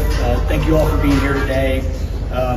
Everyone in the community is hurting, and we know many of you are locals or have some local connections here, so please keep everybody in your thoughts as we continue to navigate this very challenging time for our community.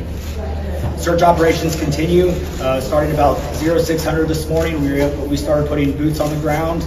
We have increased our number of personnel that are navigating the really challenging shores along the bank line, but we are continuing to make progress from west to east as we continue operations.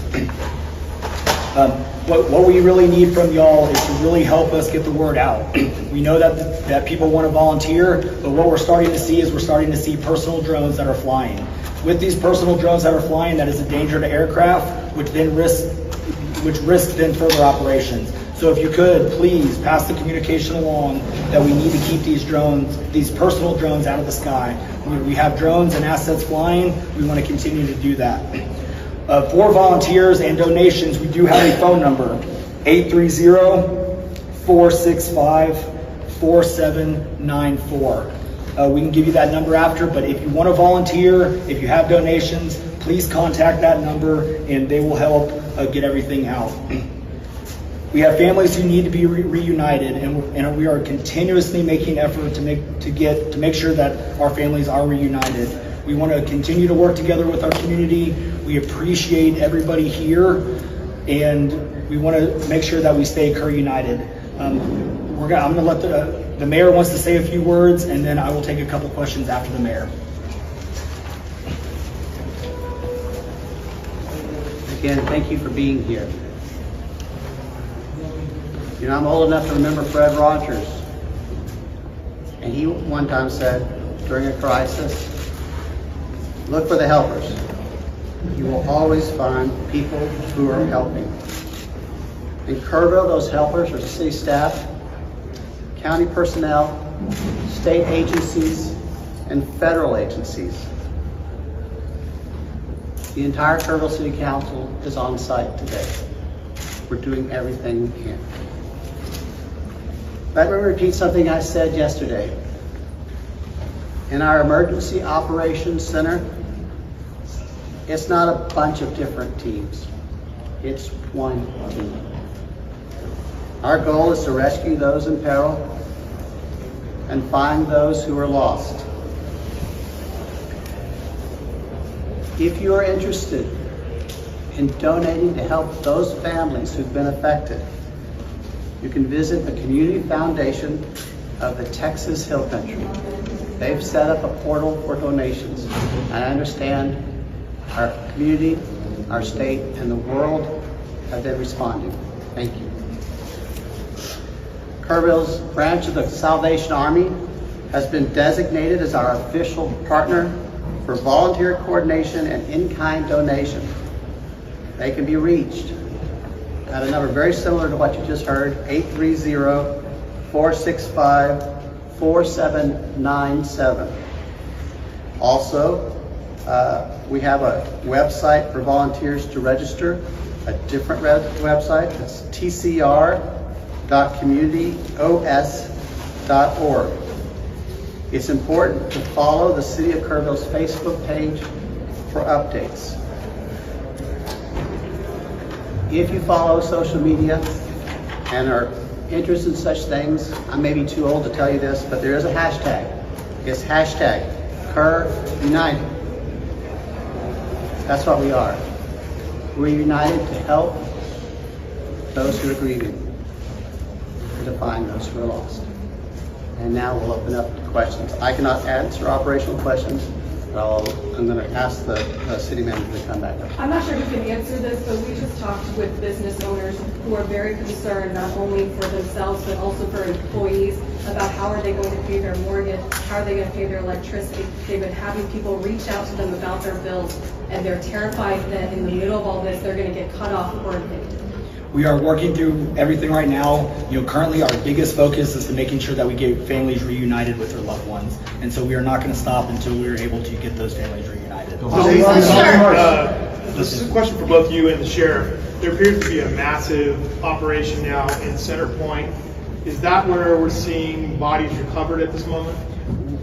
We are seeing bodies recovered all over, up and down. So as we make our way east to west, we have the entire pretty much span of operations. We broke it down into grids so we can recover those bodies. So yes, it is a full operation. None as of this morning. Mr. Rogers, One more question.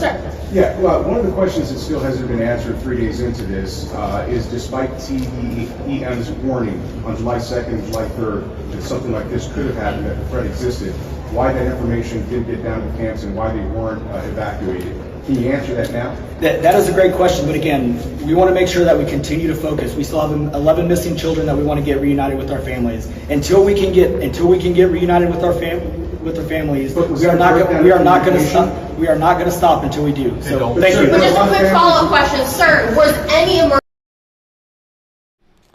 There you go. So not many questions. There's going to be another press conference coming up with the governor at 3 p.m., I think, local time, unless it changes. Unless it's changed, from what I heard. Yes, meeting over.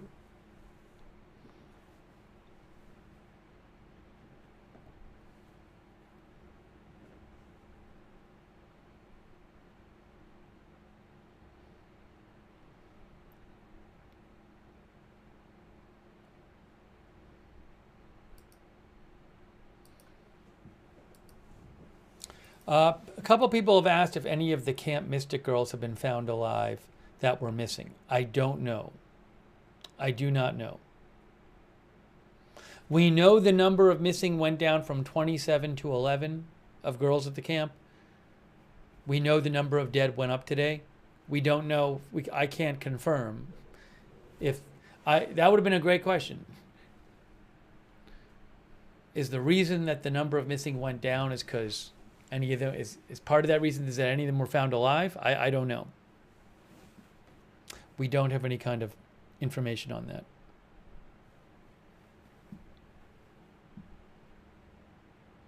JD63 says we all want answers. Well, maybe we'll hear more at the next briefing.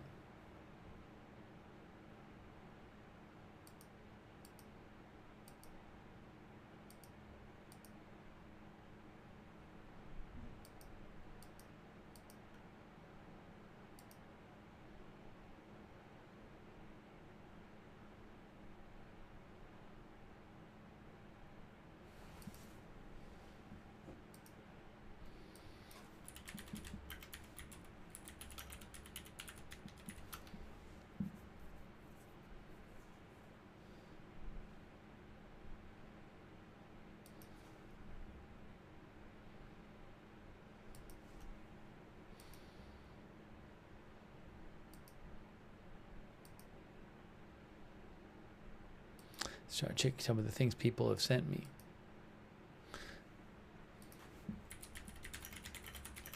Yeah, I can't show, I appreciate people sending me videos. I can only show videos I have the rights to, but I'll try to watch them later on, but I can't just show whatever I want on the stream. I have to have the rights to it. I was going to check some of the local reporting for you and see if they're reporting anything new.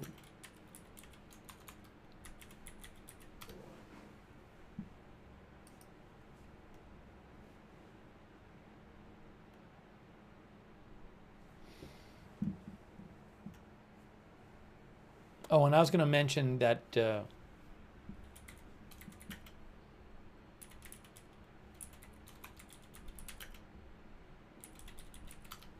that campground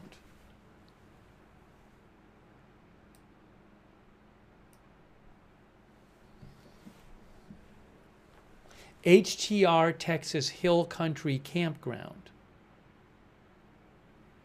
where there have been a bunch of people reported missing.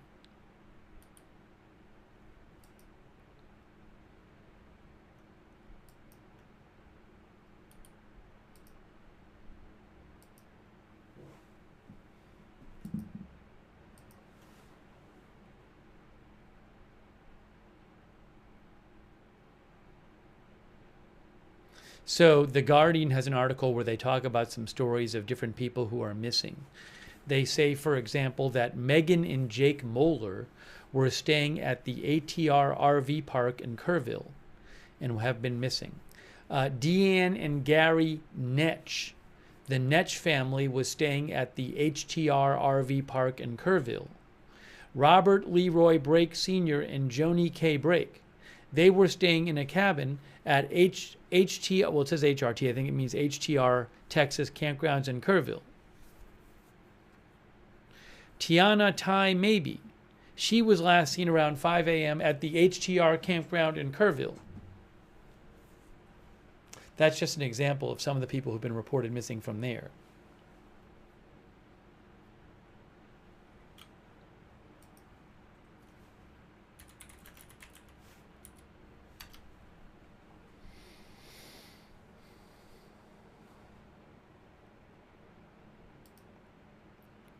And then CNN reports several people were reported missing from HTR Texas Hill Country Campground. They also talk about a person named Brad Perry, who was last seen around 5 a.m.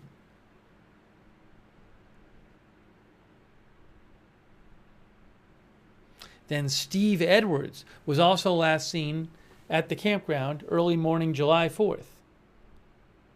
So these are different names of people who are missing from that campground. HTR Texas Hill Country Campground.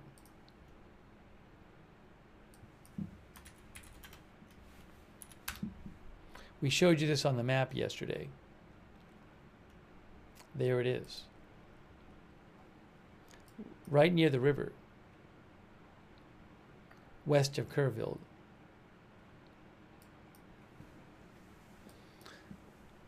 I believe they have both cabins there and spaces where you can park your RV. See, it says HTR Texas Hill Country Campground.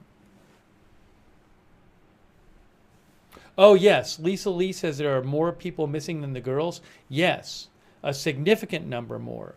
But the county has still not, we've still not gotten from Kerr County even an estimate of the number of people missing. As far as I'm aware, there are more missing. As of now, there's plenty of people a number of people who said that their relatives are missing. Although it's possible that some of the people who've been reported missing, maybe they're some of the people who were found overnight. I'm not sure.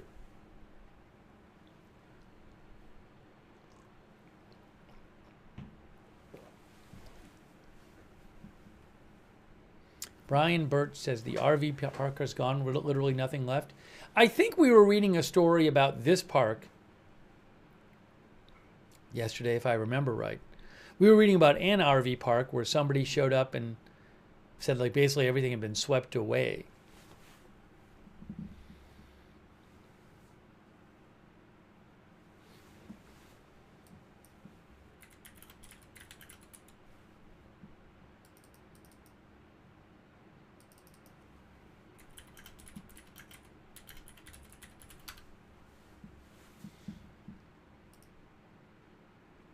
Yeah, KEY, CBS Austin had an article, Man Searching for Parents Missing from RV Park After Devastating Floods. This is, Robert Brake and Sr. and Joni Brake. We were talking about this yesterday. They were staying at this campground. When one of the sons of the missing father went to the location where the dad had been, all the structures had vanished. He said around all 20 trailers around fell down. They were all swept away. They were all just floating down the river.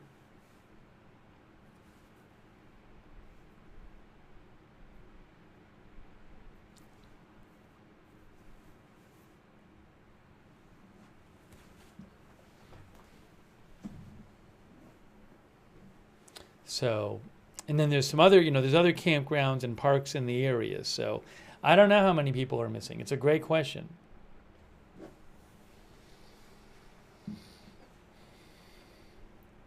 And I think some people have seen videos maybe from there. I'm not sure. I have to check through the videos people have sent me.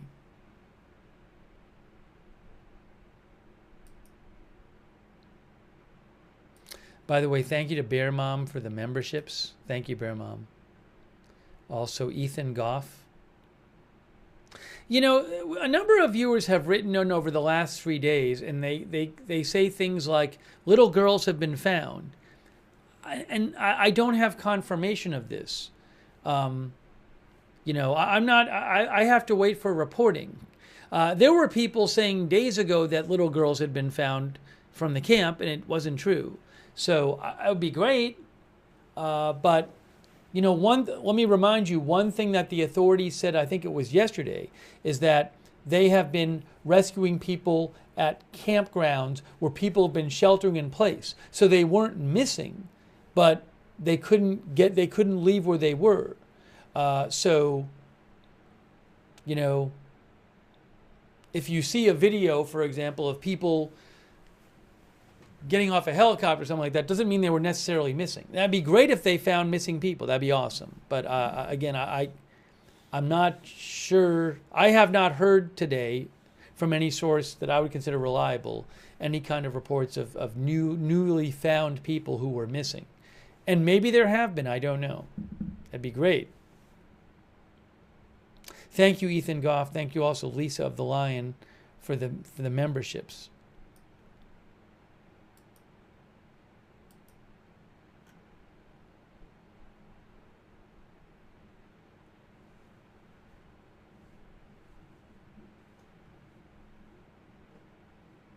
Live now from Fox is showing like a crane that's on a bridge and reaching down to try to pick up debris from the water.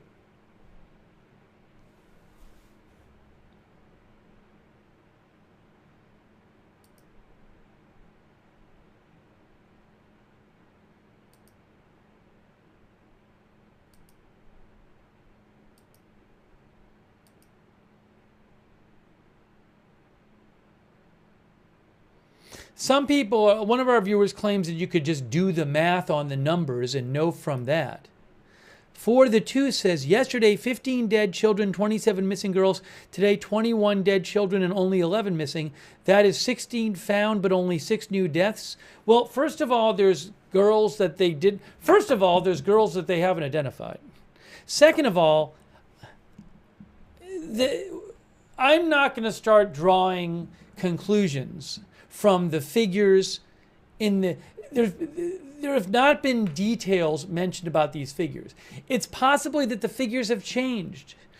We don't get detailed breakdowns of these figures from day to day from the county. It's not like we're getting a lot of details from the county. So, yeah, there's different numbers yesterday from today, but maybe you know, for example, today we heard from the county there's a counselor missing. Well, we hadn't heard that the last 2 days. Numbers can change. So I'm not gonna start trying to draw these firm conclusions from numbers yesterday versus numbers today when it's details about these numbers that they certainly haven't spent a lot of time going into detail on them. And maybe things have changed.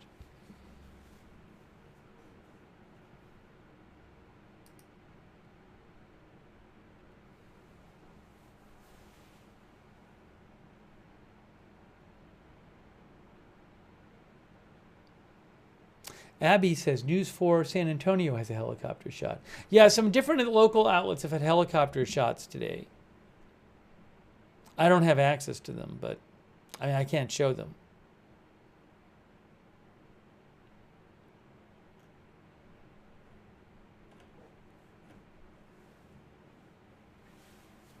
But I can let you know. I mean, Live Now from Fox seems to be showing a helicopter shot.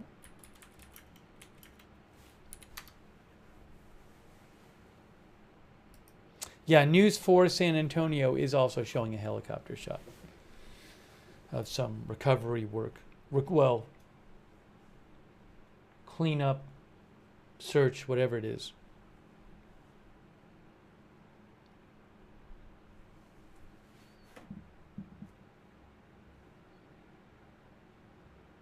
And in the press conference today, the guy actually said, I think it was the sheriff said that he was getting texts on the way into the press conference. So the numbers, he said the numbers are going to increase. That's what the sheriff said. The numbers are going to increase.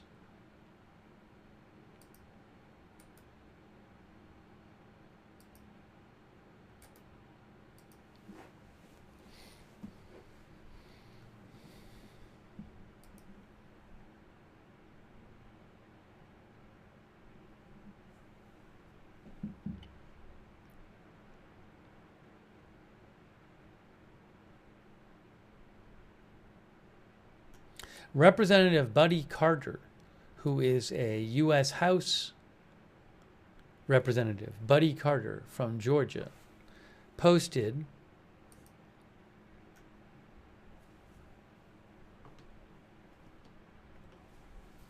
As you may have heard, my granddaughters were at the summer camp in Texas that flooded. They are safe, and I thank you for your well wishes and prayers during this time. Unfortunately, not everyone was as lucky. My granddaughters lost their cousin Janie, and many other families are grieving loved ones. Please join me in prayers for Texas. We must ensure they have the resources they need to find those still missing and save lives.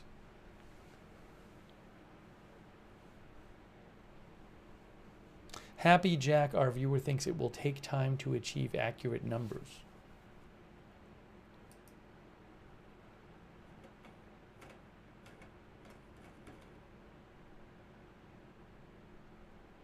Janet Jude Peck believes rescuers will definitely need some mental health counseling after all this. Yeah, I mean, and shout out to all the people who are working hard, you know, trying to do search and recovery and rescue and cleanup. And yes, as one of our viewers said, I'm sure they've seen some terrible things.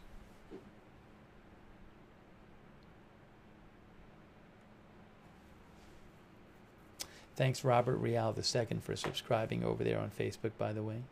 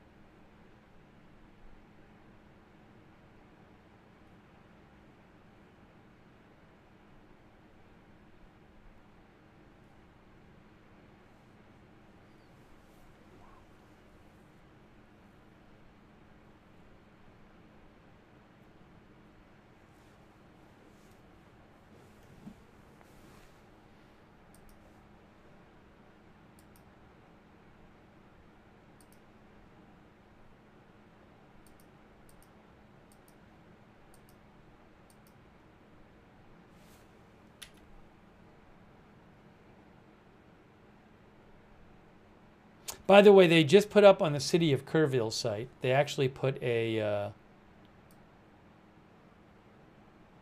my brain isn't working right now. What's the name of the code thing here? QR code. They said if you would like to help relief and rebuilding efforts in this devastating July 4th flood, please send monetary donations to the official fund set up through our local community foundation of the Texas Hill Country. Scan the QR code or go to this link. I'll post the link. That's the Kerr County one. They just posted that code there.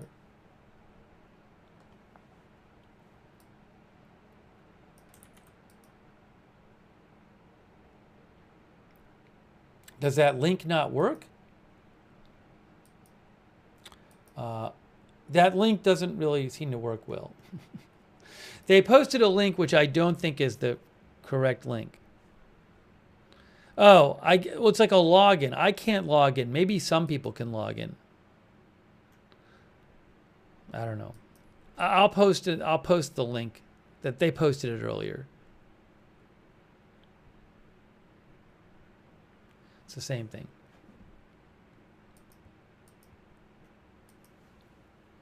This is the one they posted the link to, Kerr County Flood Relief Fund. They said that's the official one.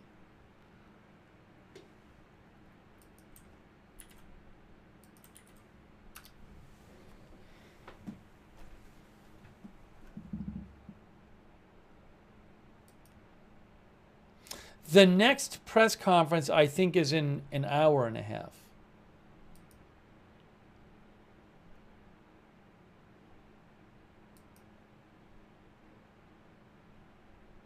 Again, correct me if I'm wrong.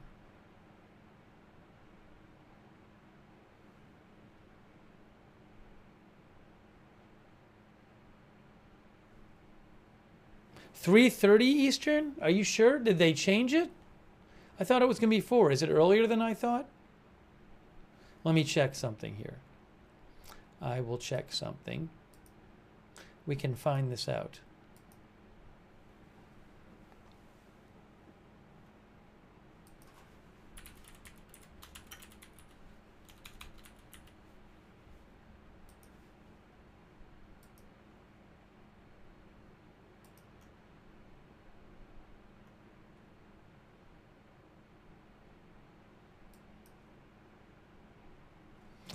KXAN Austin said that it was at 3:30. That's interesting.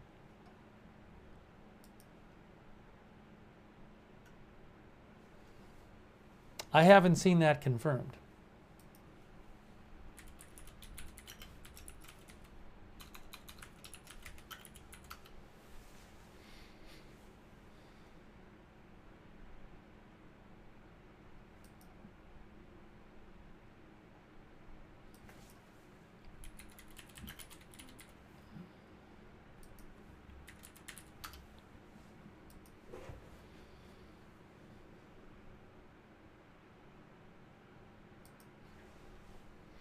I'll see if I can find it.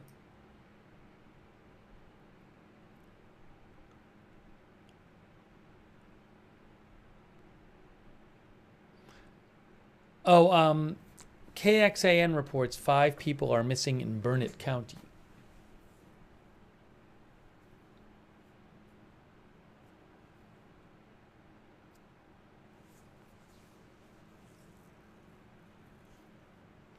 Yes, as our viewer said, Austin, KXAN says that Governor Abbott will have a press conference at 3:30 Eastern, 2:30 Central. Okay, so I should put that on the screen.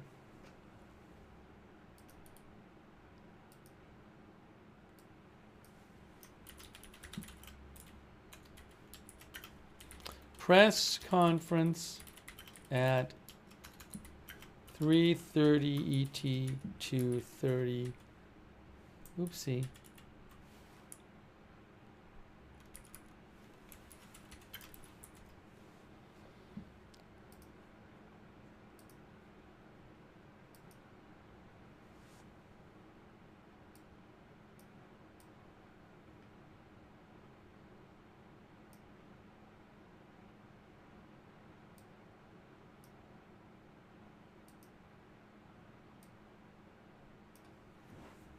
There we go.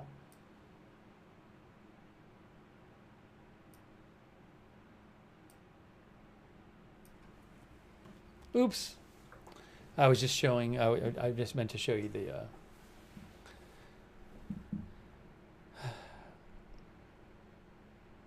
I was just trying to show the graphic, my graphic.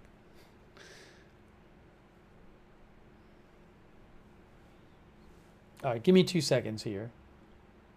Let's take some more comments, get some more updates, and again, less than an hour until the next press conference with the governor. And maybe we'll get a bunch more details then. We'll have to see. I don't know.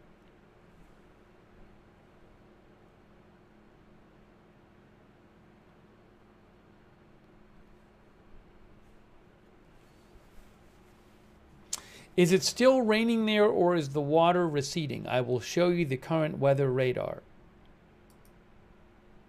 They've had a bit of rain in the area, but here is, I mean, there's Kerrville right there. That's Kerr County in here. They got a bit of rain, not that much going on right now. Some rain popping up in different areas. There was some, there's been some flash flood watches up here more by Fort Worth and north of Killeen.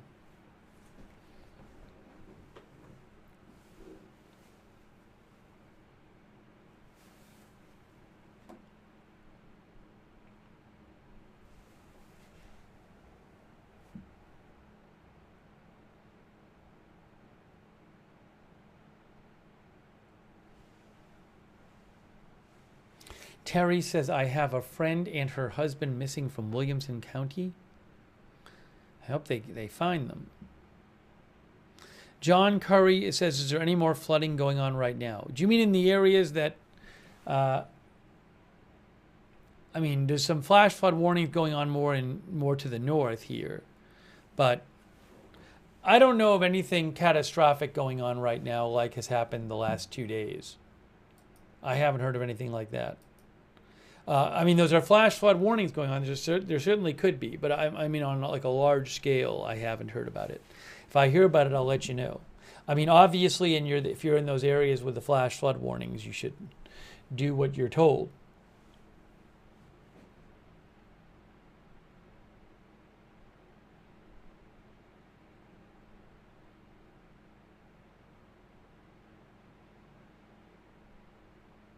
Wow.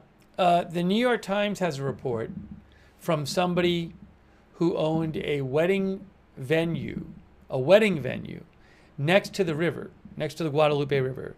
And that person said he awoke around 4 a.m. Because it was raining. It was heavy rain, and he got a flash flood alert on his phone. And then he looked out the river, didn't see anything that really struck him as crazy or anything. And then he said within 20 minutes, that river had risen to the highest level he'd ever seen in 23 years. And then, so he left, and that right now, the only thing left of his wedding venue is a concrete bench. The entire wedding venue that he owned, is completely washed away.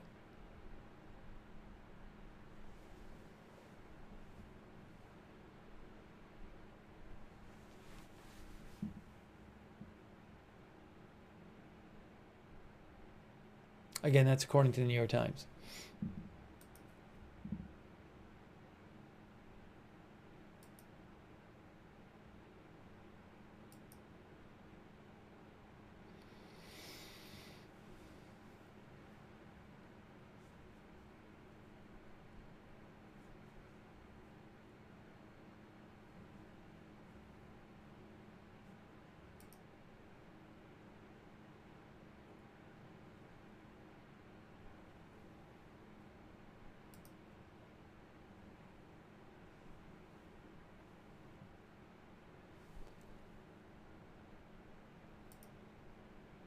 Oh, the Washington Post also says that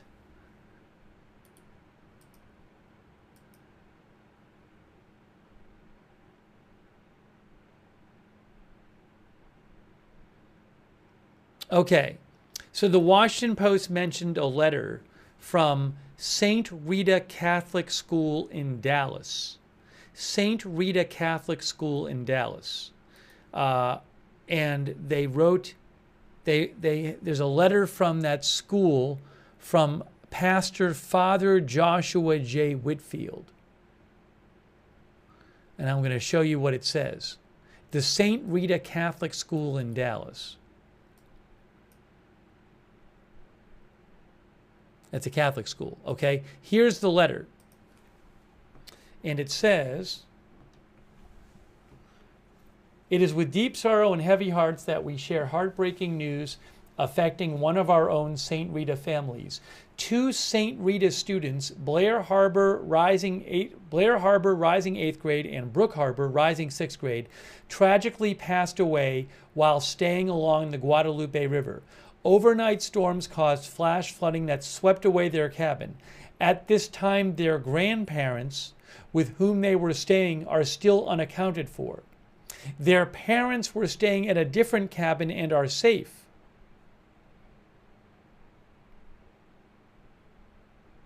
So it looks like they just went, people, that's a popular area to visit, especially around July 4th time. It looks like they went on a family outing for July 4th weekend.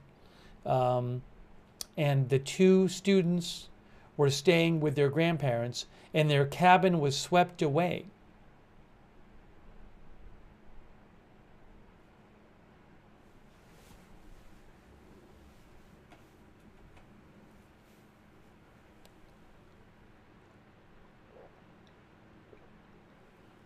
Condolences to the family.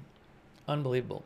I don't know that could be a cabin that's part of a camp, or it could be a private cabin. I do not know. There's not details in there about that.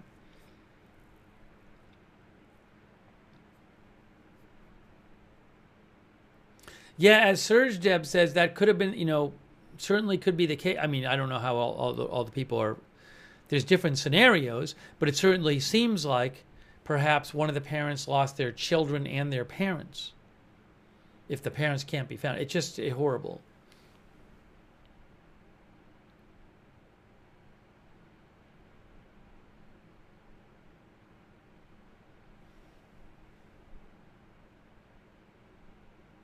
It also, I mean, with these incidents too, it reminds me of the camp, where most of the campers survived, and at Camp Mystic, and there were campers who were staying right in a cabin where they could, I'm sure, could see the cabin where the kids who were missing were staying, right nearby. Kind of like when there's a fire and you can have some houses on a street burned down and some houses end up being fine. So, I mean, that looks like, you can have a case where you're staying one place, 30, 40 feet from another place, and that cabin floats away and your cabin doesn't. Just terrible.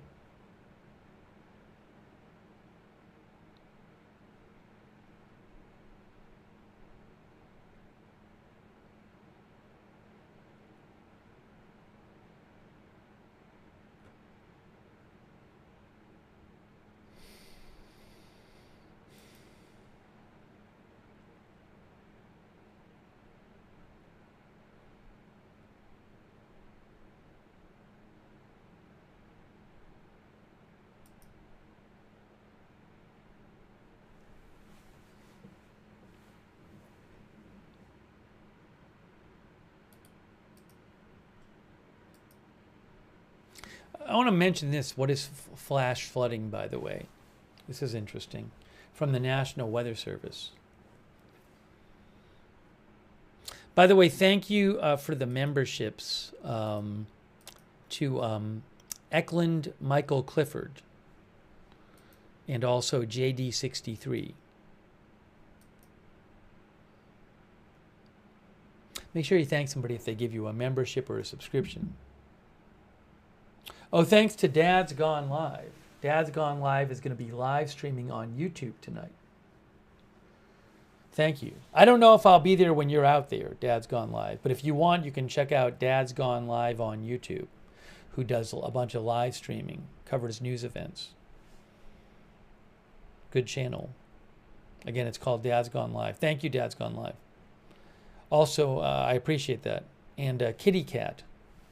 Thanks, Kitty Cat. And Fiona CD and Mary McHugh too. Thank you for the memberships.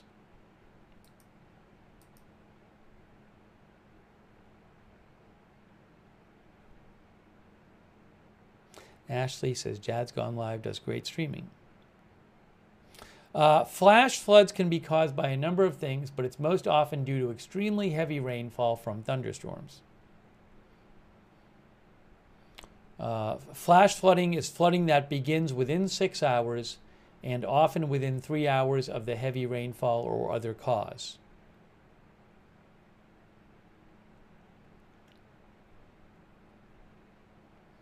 The intensity of the rainfall and the location and distribution of the rainfall, the land use and topography, vegetation types, and growth density, soil type, and soil water content all determine just how quickly the flash flooding may occur and influence where it may occur.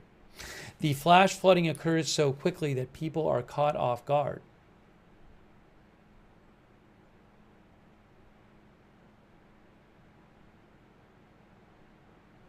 But again, the idea is that it begins rapidly after the cause.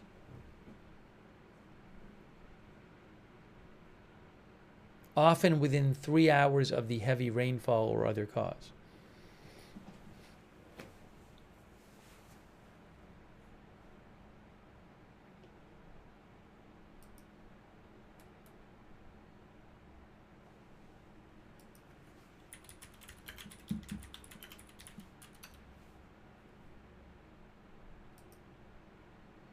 Here's another page from National Weather Service. Flash floods are the #1 weather-related killer in the U.S. The two key elements are rainfall intensity and duration. Intensity is the rate of rainfall. Duration is how long the rain lasts. Topography, soil conditions, and ground cover also play an important role. Flash floods occur within a few minutes or hours of excessive rainfall, a dam or levee failure, or a sudden release of water held by an ice jam. Rapidly rising water can reach heights of 30 feet or more, which it did in this case. Most flash flooding is caused by slow-moving thunderstorms, thunderstorms repeatedly moving over the same area, or heavy rains from hurricanes and tropical storms.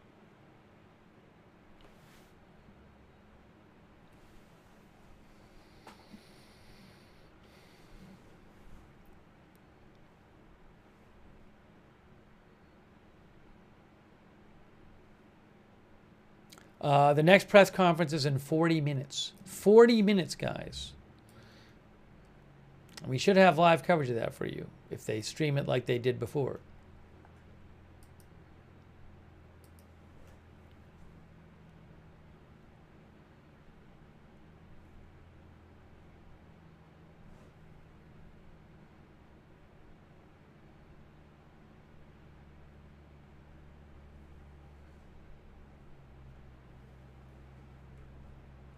Jesse Leach says flash floods are scary.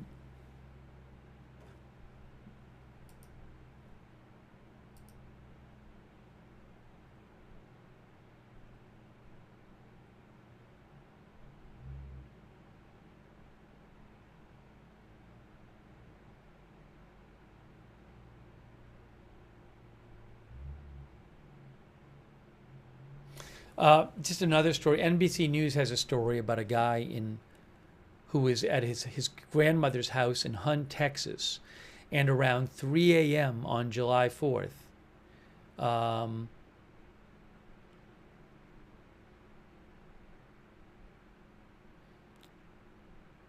he heard thunder. He was awakened by thunder. Then he heard some more noise, and he got out of bed, and when he got out of bed, he felt water on the ground. And the water that normally he could see from the house was now over his ankles in the house. He had to swim through a window. Lots of stories like this. People woke up to water in their house.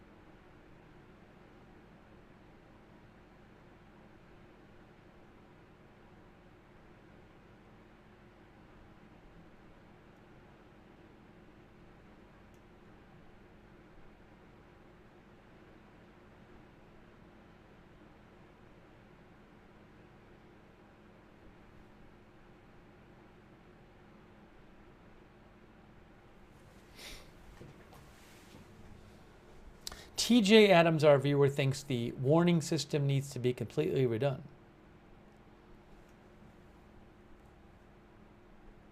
John Flick thinks people should have gotten an emergency phone message.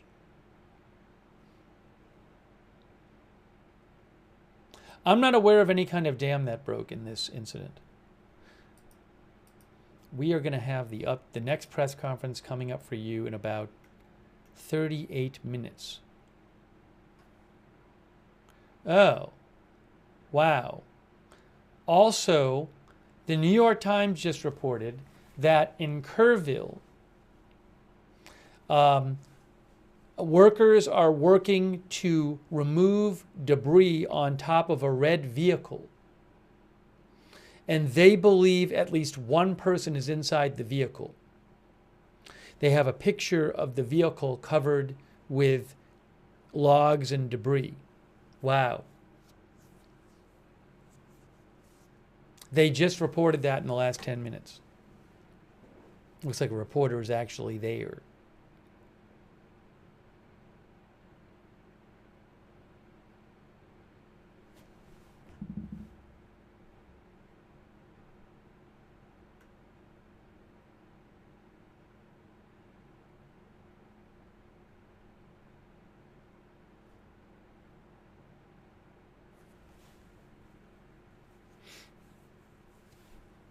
No, I think the implication is that the person is not alive. That's what's implied.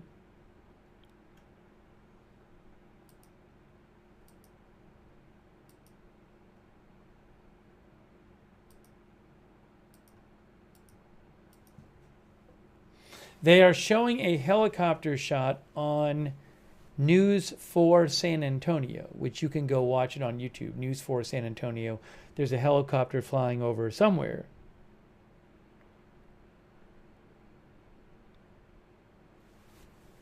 In Central Texas. Jotbox said we did get phone alerts. I can't speak to the exact alerts everybody got.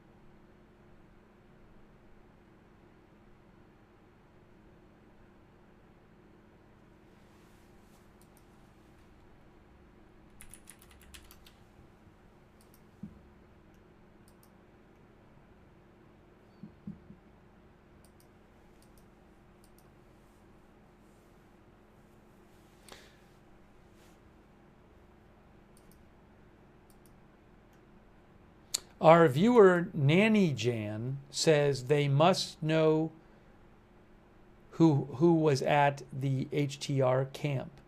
Yeah, so a couple of our viewers have said something like this. HTR RV Park, HTR Texas Hill Country Campground, I think it's called, where they have cabins and RVs can park there too. A couple of our viewers have said, well, they must know who was at the camp, who was a registered guest. As I said before, one thing that the Kerr County could do, which hasn't done, they could say, well, we know that these people are missing. There could be a bunch more that we don't know about. But they've just not said anything. They have never given a number, even an estimate, of people missing besides the girls from the camp. That's just what they've done.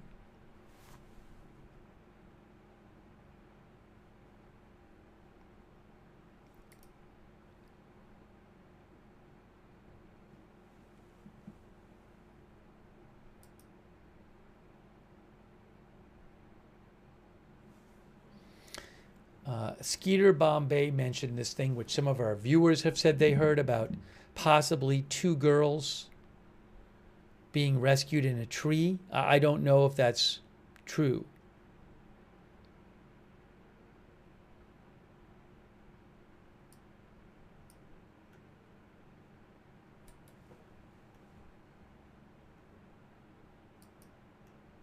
I don't really have good sourcing on it at the moment, so I will let you know if I hear something more reliable.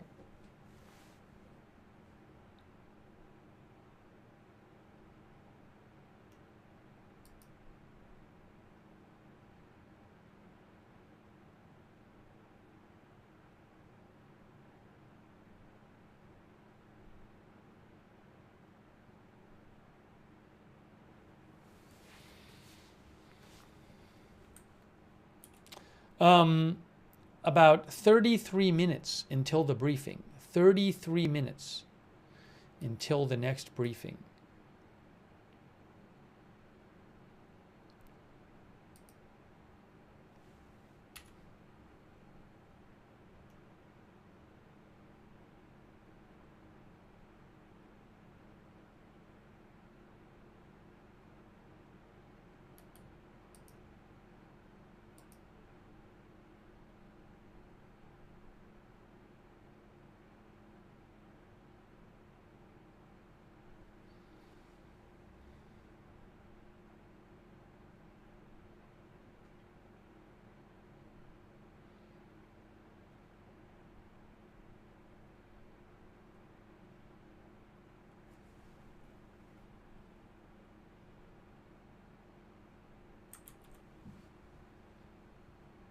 I'm just checking for...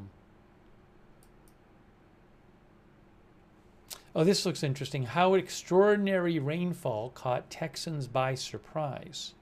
This is from the Washington Post. Let me show you this. Oh, and they have this is helpful. They have this graphic here.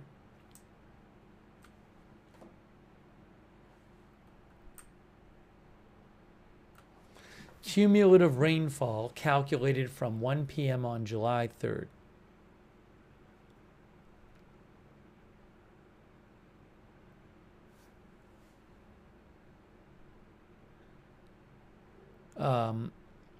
So you can see the dark brown is greater than 10 inches.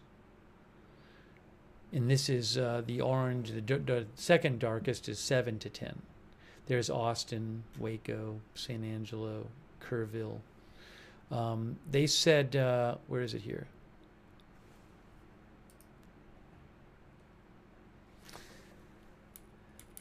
Meteorologists had cautioned there was potential for flooding in central Texas late Thursday and early Friday morning, but there was little indication of just how torrential and unrelenting the downpours would be.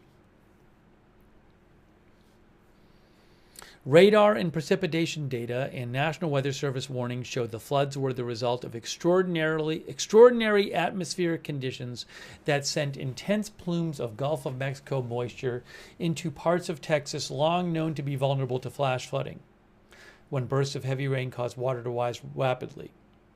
And unlike a typical summer thunderstorm that can cause quick flooding, this system formed in a way that allowed it to stall, creating deluges that repeatedly poured several inches of rain on the same areas within a matter of hours.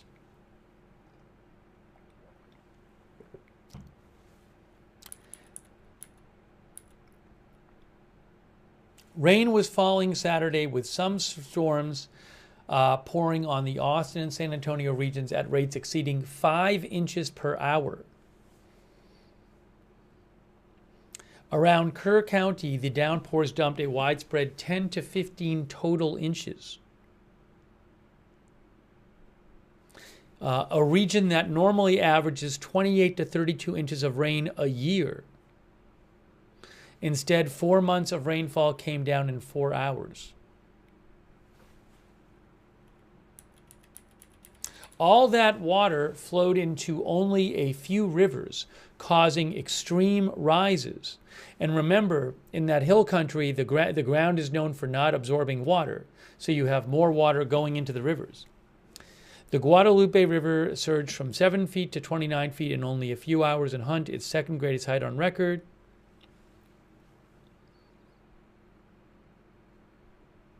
On Thursday, there was some indication of a flooding risk across the region of this region of central Texas through the overnight hours, but the severity of the rainfall was far from certain, and warnings did not suggest extraordinary rainfall was ahead, according to NWS forecasts. Meteorologists were watching a drifting low-pressure system for the potential of what are known as training storms, when downpours repeatedly regenerate over the same area, known as a mesoscale convective vortex, or a weak swirl in the atmosphere about 20 or 30 miles across. The system was circulating intense Gulf moisture northward like a pinwheel, feeding the storms with a whirlpool of robust tropical moisture. Meanwhile, Tropical Storm Barry, which dissipated over northeastern Mexico about 5 days earlier, left behind an intensely moist air mass. NOAA models suggest that water vapor wafted into Texas.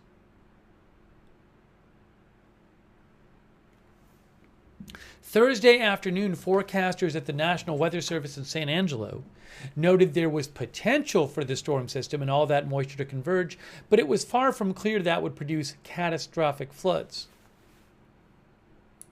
On Thursday afternoon, they said, if this happens in this air mass, with precipitable water values soaring well above normal water values, rainfall could be torrential and flash flooding would develop very quickly. Still, these features are so weak and the interaction is so complicated, if and where this band develops remains uncertain.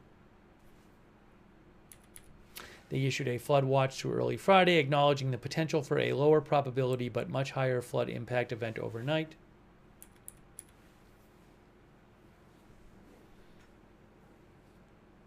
A flood watch issued across the region cautioned 1 to 2 inches of widespread rainfall was likely and that a narrow band of rainfall totaling 3 to 5 inches could develop, likely causing flooding, but by 4 a.m. it became clear the rainfall was far more intense than that. In a 4:26 a.m. Facebook post, the San Angelo meteorologist wrote, "This is a life-threatening situation. 6 to 10 inches of rain has fallen, and an additional 3 to 4 inches is expected through daybreak." Ocean temperatures in the Gulf of Mexico have remained above average for months, likely adding extra fuel in the form of water vapor to intensify the flooding disaster.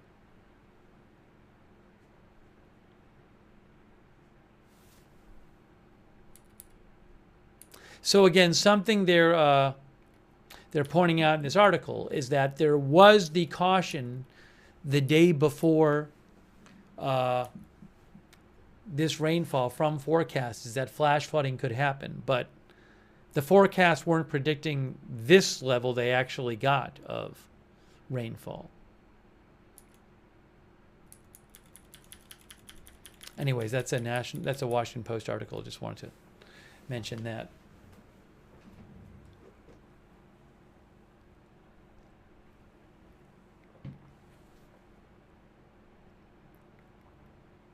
So, you know, we've shown you some of those National Weather Service warnings.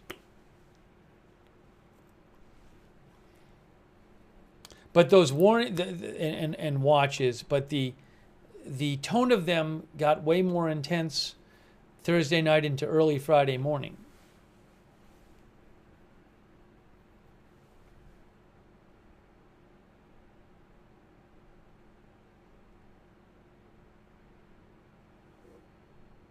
By the way, we have 25 minutes until the next press conference. 25 minutes.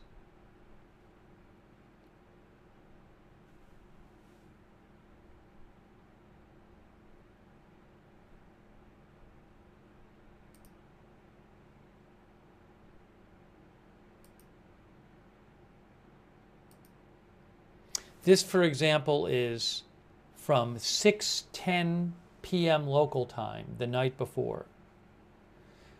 This is 6:10 p.m. local time the night before. National Weather Service Weather Prediction Center. Training storms containing 3-inch per hour rainfall rates likely to cause areas of flash flooding. And again, that is 6 p.m. the night before, basically. And they said concerning trends for back-building and training thunderstorms over the Texas Hill Country this evening that could produce greater than 3-inch per hour max rainfall rates.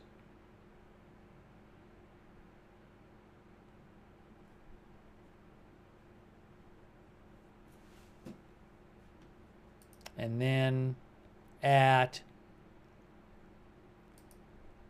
12:26 a.m. local time on July 4th, 12:26 a.m. local time. Flash flooding likely overnight with significant impacts possible. Localized but high impact rain rates of 2 to 3 plus inches per hour expected. This was 12:26 a.m. local time. Concerning heavy rainfall, flash flooding likely. Areas of flash flooding will be likely across central Texas overnight with very heavy rainfall expected. Hourly rainfall in excess of 2 to 3 inches seems reasonable given the environment, and localized 6-hour totals over 6 inches will be possible. Some flash flood impacts could be significant. So this was posted at 12:26 a.m. local time.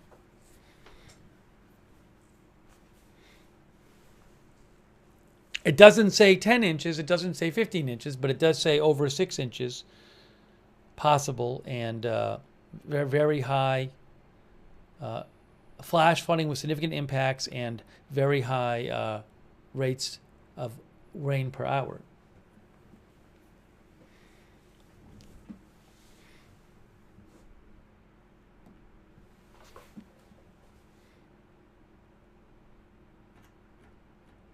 So those are some of the warnings leading up to it.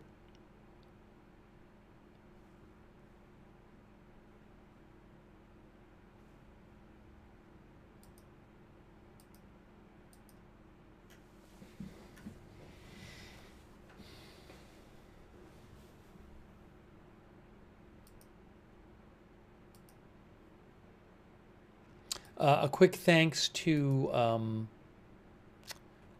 Donna Smith for the memberships, and also One Nation Understood for being a member, Kitty Cat for being a member, Fiona CD, thank you. Right now, News 4 San Antonio is showing an overhead shot of parts of Texas. So is Live Now from Fox. You can see helicopter shots. Well, now the Live Now from Fox is not showing it, but News 4 WOAI on YouTube is showing it if you want to see a live helicopter shot. Thank you so much to our moderators who are here. Janet B. Thank you, Janet. And good luck, Duck. Idaho Star, I got that fire. Matthew, Kohai, McBritches, and Sarah on Twitch. Thank you so much for modding there. On Facebook, Kay Lowry Body, Paul Anderson, Shannon Davis Hughes. Thank you, Linda Belk, Larry, Misha on X. And 20 minutes till the press conference, guys. 20 minutes. That's the one with Governor Abbott there. 20 minutes till the press conference.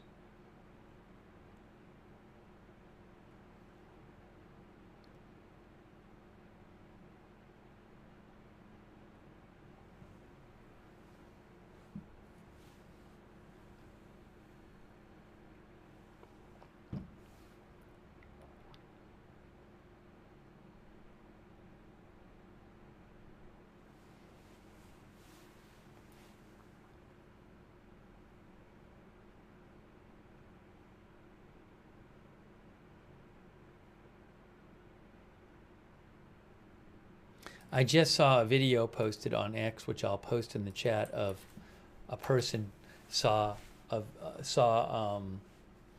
outside of Austin, near Lago Vista, a boat dock with boats still attached to it floating down Lake Travis.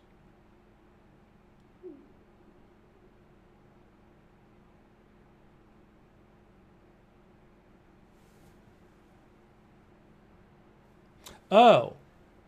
Okay, they're showing the red car. Right now, thanks to the viewer for mentioning this, Stephen Wallace, on News 4 WOAI is showing a red car.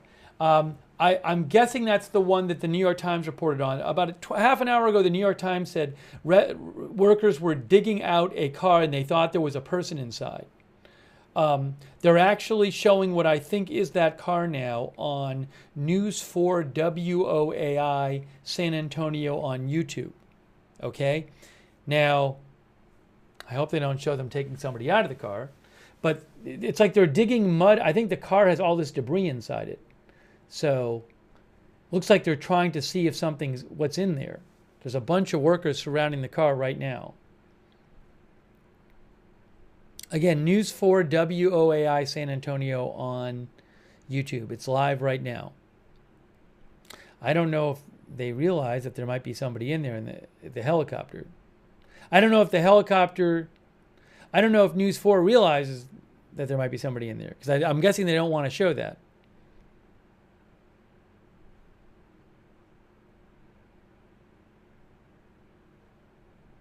But I'm watching it right now. They're showing this red car.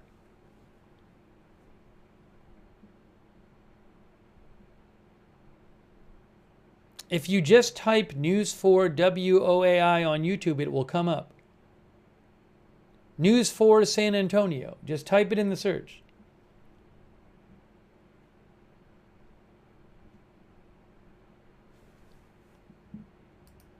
Again, I cannot just steal anything I want from the internet and show it on my channel.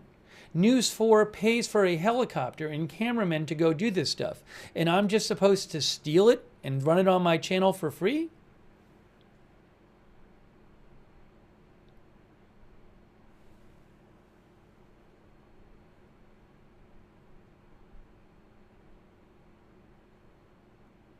Oh, Fox is showing it too. Fox is showing it, CNN is showing it, this helicopter shot of this car.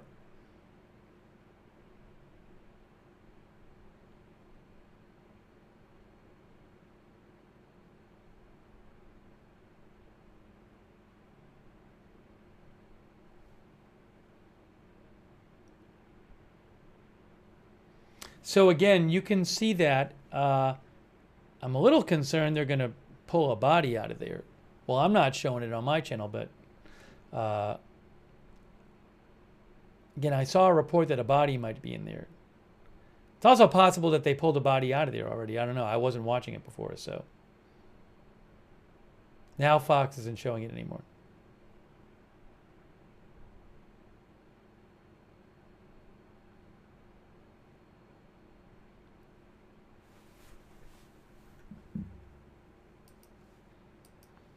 Press conference in 15 minutes.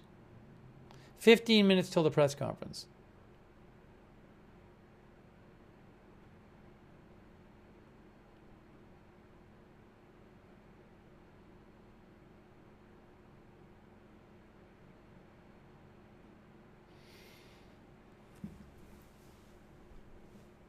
Yeah, they're just like, there's multiple workers on News 4 San Antonio with this red car that they've extracted. And they're like,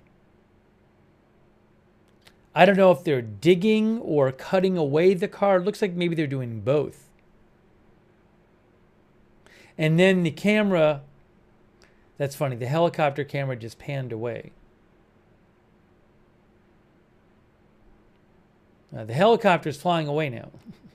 I wonder if they told them to fly away. I mean, they do not want to show. They don't want to show a body being taken out. Now the helicopter is like flying away from there on the News 4. You can't even see it anymore. Now maybe it's got to refuel or something, but maybe they were just like, stop showing that. The news helicopters normally do not want to show bodies. And that's their live coverage. It's literally on the channel coverage now. It's not just a helicopter, recording stuff for later. Yeah, now they're off of it now. Yeah, that helicopter is they've literally flown away from the car. It's no longer on Fox. It's no longer on CNN. It's no longer on News 4 San Antonio. None of them are showing it anymore.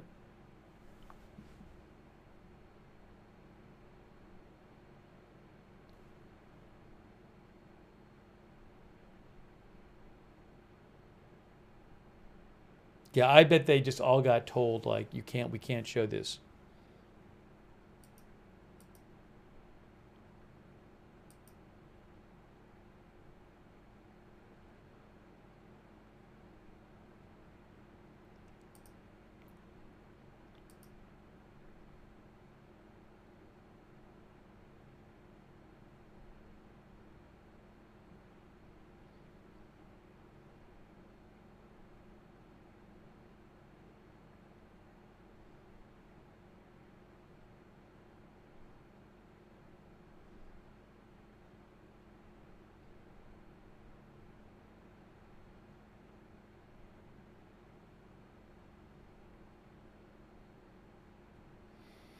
All right, we are, Kiwi says they definitely made that mistake with Katrina coverage. That's what Kiwi says. We are bringing you live coverage, and the next press conference with Governor Abbott is supposed to be in about 13 minutes. If it starts on time. If that's really when it's starting. Thank you to Robert Tidwell for the memberships. Thanks, Robert.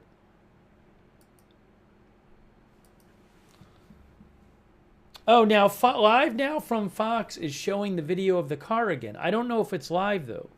Live now from Fox, they might be replaying the video. I know it's live now from Fox, but sometimes they replay video. So I don't know if that's live on Live Now from Fox or if it's just a replay from earlier. I feel like it's maybe a replay from a few minutes ago.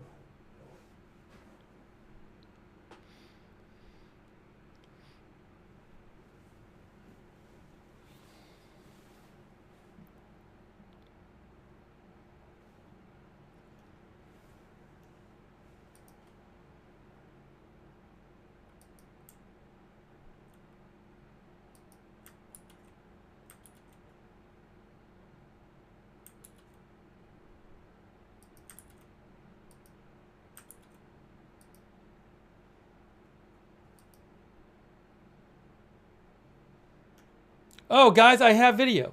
I got video from the presser right now.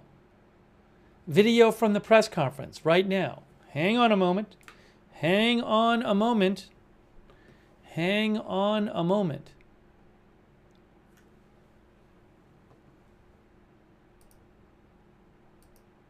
Check it out. Live video. Hasn't started yet, but it's live.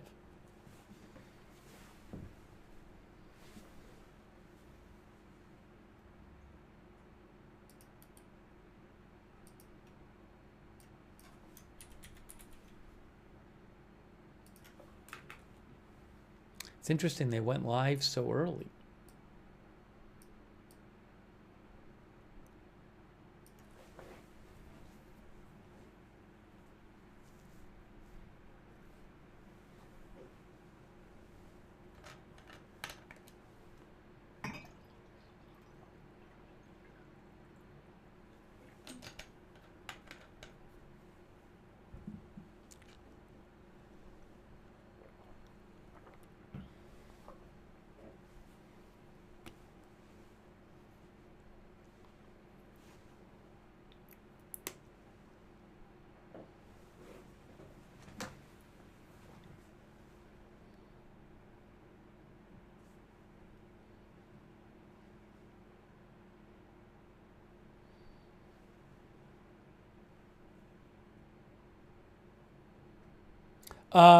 News 4 San Antonio is back showing the red car from a distance.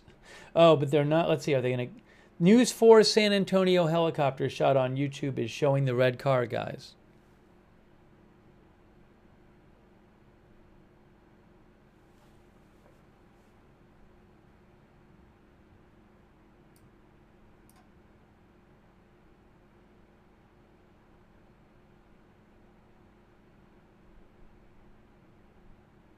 Oh, hold on a second. I got something else I'm going to show you too. Let's see. I think.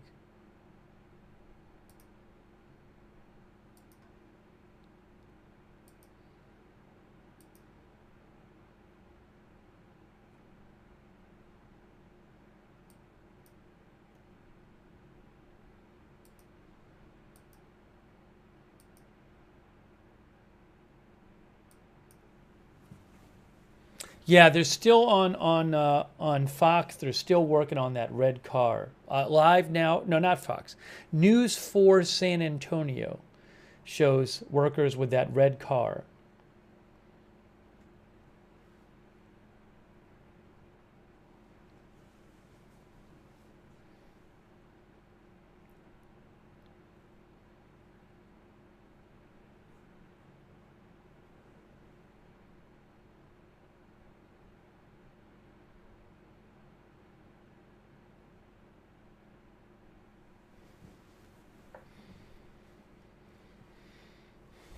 And you're seeing on the screen the press conference going to start in about 8 minutes.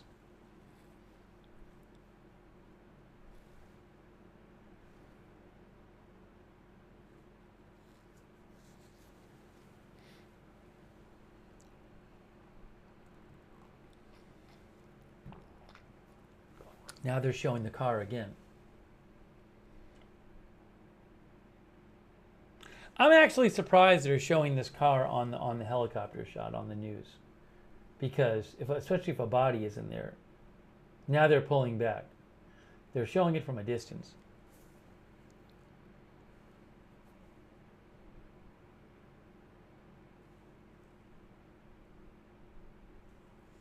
Oh, there's a truck. Now they're showing a pickup truck. Now maybe they've searched the pickup truck.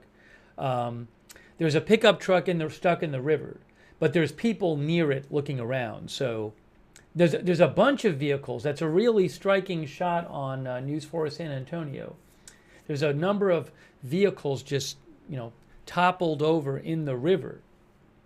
I see 3 of them. I'm looking at 3 vehicles. It's pretty incredible. It's, again, News 4 San Antonio on YouTube. There's a bunch of debris in the river, including several vehicles. That's where the red car was found.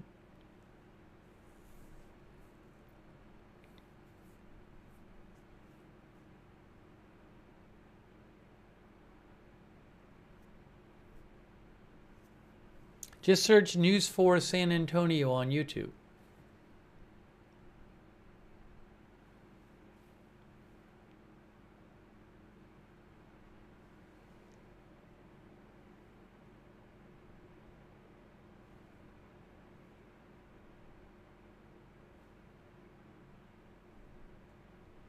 But there again, there's several vehicles there in the river. Crazy.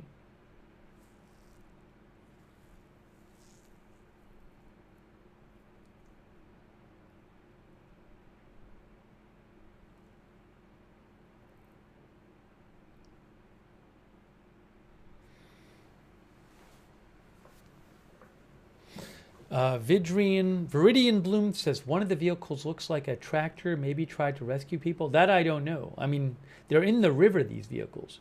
Live Now from Fox is showing the same video. Live Now from Fox. Or they're showing a similar video. Looks like the same one. That's on YouTube. Showing that pickup truck in the water. Several vehicles in the water. Now they're not. Now Live Now from Fox isn't showing it anymore.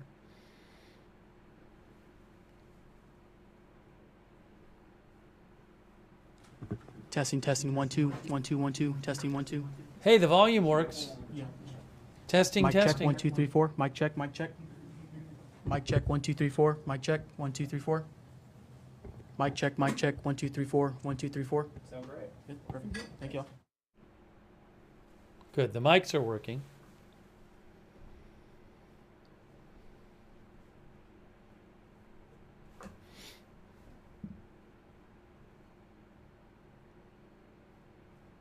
Lolly Polypop says there were bulldozers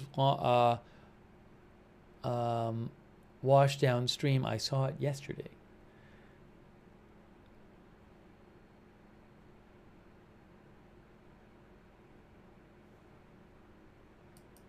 Jordan B says it would be nice after 3 days if we could get a real missing number.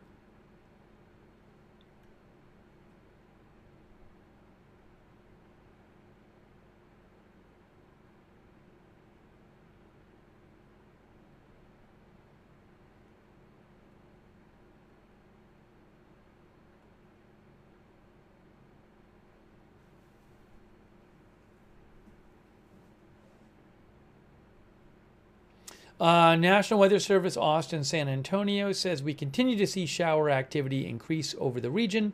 Expect this to continue the next several hours. Intense rainfall rates of 1 to 2 inches per hour are possible in heavier cells. Flood watch remains in effect until 7 p.m., says National Weather Service Austin San Antonio.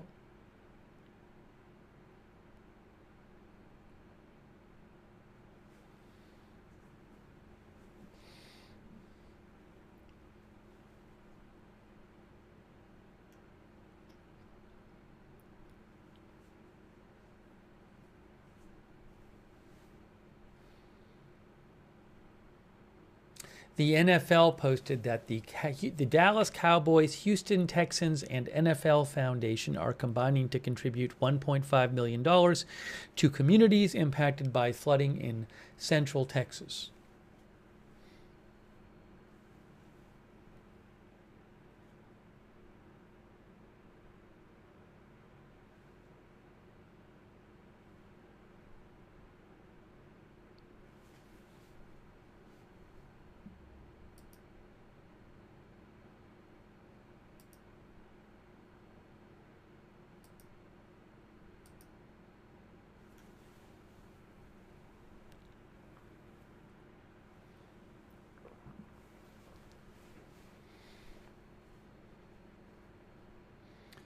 Again, on News 4 San Antonio on YouTube, they're showing a helicopter shot showing vehicles, like wrecked vehicles in the river. And people trying to attend to the vehicles, maybe get them out. Looks like maybe they already pulled out a car. They're trying to pull out vehicles from the river.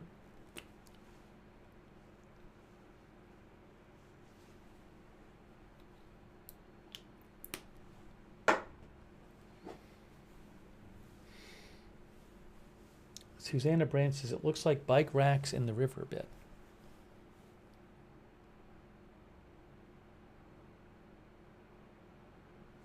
Jazzy Renee says it looks like they got one of those hook things on the live stream.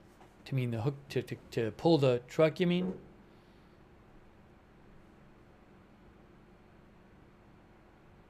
I don't know if previously with these press conferences, the audio has been coming out of one side of the speaker, one speaker only. I don't control that. That's up to them. So I'm sorry if you only get the audio out of one side for this press conference. There's nothing I can do about it.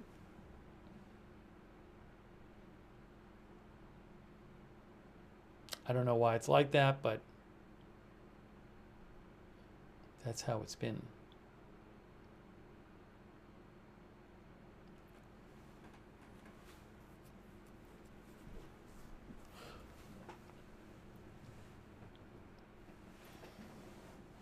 All right, this press conference was to start any moment now.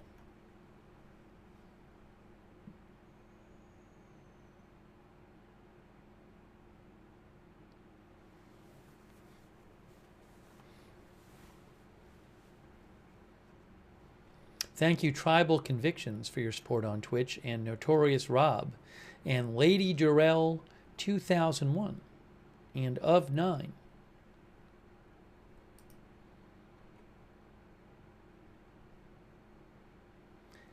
Some people are claiming that 2 girls were rescued from a tree today, and I can't confirm that. I have not seen reliable sourcing on it, so I just don't know. Maybe the governor will say something about it. I don't know.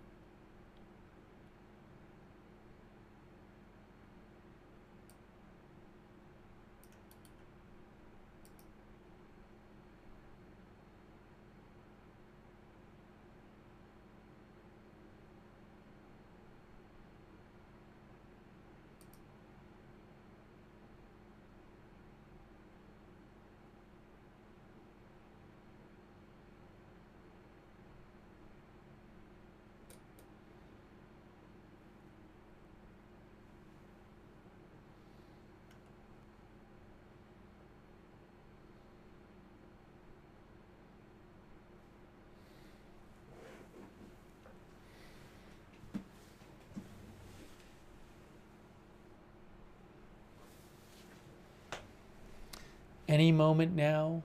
Press conference coming up.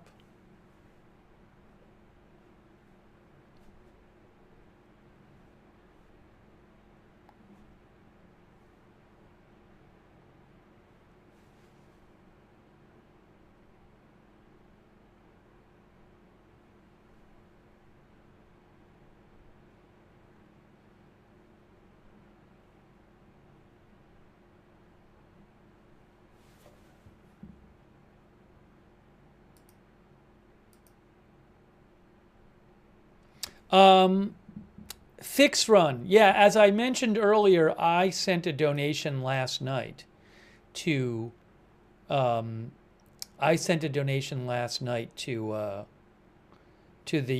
Kerrville, to the site that Kerrville City mentioned on their Facebook page. The donation site they said was the official one, which I also posted a link to earlier in the stream. I'll show it again later.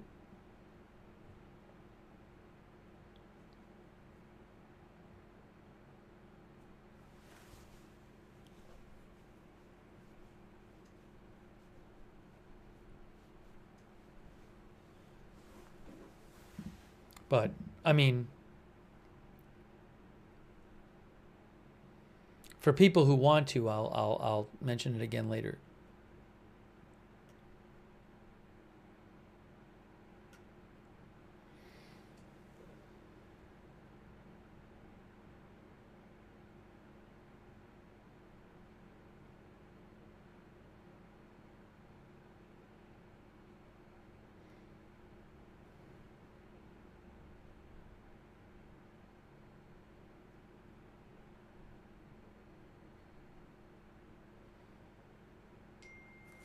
Sorry.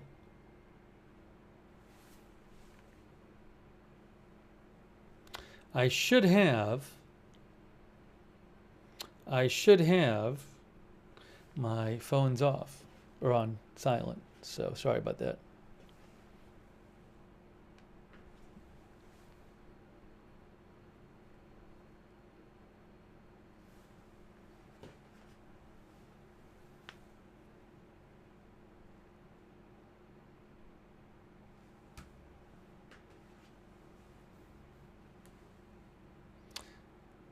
We are just waiting for this to start. I had heard it was starting at 3:30 Eastern, but it is not, clearly.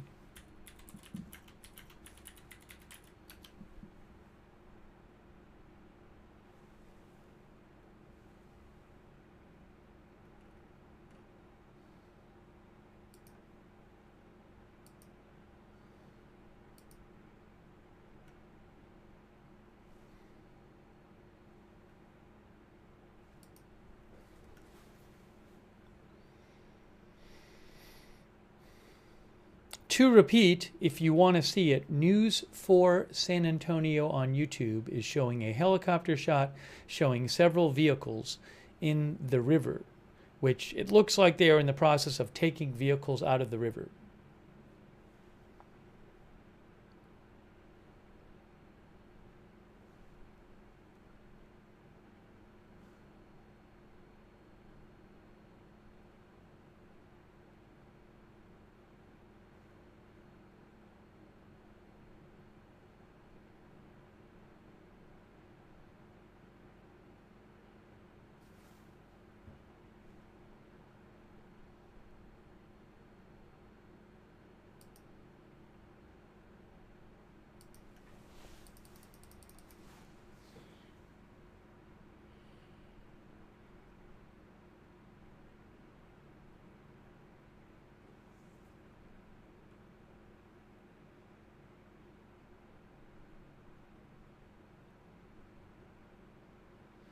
Just checking for updates here as we wait for this press conference.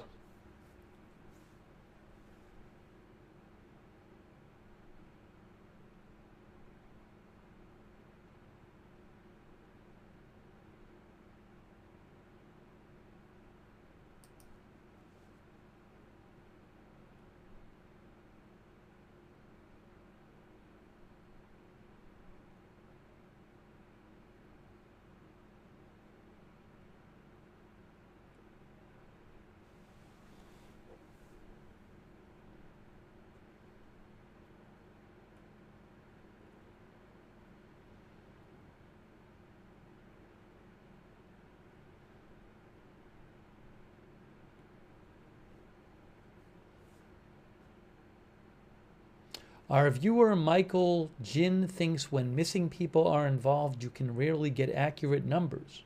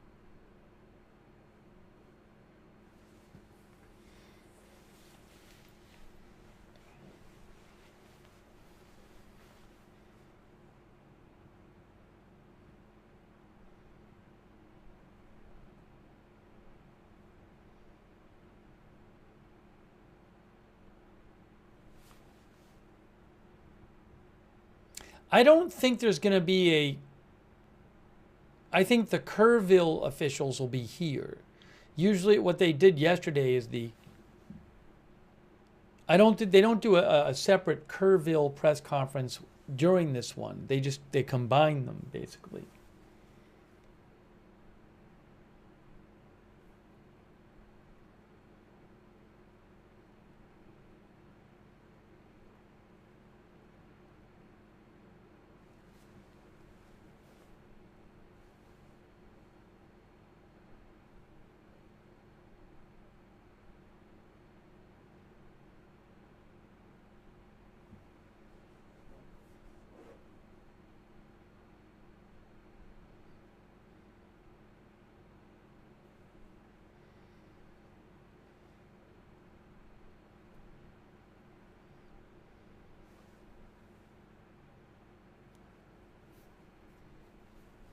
Again, we are all just waiting for this press conference to start.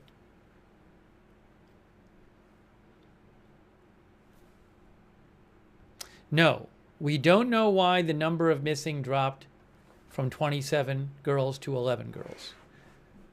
They did not clarify that in the press conference this morning. The entire update from Kerr County was 8.5 minutes long, and they devoted 90 seconds of it to answering questions. So I certainly think that's something that might have been asked about if they spent more than 90 seconds answering questions. They did not clarify.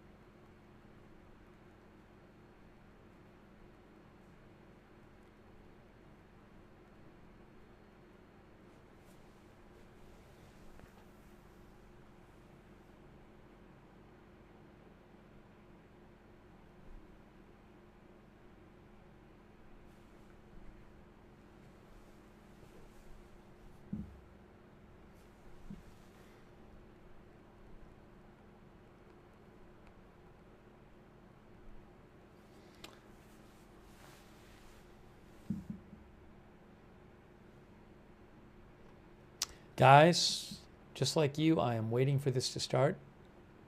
They have done a mic check at this press conference. They're ready to go. The mics are working, I can assure you of that.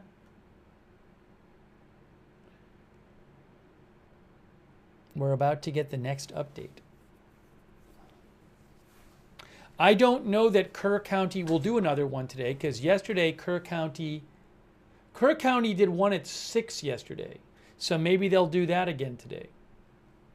I think they did one around 6. I think.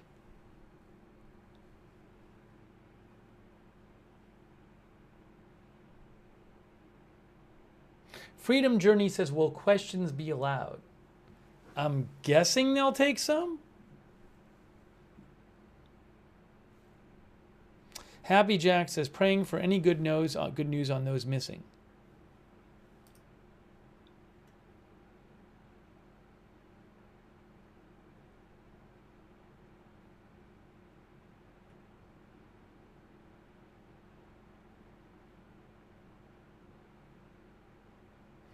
Thanks, by the way, to Julie Cantrell Smith for subscribing on Facebook. Also, Rita Evans Lang for subscribing on Facebook. And Kay Lowry Body. And Robert Real II. Hey, thanks to Lisa Perkins for the Facebook stars. I really appreciate that, Lisa Perkins.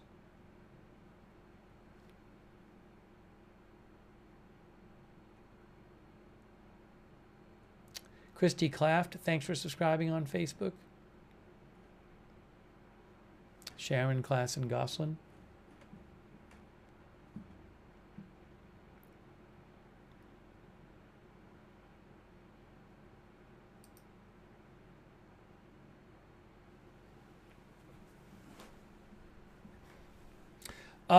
What time will they start? I can't tell. Any moment now. Usually with these live streams, they'll go live right as it's about to start. But this live stream has now been live for like, this one you're looking at for like, what, 20 minutes or something? Yeah, I had originally heard that it was going to be 3 Central, but then one of the local Austin stations said it was supposed to be 2:30 Central.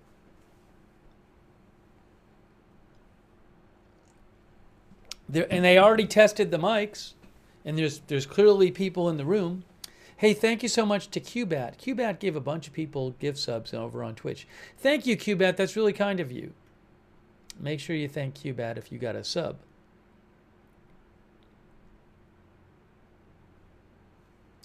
Thanks to our new subs over there on Twitch, Pastor Carter Blanche, Low TM, Katie Kins, Real Change, and Flux Eternus.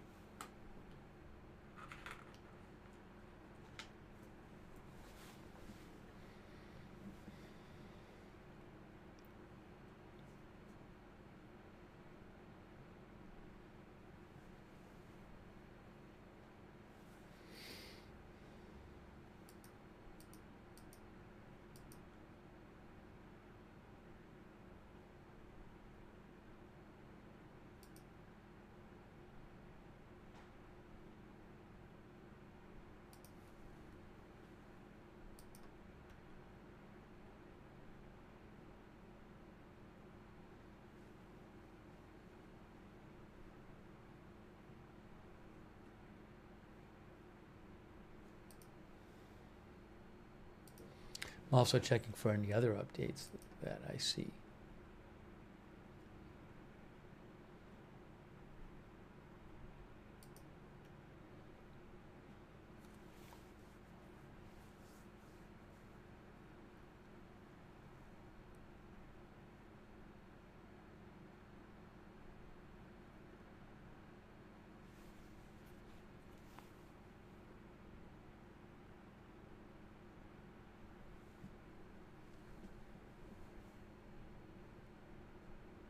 Hey, thanks, Tammy Hicks. I appreciate that. Tammy Hicks, thank you.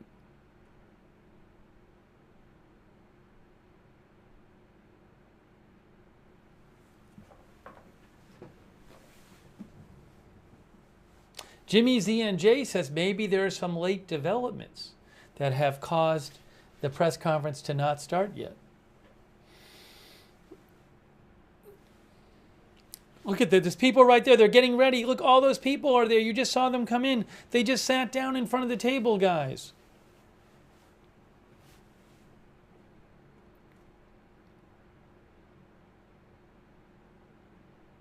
Thanks, Misfit Studio. I have already shown the City of Kerrville presser, around 8.5 minutes long. We watched it a couple times already. Thank you. I appreciate that.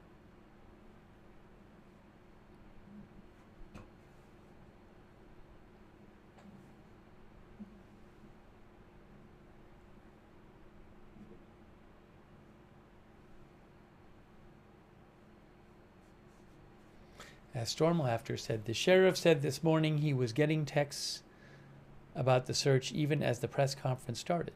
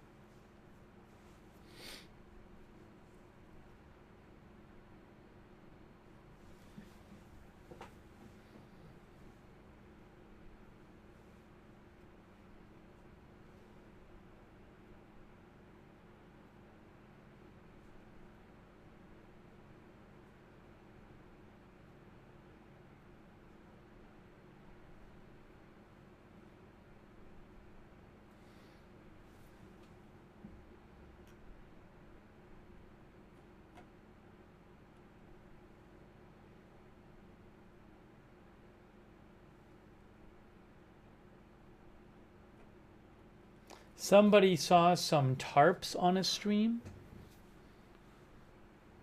I didn't see that. You must be watching a different one than me.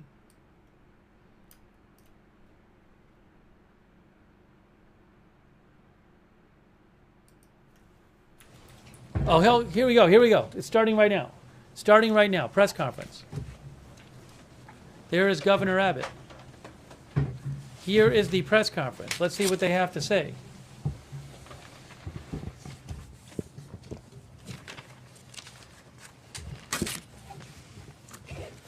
I want to thank everybody for being with us here today. We are in Austin today as opposed to Kerrville because of deadly storms that have swept across central Texas and areas outside of the Kerrville area, and because of more expected storms that will pose life-threatening danger over the next 24 to 48 hours. I want to emphasize, however, even though we now are broadening the area that we're focused on, we are not at all reducing our focus on Kerrville. They remain a key focus in so many different ways. We continue 24/7 operations to search for anybody who was affected by that deadly storm. We still have our Department of Public Safety assets, the National Guard, Texas Task Force 1 and 2, and game wardens, all fully engaged in responding to the disaster in Kerrville. We also intensify our focus on the families affected by this. They're going through horrific events that have turned their lives upside down. We're working to aid them, assist them with regard to counseling, grief, all kinds of things we can do to assist those families. One of the most important things that we can do is to address their greatest concern, and that is there are so many families that are still waiting to learn about their loved one. And we are working 24/7 to get the information that will be able to answer their question. What I can tell you is several things. I had the opportunity yesterday to visit Camp Mystic and get to see firsthand what happened there, as well as all the way downstream after that. And it was nothing short of horrific to see what those young children went through. And we will remain 100% dedicated, searching for every single one of the children who were at Camp Mystic, as well as anybody else in the entire riverbed, to make sure that they're going to be recovered. We know that parents and families, they want information, they want closure, and we want them to know that we are working as swiftly as possible to get them accurate information that will provide that closure. I do want to thank the local officials, city and county and otherwise, who also are working around the clock to make sure they are addressing those concerns. The information I'm going to give you is as of this current moment in time, knowing that this information will constantly change throughout the remainder of today as well as in the coming days. In Kerrville and Kerr County, there are 59 confirmed deceased. There's still 11 missing from Camp Mystic. Separate from there, in the Central Texas area, there are confirmed 10 deceased. And across the state, in all the areas affected by flooding, there are 41 known missing. It's important to emphasize this, especially in the Kerrville area. There were so many people who were just camping out, not children in camps, but adults camping out near the river, people in RVs and things like that. There are people who are missing who are not on the known confirmed missing because we don't yet know who they are. We will maintain our ongoing search throughout the entire river system to find anybody who may be missing. One thing that could help this is if you are a relative or friend of someone that you think was in Kerrville or Kerr County that you think is missing, please contact the local officials in Kerr County and let them know that you have the name, identification, and other information about a person who is suspected to be missing. If, however, you don't have confirmed information about that and you're making phone calls, you are slowing down the process of the first responders being able to respond to those who are clearly identified as missing. If Doing that, you're interrupting official business, and that could be potentially illegal. Call only if you have specific information. While we continue the search process in Kerr County, we are now also beginning the process of responding to the disaster that took place. Includes things like debris removal. Anybody who's seen any images whatsoever in the Kerr County area, you know there's debris all over the place that makes roads impassable, that makes reconstruction projects unachievable, that makes search process more difficult. And the state and local governments are working now on that debris removal process. That process is improved because of President Trump's swift declaration of our major disaster declaration. He ensured in less than 24 hours that major disaster declaration was approved, ensuring that state and local governments are going to have more resources to be able to respond to that disaster, more resources to begin the debris removal, more resources to help individuals who've been impacted by this, as well as local governments that have been impacted by this. Bottom line is this, and that is the swift and very robust action by President Trump is an extraordinary help to our response. I also want to thank Homeland Security Secretary Kristi Noem, with whom I spent the day yesterday in Kerr County. I've been doing this a long time, and I've never seen anybody as responsive and as quickly in her response as what she was yesterday. She didn't wait to get back to us. She was able to, in a matter of minutes, get answers to very important demands. And on behalf of the state of Texas, we cannot thank her or the Trump administration enough. I've also been in contact with, and people reached out from Secretary Kennedy, Secretary Burgum, and others that in the entire administration are a tremendous help. I also want to add that there are governors across the country that have been in contact with either myself or with Chief Nim Kidd or state agencies offering their assistance, including Sarah Huckabee Sanders, the governor of Arkansas, Kim Reynolds, the governor of Iowa, Jim Pillen, the governor of Nebraska, Bill Lee, the governor of Tennessee, Glenn Youngkin, the governor of Virginia, Josh Shapiro, the governor of Pennsylvania, the governor of the state of Oklahoma, and Governor Landry in Louisiana. And again, I'm sorry if I missed some. I know there's others that are constantly reaching out.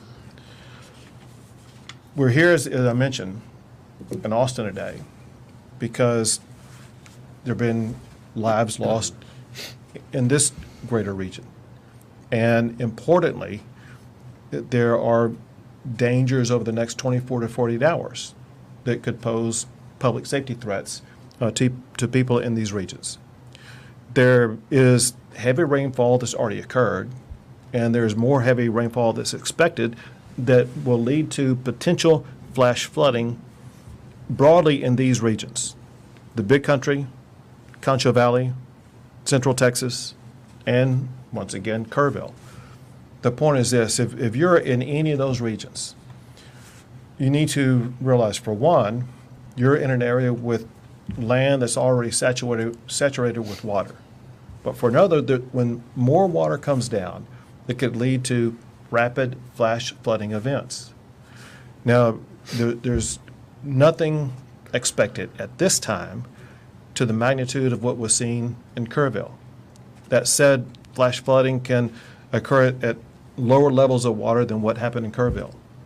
It's a particular threat for people who are driving on roadways. Some of the lives lost in Central Texas were people who were swept away in vehicles or in similar crossing type situations. Know that rising water on roads can occur very rapidly. You may think that you can drive through it only to find out when you're in there that it's too late and that you're getting swept away. And so we urge everybody to be extraordinarily cautious for the next 24 to 48 hours. If there's any water on the road, you got to be safe. There's an old saying for a reason, because it's true, and that is, turn around, don't drown. You don't need to get from point A to point B if it's going to risk your life. Your job, the most important thing you can do is to protect your lives. And taking a step back, for all of us up here, that's our number one job. We put public safety first, and we'll worry about the physical damage second. There are still public safety issues and lives to be saved in Kerr County. There are lives to be saved in all these regions that I just mentioned here. We want our fellow Texans to be safe and secure, and you can do more about that yourself than anybody else can. With that, I think, pass it to you, Colonel. Yes, sir. Colonel Freeman Martin of the Texas Department of Public Safety. It's been a tough 3 days for Texans, and I can assure you here at this table today that everything that can be done is being done. Currently, we have operations going on in several different counties. Williamson County had 3 people missing. They recovered 1, 2 are still missing. Ongoing searching. Burnett County is missing, 2 people missing. The fire chief and a 17-year-old female. The Department of Public Safety is offering any and every resource that we have to help with those searches, whether it be boat teams, rescue, divers, helicopters, drone operators, drones. So there's a lot of work being done. The governor's very accurate. The ground is saturated, so now a little bit of rainfall and watershed can cause issues. Williamson County is well aware of that. The ground was saturated. They knew that it had issues, and they evacuated neighborhoods, which saved lives. And all that being done, they still have 3 that were washed away. I'll touch on Kerr County. We have about 230 DPS personnel assigned to Kerr County, and everybody thinks about search and rescue and what we're doing. There's a lot of stuff going on. We're filling every gap, and first off, this is nothing negative about Kerr County. They've got a very good sheriff. Their fire chief is exceptional. Their police chief is exceptional. Everybody's working together. The outpouring of support, there's a lot of volunteers. There's a lot of good stuff going on, but there's a lot of there's just a huge need, and it's a large area. So we're providing 18 tactical marine units with boats. We've got 65 CID personnel assigned, over 230 in total, 11 Texas Rangers, 28 from our Special Operations Group, our SWAT guys. In addition to that, we've got 9 helicopters with tactical flight officers. We're providing cell towers and trying to solve the issues with the radio communications and their cell phone communications. We provided communications operators to embed with them to handle 911 calls and handle calls with concerned family members. Dealing with the families of these missing individuals, there's no higher priority for us than finding those children. We've assigned commissioned personnel and victim services personnel to the family that are working. They're with them 24/7, can answer or address any needs that they have and get them any information they have. This is tough work, recovering them. So we have victim services personnel there to work with officers that are conducting the search operations additionally. We have some unidentified individuals at the funeral home, adults and juveniles. The Texas Rangers are collecting DNA from family members and from the deceased victims, and we're flying those to the University of North Texas in Dallas, and we will have answers with rapid DNA in hours, not days, to get some closure and information back to these families. We have, in the last couple of days, an outpouring of support from our federal partners, DEA, HSI, and FBI. We've embedded them with our search and rescue teams. This is tough work. It's hot. They're in the mud. They're removing debris. There's snakes. There's water moccasins. This is God's work that they're doing. So, you know, the top priority is the family and the victims. Pray for them, but throw our first responders in there, because there's a lot of good work going on. We're not taking away from any resources from Kerrville to pre-stage here. We're pulling from South Texas, West Texas, and North Texas into Central Texas to prepare for our emergency response. We're well prepared. The legislature, the governor, in previous years have been overwhelmingly supportive of law enforcement and gave us the resources, so we're prepared to respond to events like this in multiple regions of the state at the same time. So, Governor, thank you. Thank you very much. Now, General Seltzer with the Texas National Guard.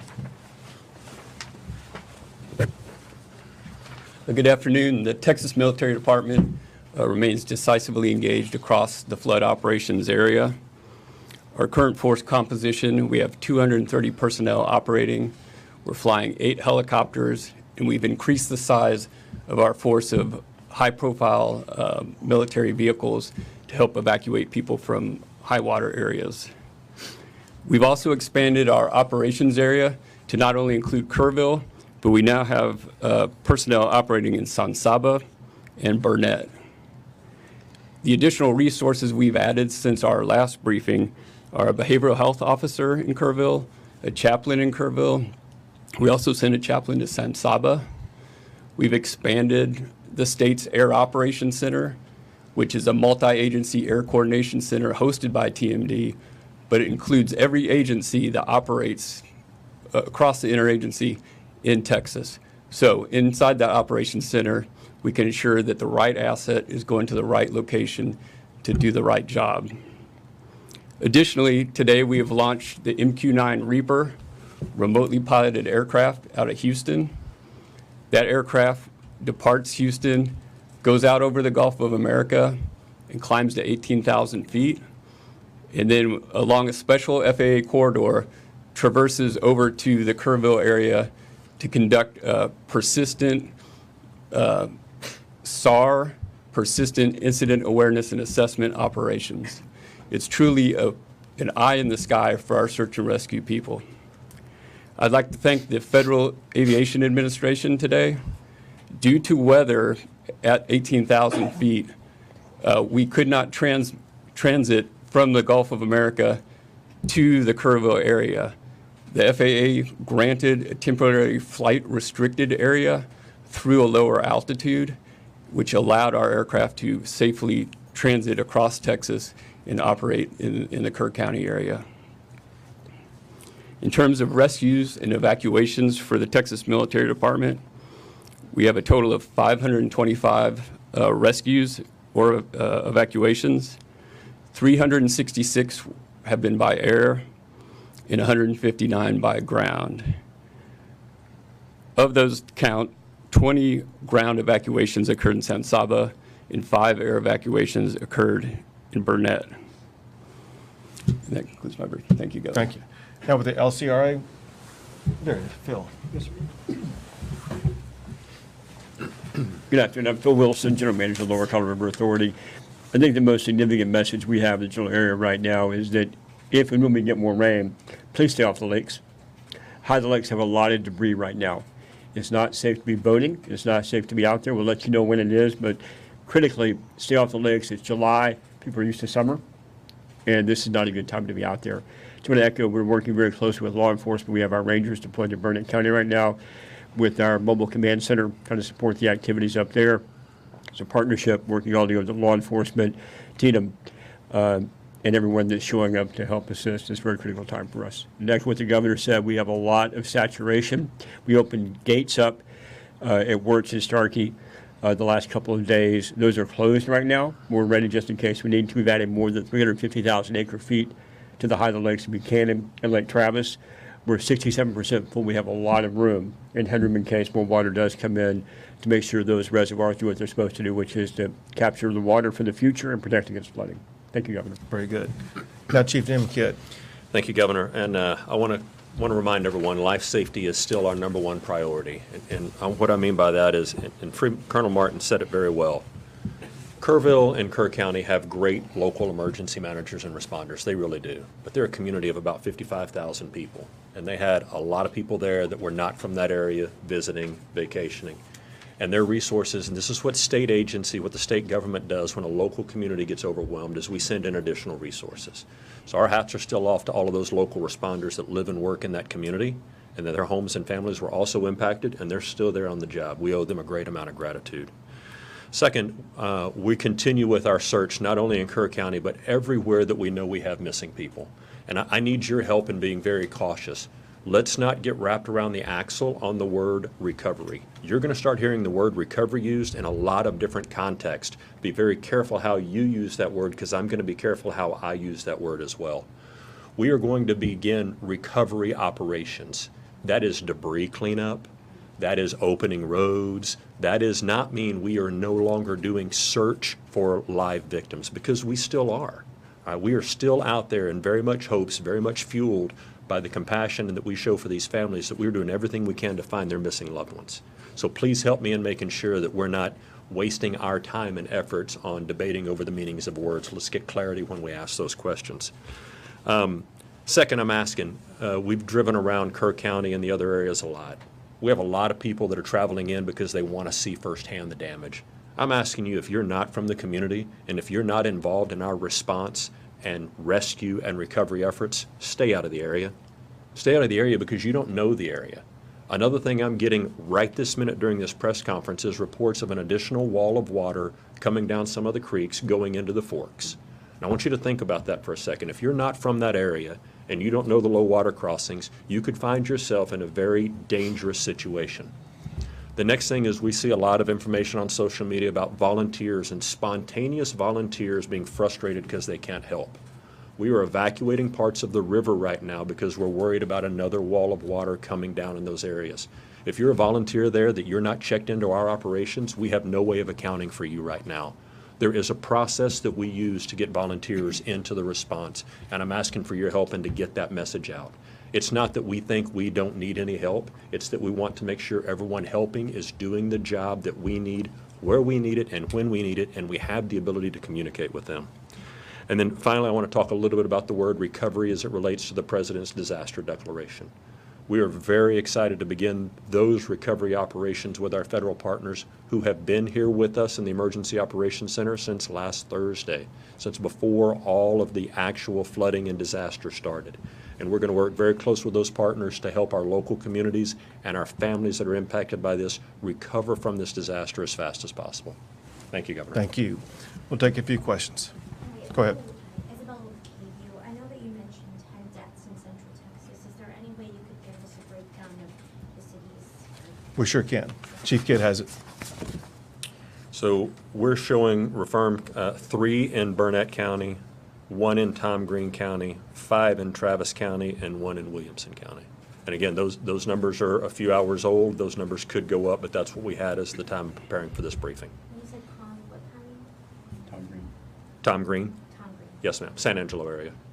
You just said something about a wall of water that you're just now getting reports about. Can you talk more about that and what you're seeing there? Yeah, I'll share some of it. So I apologize for looking at my phone during the press conference, but this is the live updates that we're getting right now from the field. Is there are unconfirmed at this point reports of additional water coming in. And as the governor mentioned, there's rain still falling on the area. It's not going to take the same amount of rain that caused this damage to make the current water levels rise up, right? Because the ground is already saturated. So any rain that falls can be perceived as life-threatening rain. And so if you're in a low-lying area, we need you to move yourself out of that low-lying area. We've got DPS aircraft that are flying up to try to find this wall of water right now, and the people in the reported areas, again unconfirmed, that are on our communication systems, we're asking them to get out of the water and out of the way so that we don't wind up having to do additional rescues. Governor Alabama, CBS Austin, you had mentioned that there are dozens of Central Texans missing. Local resources can't continue searching in the dark of the night. Does this federal disaster declaration mean that we have federal resources to continue searching when it's pitch black? Sure. Well, first of all, on the federal disaster declaration, it applies right now to Kerr County. Let me go back. Let me see the total, my disaster declaration counties. So let me walk you through this. So I made an original state disaster declaration, and then I amended it to add more counties. Let me first go back over those counties, then I'll explain to you what's going on. Under the state disaster declaration includes the following counties: Bandera, Bear, Burnett, Caldwell, Coke, Comal, Concho, Gillespie, Guadalupe, Kendall, Kerr, Kimball, Llano, Mason, McCullough, Menard, Reeves, San Saba, Tom Green, Travis, and Williamson. That means because of that the state is providing additional resources for those counties and state-based assistance. On the federal disaster declaration, for the time being, that includes only Kerr County. And they are waiting to see the magnitude of what happens in other counties before they may potentially expand the federal disaster declaration to include other counties. So for now, local resources have to stop search and rescue efforts when they fall? That's not accurate. No. We have drones and helicopters that have thermal and night vision and FLIR where they can search at night. Our special operations groups have that. And, you know, at the law enforcement level, we don't really wait for a federal declaration. The feds come. They're there, they're helping. They offer assets and resources. You know, this helps with funding and additional resources and bringing in from out of state. But our local federal partners, they're very involved. So we've, yeah, of course, we're a lot more productive during the day, but we search at night, and we're seeing some really good results, which is good. But the bad news is you will see the death toll rise today and tomorrow. One other thing to add to that is the U.S. Coast Guard, part of the federal government, was here working long before the declaration was granted based on our partnership and relationship. So we still have Coast Guard assets here, and they will operate at night as well. Thank you for the question. Go ahead. Bayless Wagner, Austin, American Statesman. Could you talk a little bit more about the warnings that local officials got, the way that the state and federal government communicated with local officials, and whether you believe that these deaths were preventable? So there were multiple steps taken by the state that I'll let Chief Kidd talk about, but the state began setting up operations in preparation for what could happen in Kerr County. It happened in the early morning hours of the 4th, which is Friday, and the state had pre-positioned assets and resources in and around that area beginning on Wednesday before the storm on Friday. As we learned more on Thursday, more assets were provided in various regions. We knew, based upon predicted weather, certain regions where the rain may fall. There was an inability to know precisely where that rain was going to fall and how much was going to fall where it did fall. And as far as what the locals may have done, Chief Kidd may know more than I, but I would leave it up to them to let you know. And listen, thank you for the question. We need to spend a lot of time trying to answer this question because from a technical perspective, there are multiple warning systems that are out there. And all of us can choose to sign up for warning systems in certain areas depending on the local government that we're in and the way that their system works. There's a lot of talk about a program called WIA, the Wireless Emergency Alert, and IPAWS, the Integrated Public Alert and Warning System, and how they work or sometimes don't work. And then you have areas where there is no cell phone coverage.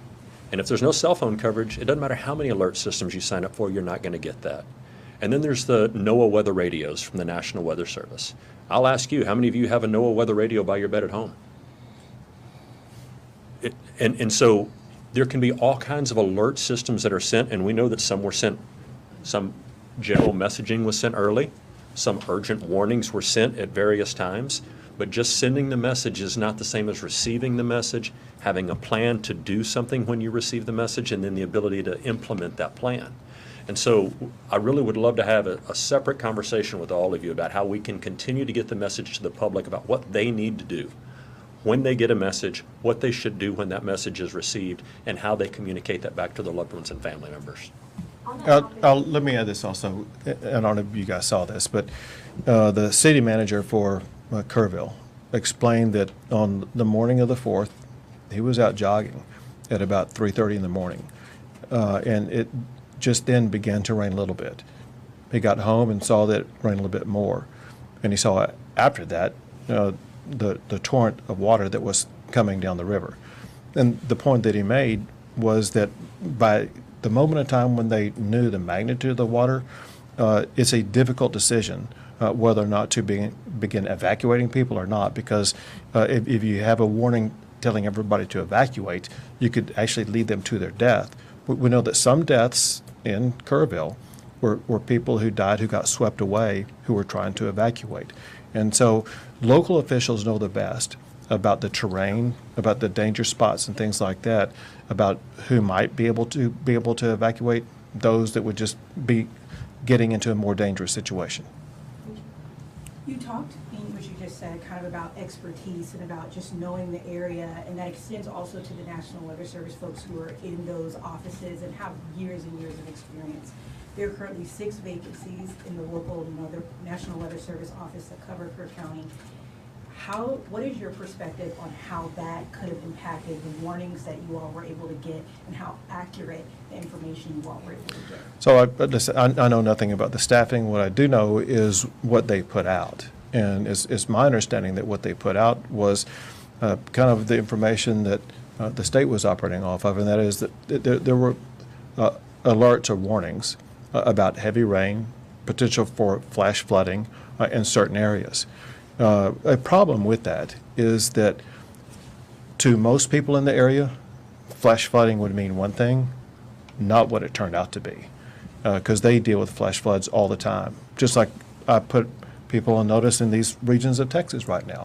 There's the potential for flash flooding, but there's no expectation of a water wall of almost 30 feet high. Governor Abbott, on that topic, we know that these alerts can be life-saving at times, and a lot of times these forecasters get their information from the National Weather Service. Are you communicating with your federal partners on how critical funding is for the National Weather Service in order to issue alerts like this in this disaster like this? It's one of the things that we spoke about when Secretary Noem was in, and this is part of ongoing conversations. And I'll add this. As you all probably know, we have a special session coming up, and the way to respond to like what happened in Kerrville is going to be a topic for the special session to address. We have time for 2 more questions, folks. Is part of what you want to address, because there was a bill that was going to create a council to kind of talk about what warning systems, and it was not successful. Is it a concern that there's all these camps on this area? This is an area that deals with flash flooding, but there were no sirens that were in this area. Can you talk about that and why that hasn't been funded to this point? Well, it's going to be something that will be looked at. As you kind of pointed out, these camps go back almost 100 years, and they are familiar with the water in the area probably better than anybody else. And they have their own ways in which to deal with warnings that would involve children, sometimes as young as 8 or 9 years old. And we need to evaluate what they know, how they respond, what they need. And that's why it's going to be good to have a session with all members working together that will bring different perspectives, because the reality also is this, and that is what's needed in that river basin at that location could be far different than what's needed in some other river basin across the state. Time for 1 more, folks. Go ahead. Do you know if anyone tried to get a warning to people at the camps outside of the automated disaster system? I missed the first part of the question. Did anyone try to get warning to the people at the camps outside of the automated system? So I'm not sure that I understand the question. I mean, does somebody go door to door and knock on the doors, or? Yeah, we're just wondering if there are any official outreach in the area.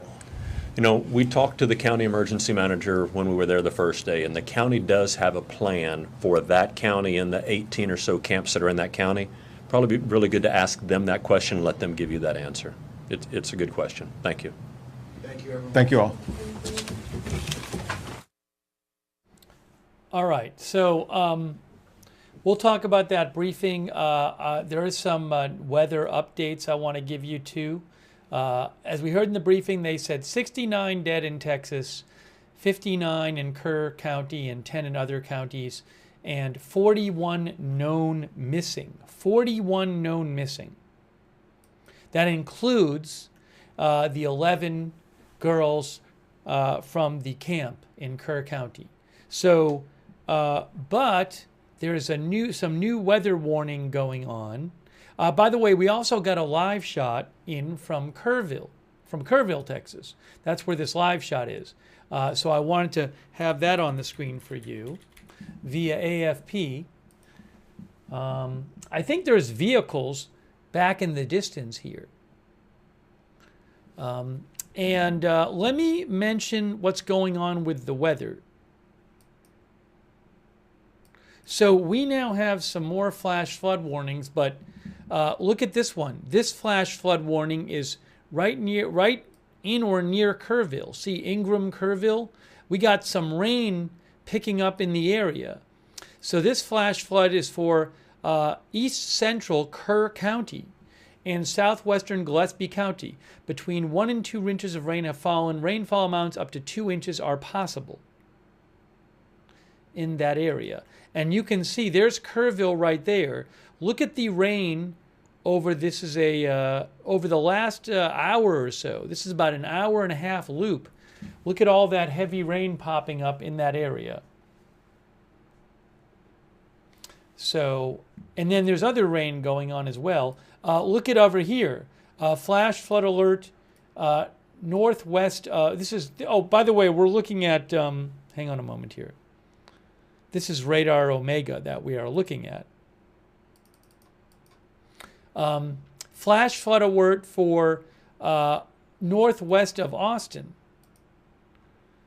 Eastern Burnett County, northwestern Travis County, western Williamson County.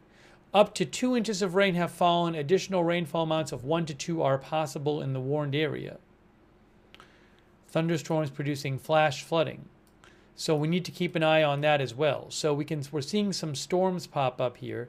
And we talked about these flash flood alerts before. These are more north, and these have been up there for hours now. Some of these ones, like this one says up to 3 inches of rain have fallen. Additional rainfall amounts up to 1 to 2 inches are possible.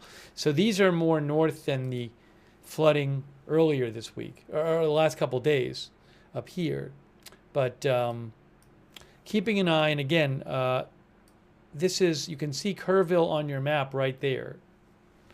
And the river is, so, you know, another concern is that this water could go into the river, the Guadalupe River. If I do this, so the Guadalupe River is right, see the river? There it is. That's the Guadalupe River. There, right? So now we have a bunch of rain popping up in the area. Is a bunch of that going to just go into the Guadalupe River? And then you have the Colorado River that I know flows through this area up here. So I don't know what the exact impacts of this are going to be, but rain popping up.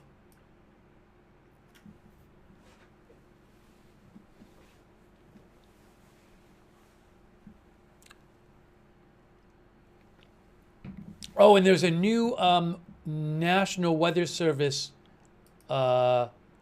discussion. If I can find it here. Why isn't it working? They posted about it, and I can't find the link. They posted about it, but the actual... Oh, here it is. I got it. Here is the latest alert from the National Weather Service. Check this out. Latest Weather Prediction Center mesoscale precipitation discussion. Look at this. It says slow-moving thunderstorms capable of 2 inches an hour rainfall rates may cause flash flooding. Areas affected, south central Texas. Concerning heavy rainfall, flash flooding possible. Scattered thunderstorms are likely to contain torrential downpours over sensitive soils across parts of the Texas Hill Country. Flash flooding is possible this afternoon.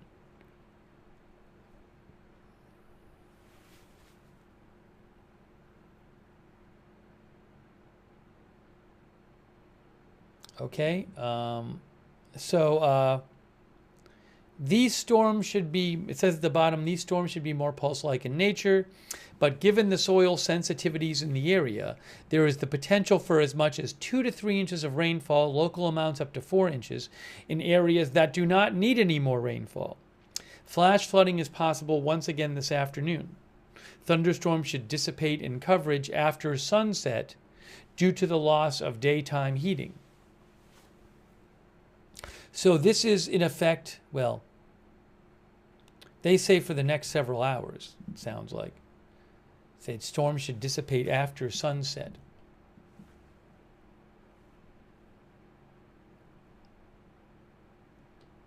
And then that is Kerrville, Texas right there.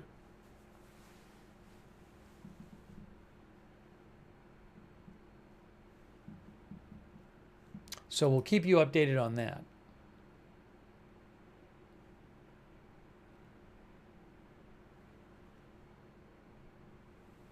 Hang on a moment here.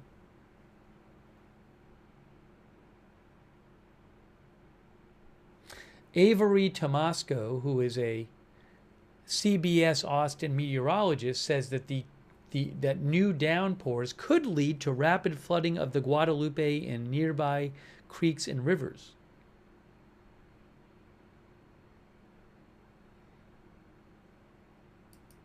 I'm going to show you I'm going to show you the map again of the radar again.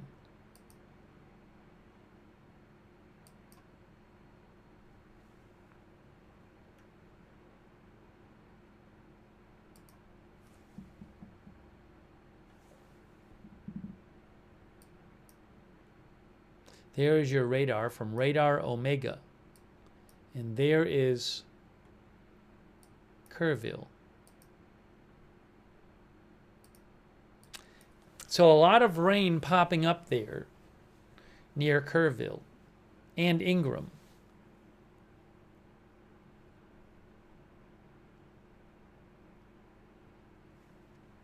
I do not have any confirmation that 2 girls were found alive in the tree today.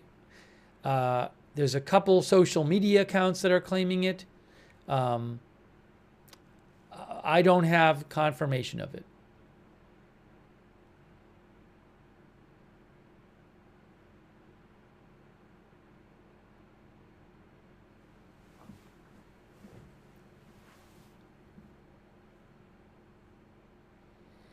But that's a bunch of heavy rainfall now popping up in this area. Did they mention it in the news conference? Did they say that in the news conference? I was checking up on some other things like this during the news conference, so I may have missed it. Did they actually say in the news conference that 2 girls have been found alive in the tree? I didn't hear that, but maybe I missed it. No, people are saying no now. No, everybody in the chat is saying they didn't hear that in the news conference.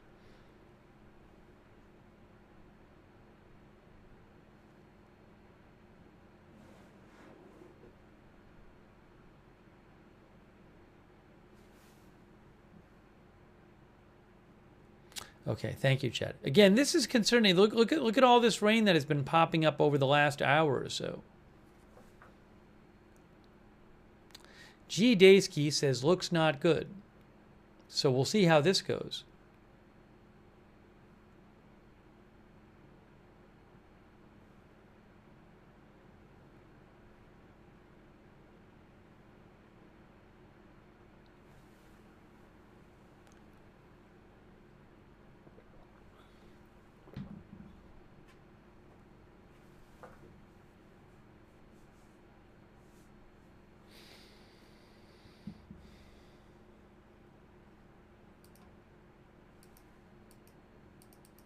Yes, 41 known missing, and there could be others missing. 41 known missing in Texas after this flooding.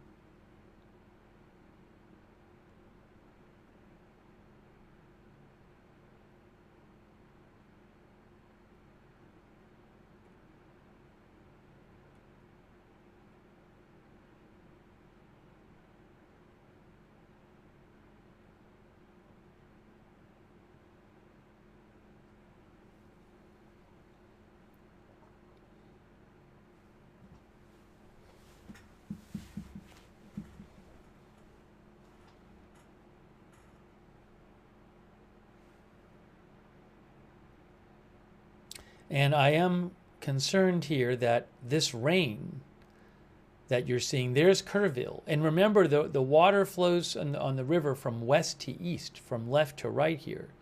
I am concerned that this rain is a lot of it's going to end up in the Guadalupe River and start flowing this way. Now,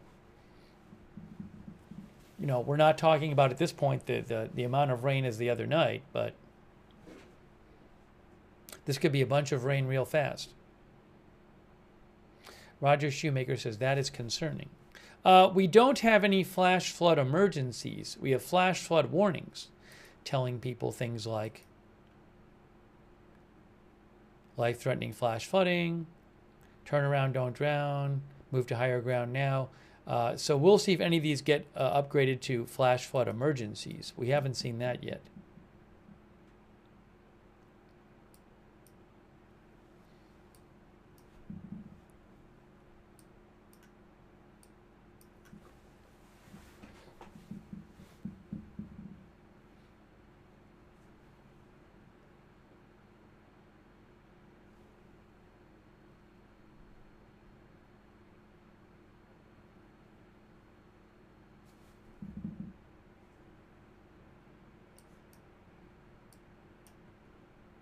Rain really popping up here.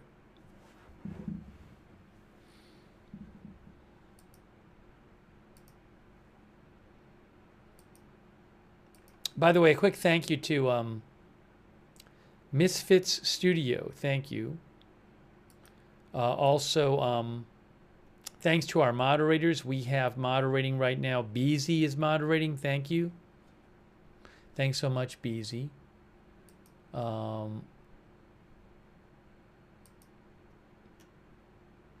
Shannon Davis Hughes, thank you. Kay Lowry Body. Thanks, Gloria Marie, for the Facebook stars. I really appreciate that, Gloria Marie. Thanks, Louisa Knight, for subscribing on Facebook. Thanks to our Twitch mods. Good Luck Duck, Idaho Star, Matthew Kohai 3, McBritches, Sarah and Surly Dev, and Linda Belk, Larry, Misha, who moderate on X. So are we going to see more flooding from this rain that you see popping up on the radar? That is about an hour-and-a-half radar. And look at the rain popping up in the north of Kerrville, west of Kerrville, Hill Country, Texas. And that's quite hard. That dark rain right there. Yeah, 57 is extremely, 57 dBz is extremely powerful rainfall.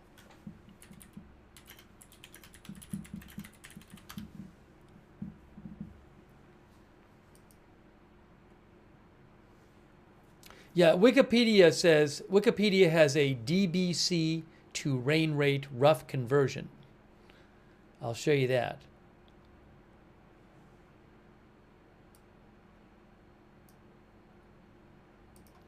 dBz to inches per hour. So when dBz is above 55, it says very heavy rain, hail possible. If it gets above 60, then it's likely that hail is causing that such a reading. It's, you know, it's about as high because hail would cause that reading to change, the reflexivity rating in dBz. So when it gets high enough, it's like, well, it must be hailing. So yeah, 57 is a huge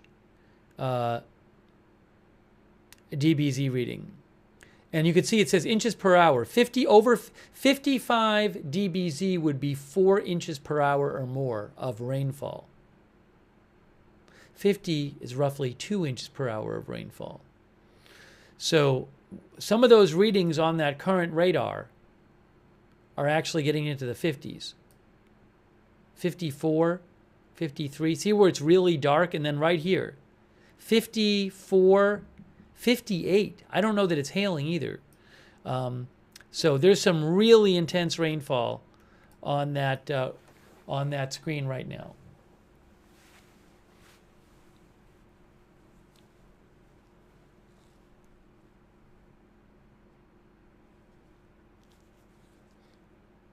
That dark orangey reddish.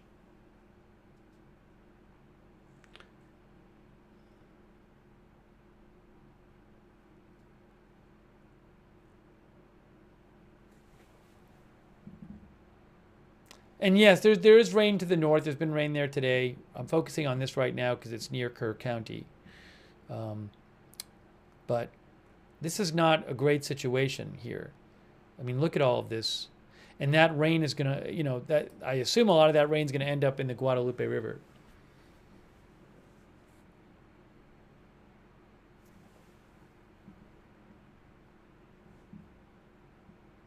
We'll see if they change or expand the flash flood warnings there.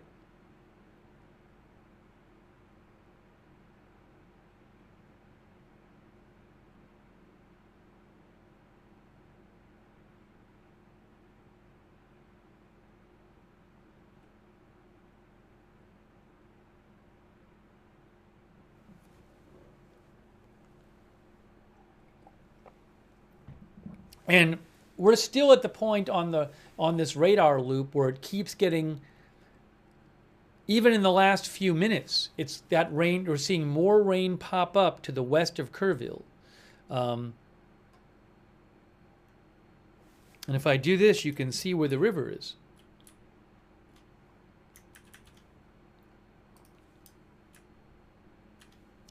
The river runs right along here. 39 runs along the river. That's the Guadalupe River. So now if I do this, you can see a bunch of that rainfall is either over or right near the river.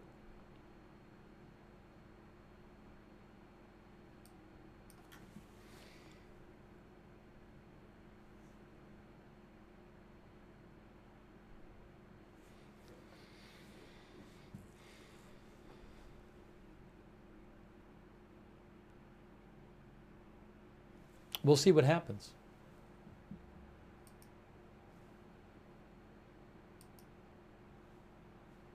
Now, I guess there might be another Kerr County update soon, possibly.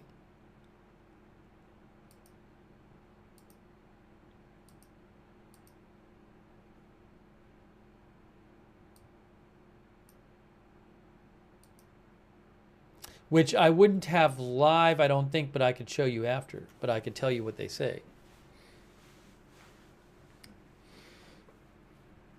So again, flash flood warning right here for some of Kerr County and some of Gillespie County because of this new rainfall.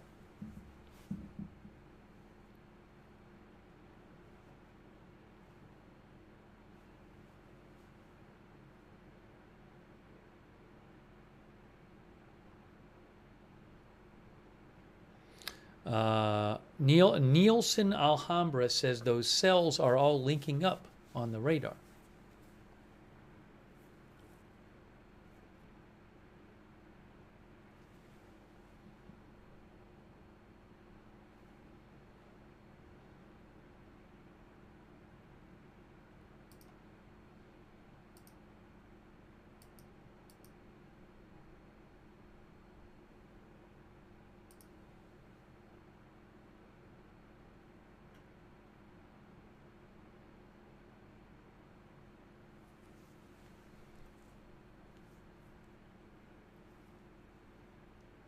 Yes, as one of our viewers just said, Auntie Ginny. Live now from Fox says Kerrville's going to give an update soon.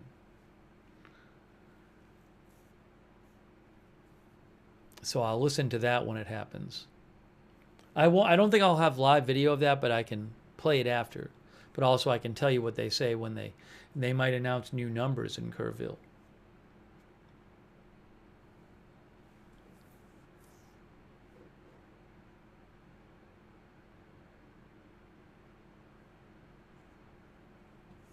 Thank you, Infinite Possibilities.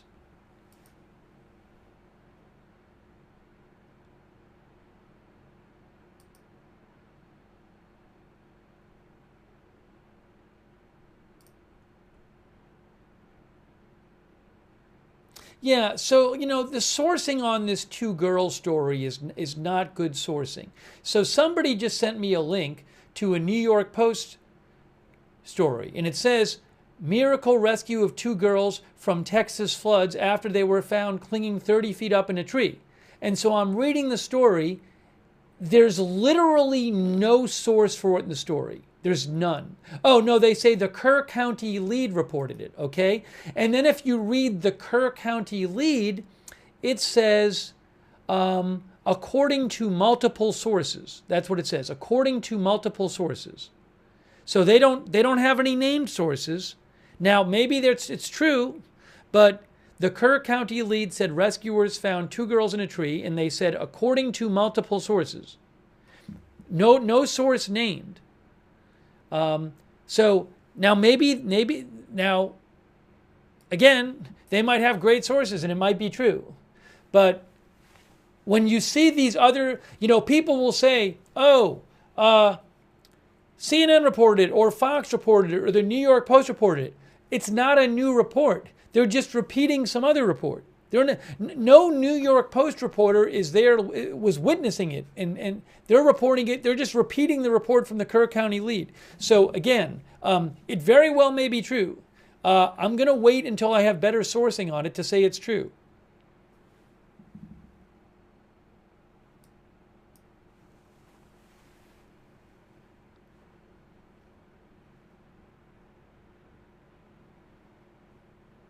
It'd be great. I hope it is true. But you got to be careful with these things. Maybe they'll mention it in the Kerr County press conference. I'm guessing in Kerr County they might start talking about all this rain that has started to fall. Also, yeah, I'm not saying anybody's intentionally spreading wrong information. Maybe somebody heard something and it turns out they heard wrong. I don't know,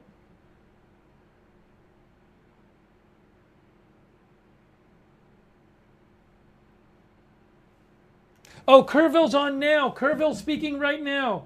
Hold on. I don't have live video of this, but Kerrville is speaking right now. Hold on. Give me a second.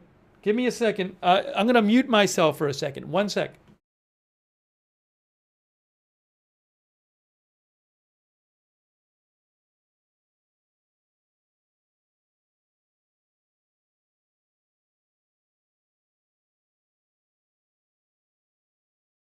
$68 dead in Kerr County.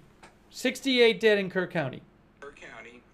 68 dead in Kerr County, which means that the total now of dead in Texas is 78 dead.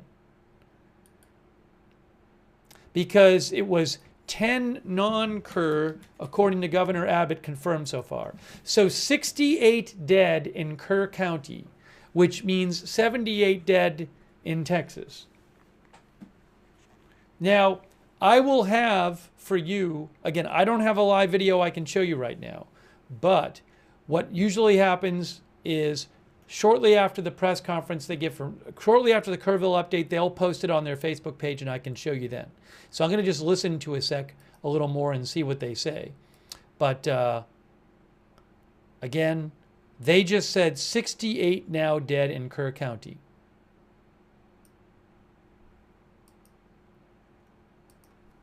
Let me just listen for a sec longer here.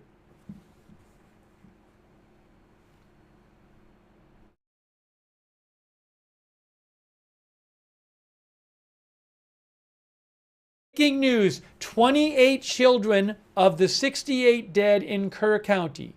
28 children are among the 68 dead in Kerr County.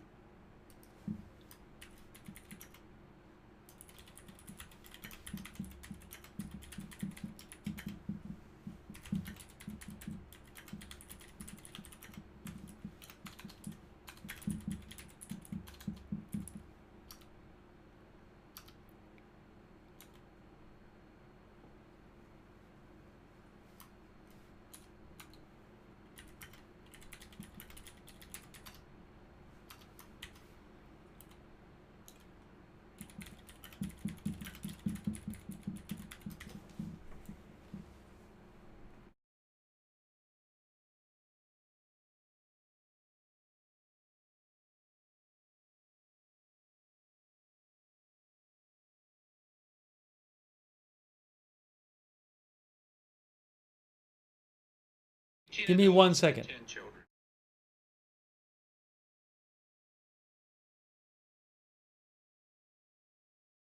10 campers and 1 counselor unaccounted for. Ken Camp Mystic campers and 1 counselor unaccounted for.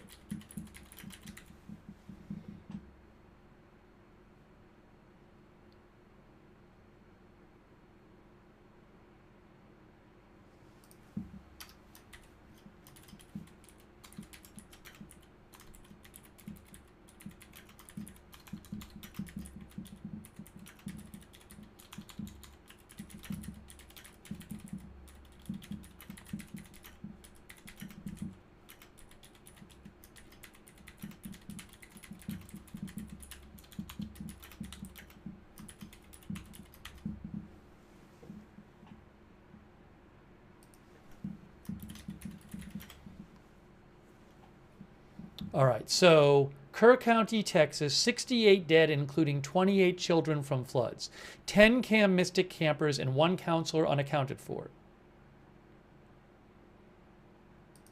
Wow.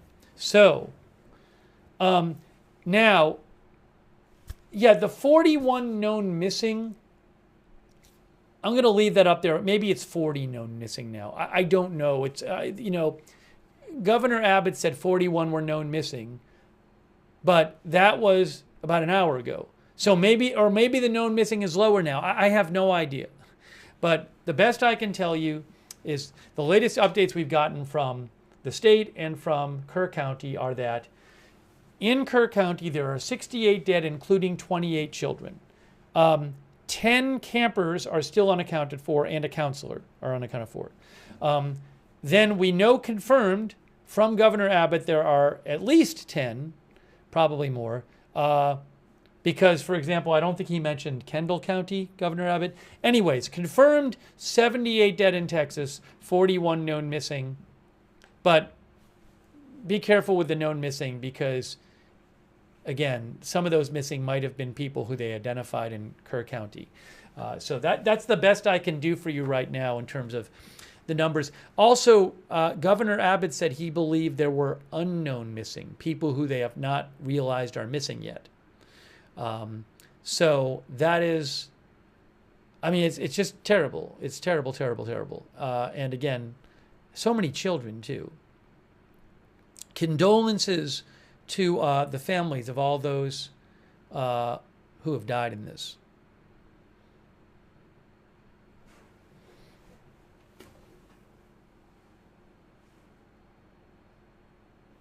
Awful.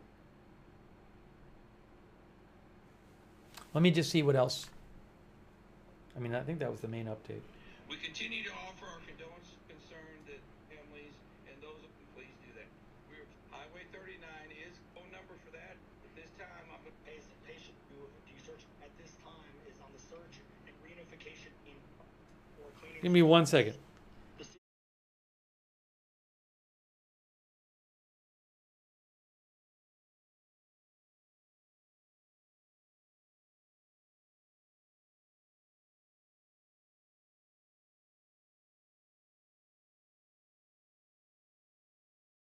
Hang on one moment.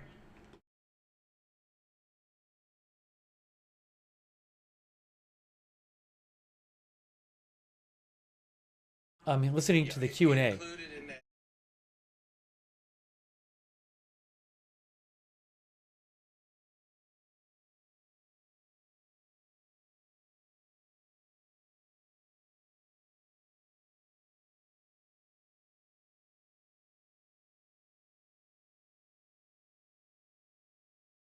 They said they had no updates on Ingram Dam. They were asked about that. I'm listening to the Q&A right now. We'll have the video of the current Kerrville update for you shortly.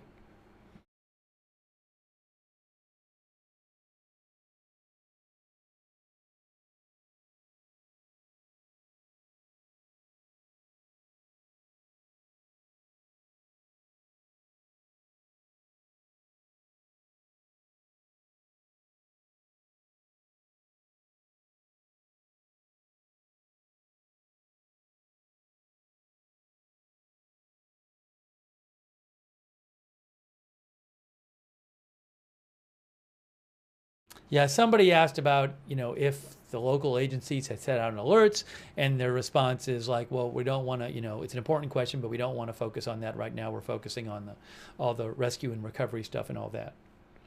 I'm just listening to the Q&A just to see what they're saying, and we will play this update for you as soon as they post it.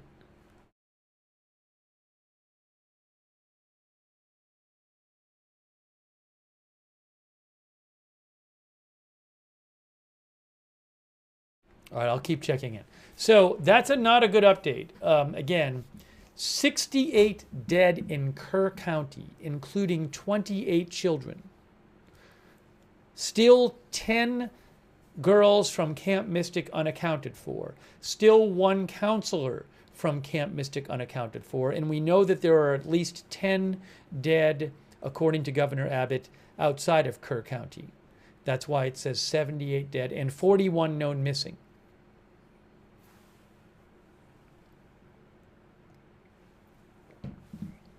Hang on a moment here.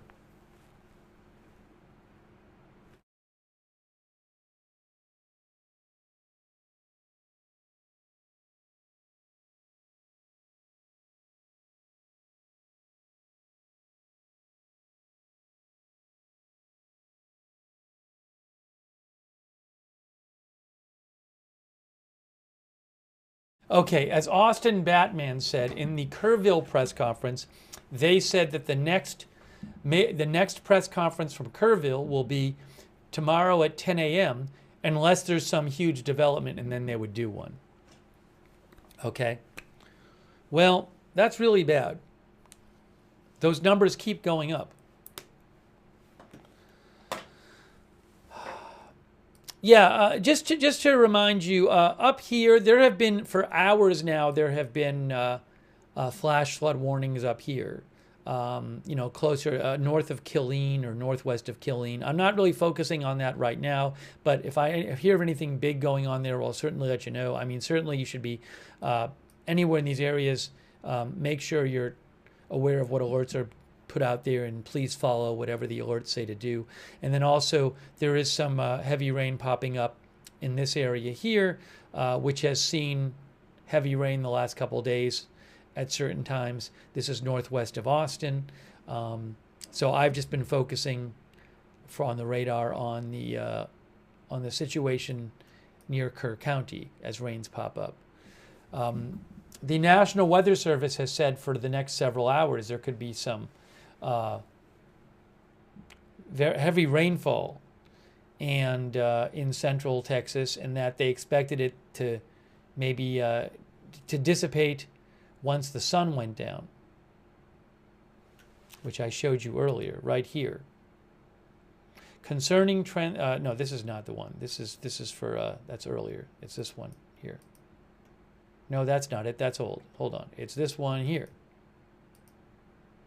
Here, this one. That's the new one. Slow-moving thunderstorms capable of 2 inches per hour rainfall rates may cause flash flooding. Scattered thunderstorms are likely to contain torrential downpours over sensitive soils across parts of Texas Hill Country. Flash flooding is possible this afternoon. Given the soil sensitivities in the area, there is the potential for as much as 2 to 3 inches of rainfall, local amounts up to 4 inches. In areas that do not need any more rainfall, flash flooding is possible once again this afternoon. Thunderstorms should dissipate in coverage after sunset thanks to the loss of daytime heating.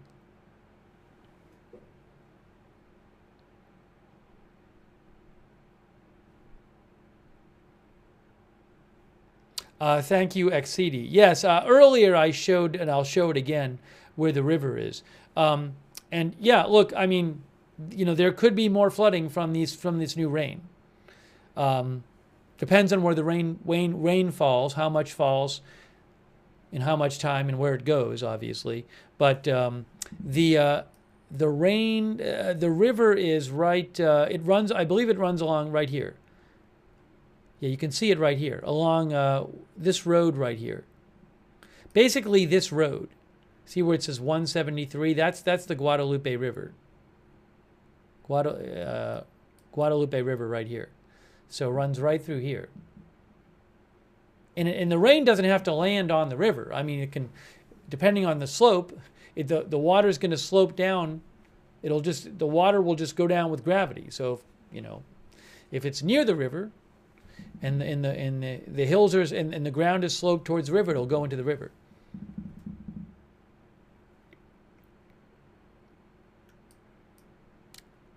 And there's a flash flooding for this area right now. I don't know if that flash flooding warning is going to change.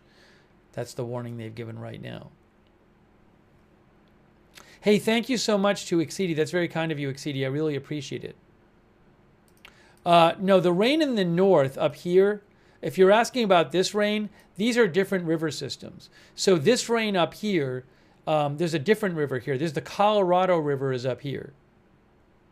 So this rain, as I understand it, this rain up here, and especially in this rain up here, it's not going to flow all the way down here. This rain I'll show you.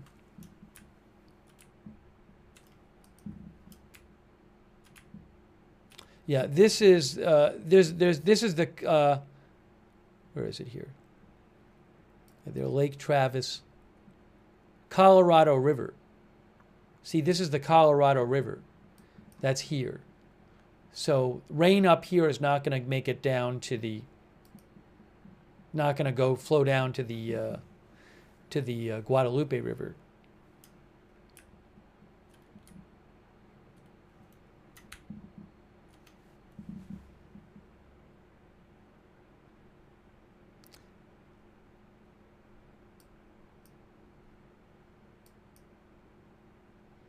Yeah, I'll keep an eye on the river gauges.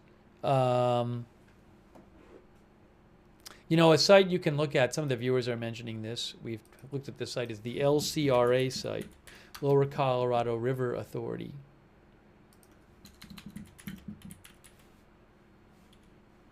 You can look up LCRA Mesonet map. And then you can look up different leadings. Stream flow, rainfall past hour. Rainfall past hour. It says half an inch up there. I don't know how up to date this is. Well, I see down here it says an inch. That's by Lake Travis. But do you get, is Kerrville on here? Is Kerr County on here? Let's see.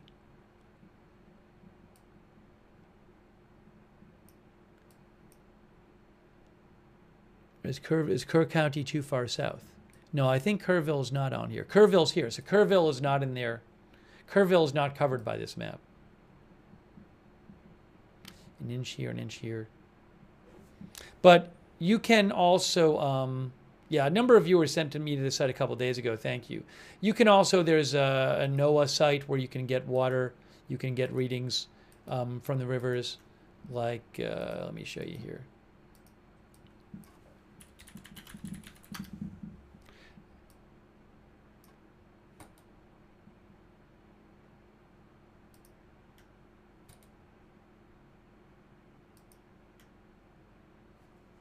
Where is it here?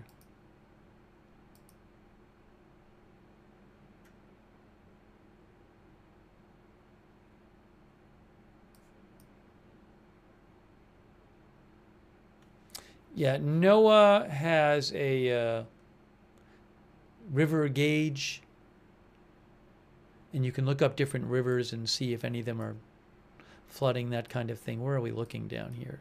I don't even know.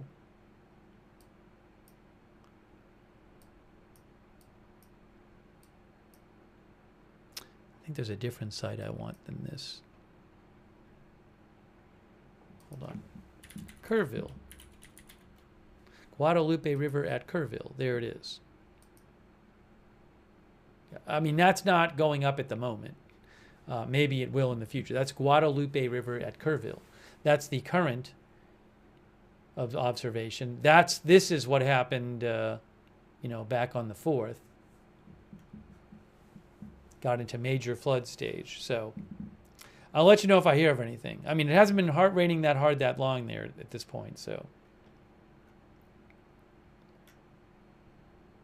but if you look up NOAA water levels and NOAA river levels, you can find some of this stuff.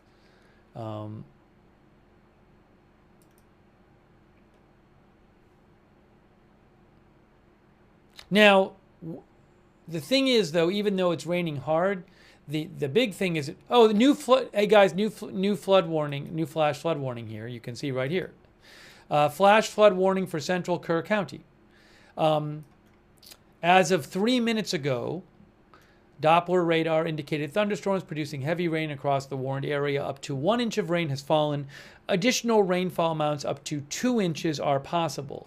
So they don't think it's going to be 10 inches, you know.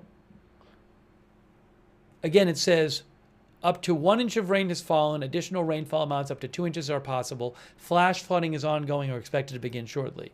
So this is not supposed to be that long-lived, but let's hope it doesn't, you know, stall. It doesn't go on for a long time and it doesn't stall out.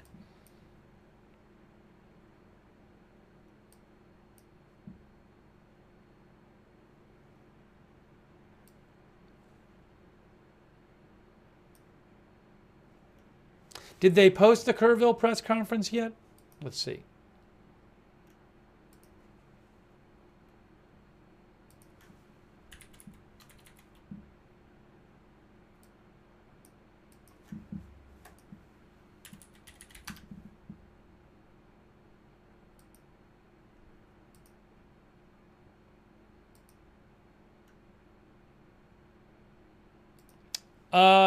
Hey, they rescinded a certain warning.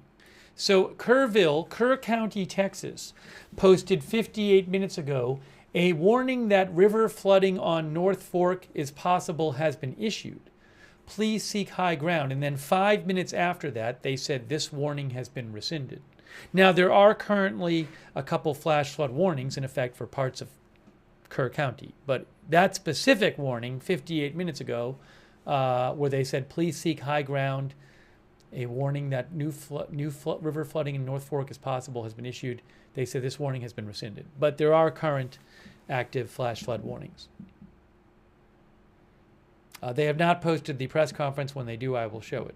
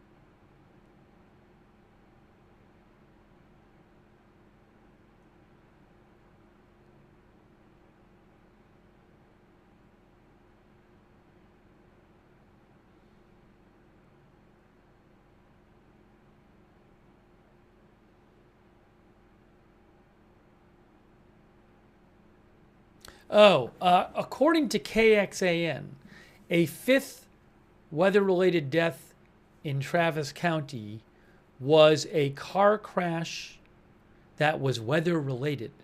The 4 other previously reported deaths in Travis County were flood-related.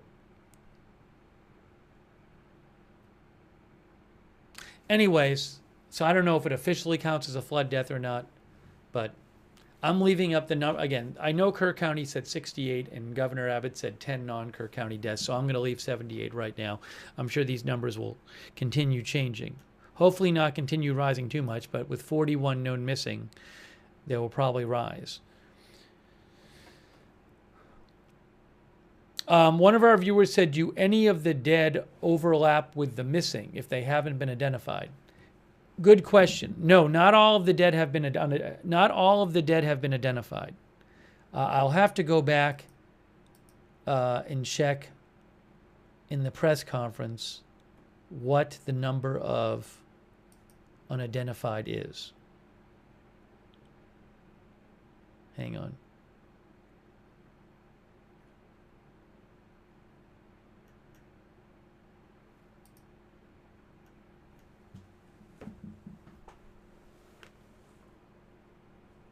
I will check that.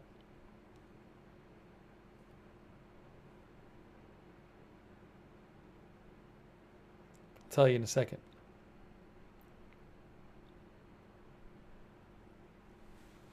Give me a moment.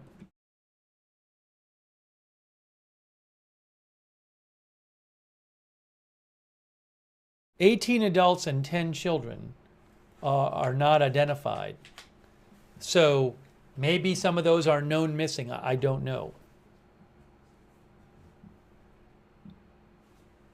If I have the right one, I think that was yes, that was the last update.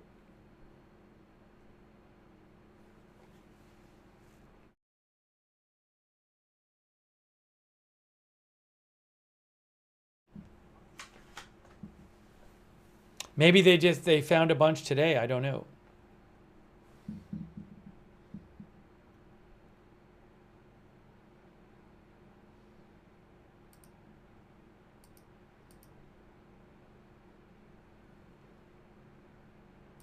Here's a quick update from National Weather Service. Scattered showers and isolated thunderstorms continue to increase this afternoon.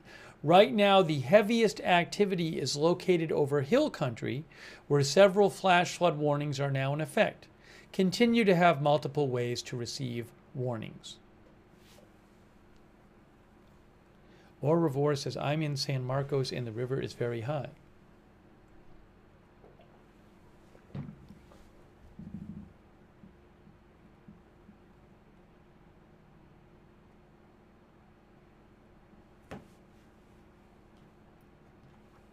Oops, sorry.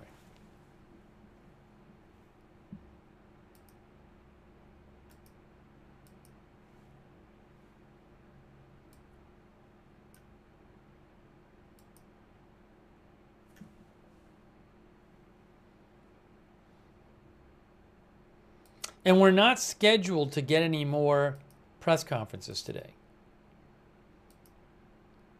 And I mean, if something big happens, we might, but that's really it.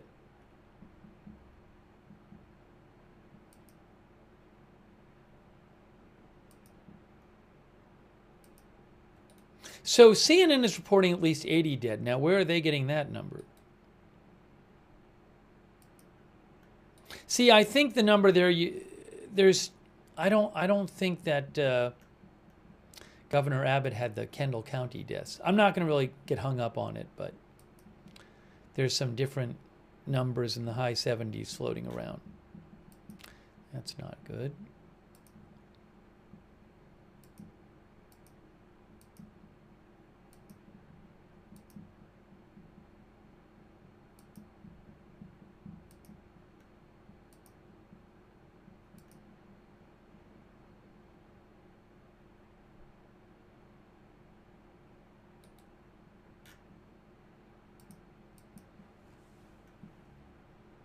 Hang on one moment.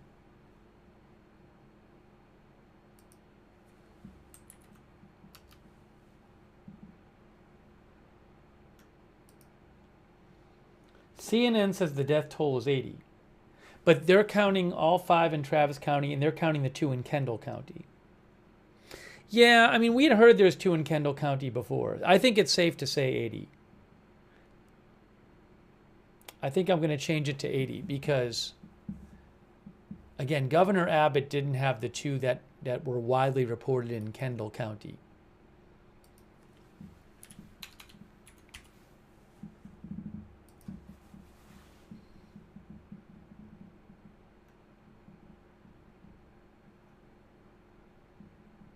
Austin says the 2 deaths in Kendall County were not included in Abbott's count.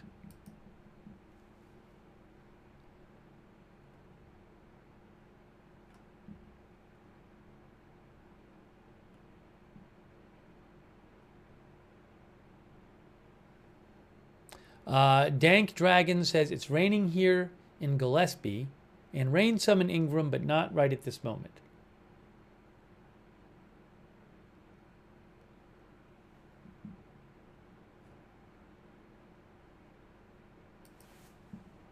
Here is your current radar.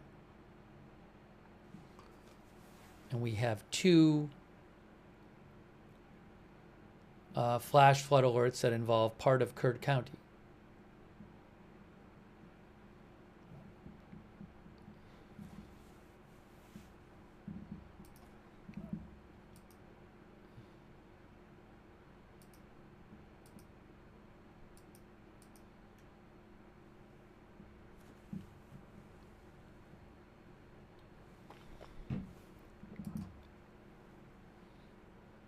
So we'll keep an eye on this for a bit. Let's see. 10 camp kids still missing. 10. 1 counselor.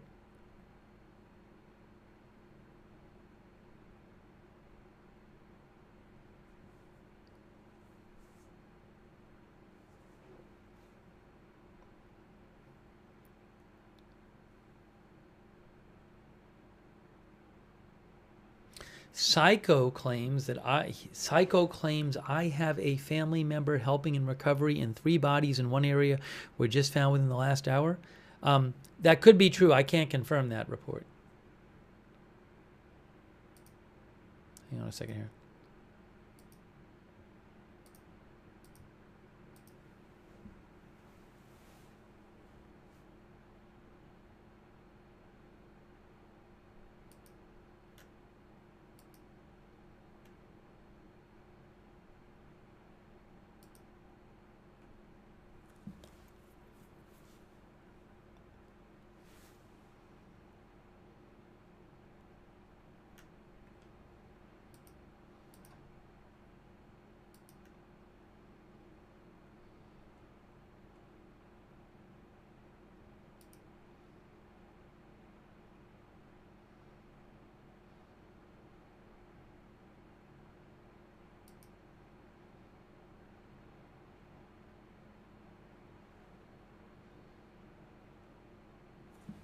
And let me just check. Let me just check something here. Hold on.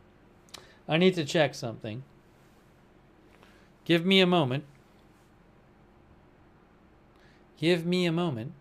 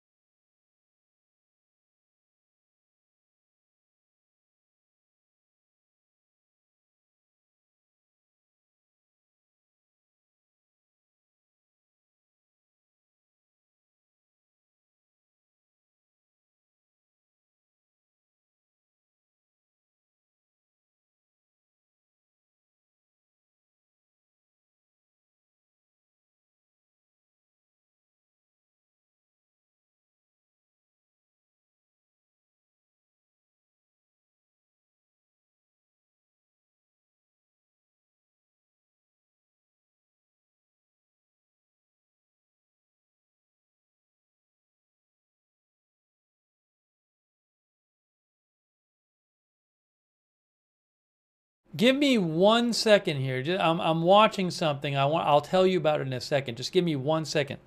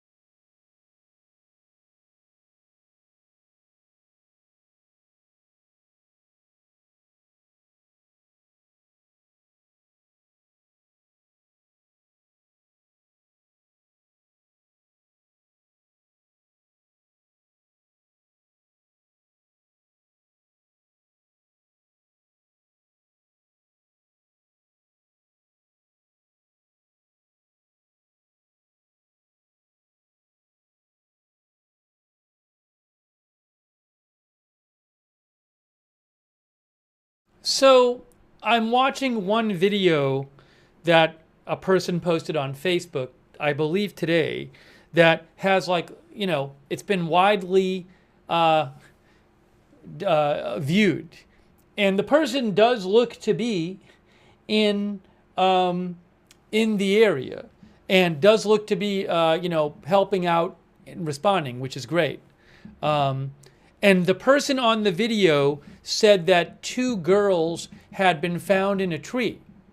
Now, he said this was 6 miles downriver. He said, we got word and it's 6 miles downriver. Now, again, that's great if it's true. But the guy isn't saying in the video, I just saw this. This just happened here. He literally says it was 6 miles downriver and we got word of it. So, again, I don't have reliable sourcing on this stuff. Everybody's saying that somebody else told me.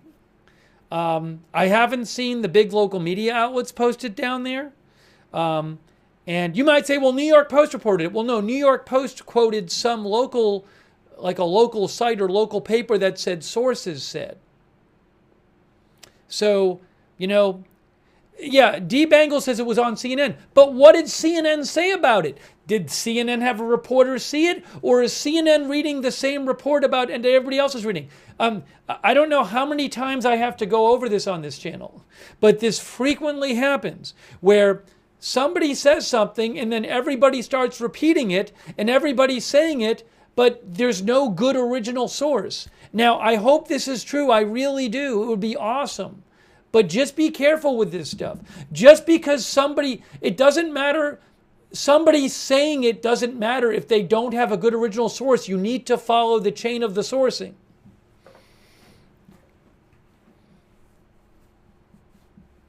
So, believe me, if CNN had a reporter who saw this, they would be running it. If Fox News had a reporter who saw this, they would be talking about it.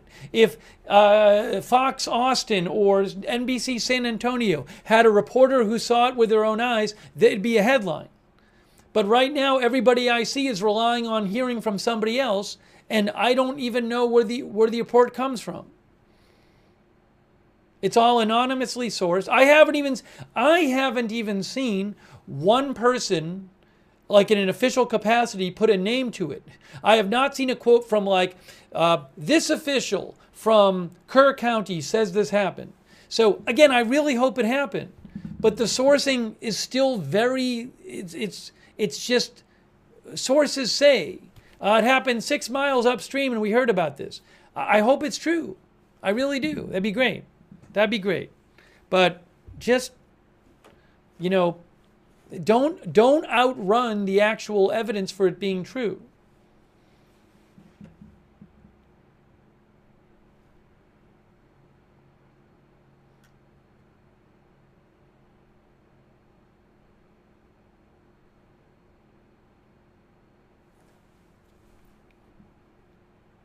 I have not seen a single video where somebody says, I saw it with my own eyes. I have not seen a single article where a named person says, I saw it with my own eyes. Nobody. So I would love it for it to be true.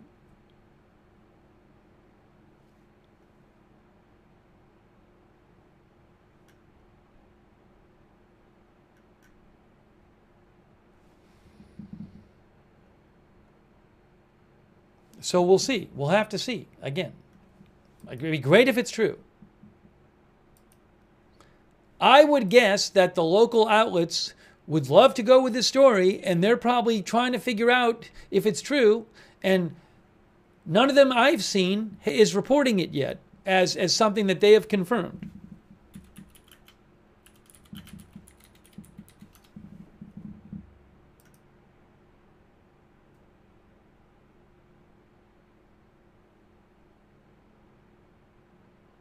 Oh, and by the way, I should mention this.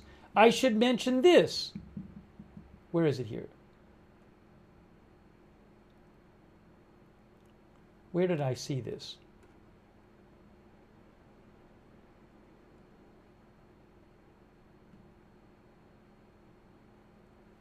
Where did I see that update?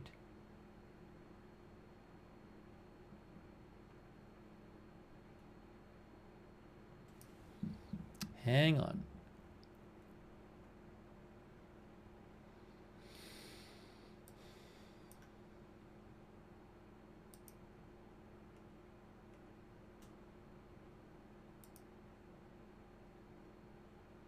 Because I believe one outlet actually linked to the video that I was just talking about. But if you go to the video, it's not great. You know, again, the video is not super reliably sourced. I can't find out what originally sent me to the video. Anyways, where is it here?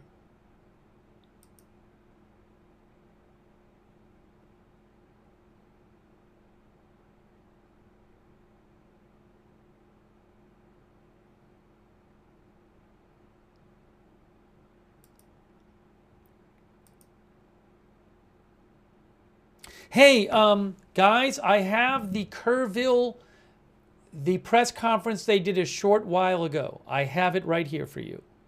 City of Kerrville, Kerr County press conference. Okay, so Give me a moment here, and I will put it on the screen for you right now. I'm going to put it on the screen for you right now.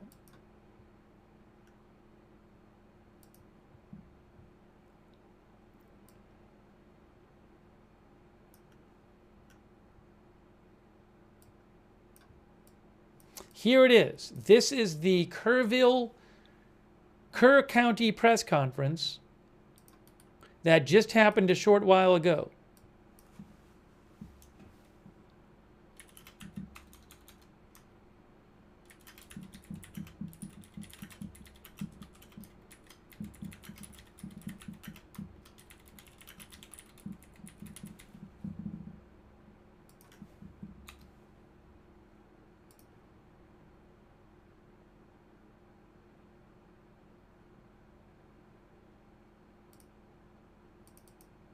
Oopsie, what did I just do?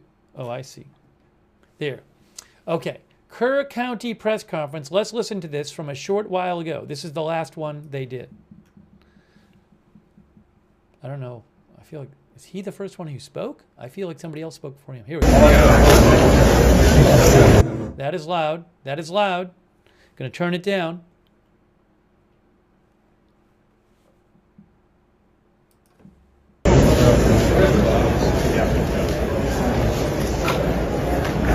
Good afternoon, folks. Thanks for being patient. We appreciate that.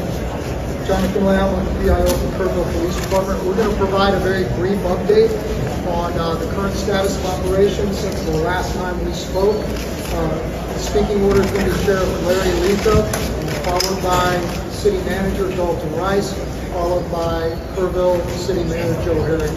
After that, there'll be time for just a very few questions, and then we will provide you information on follow-on media contact. Thank you.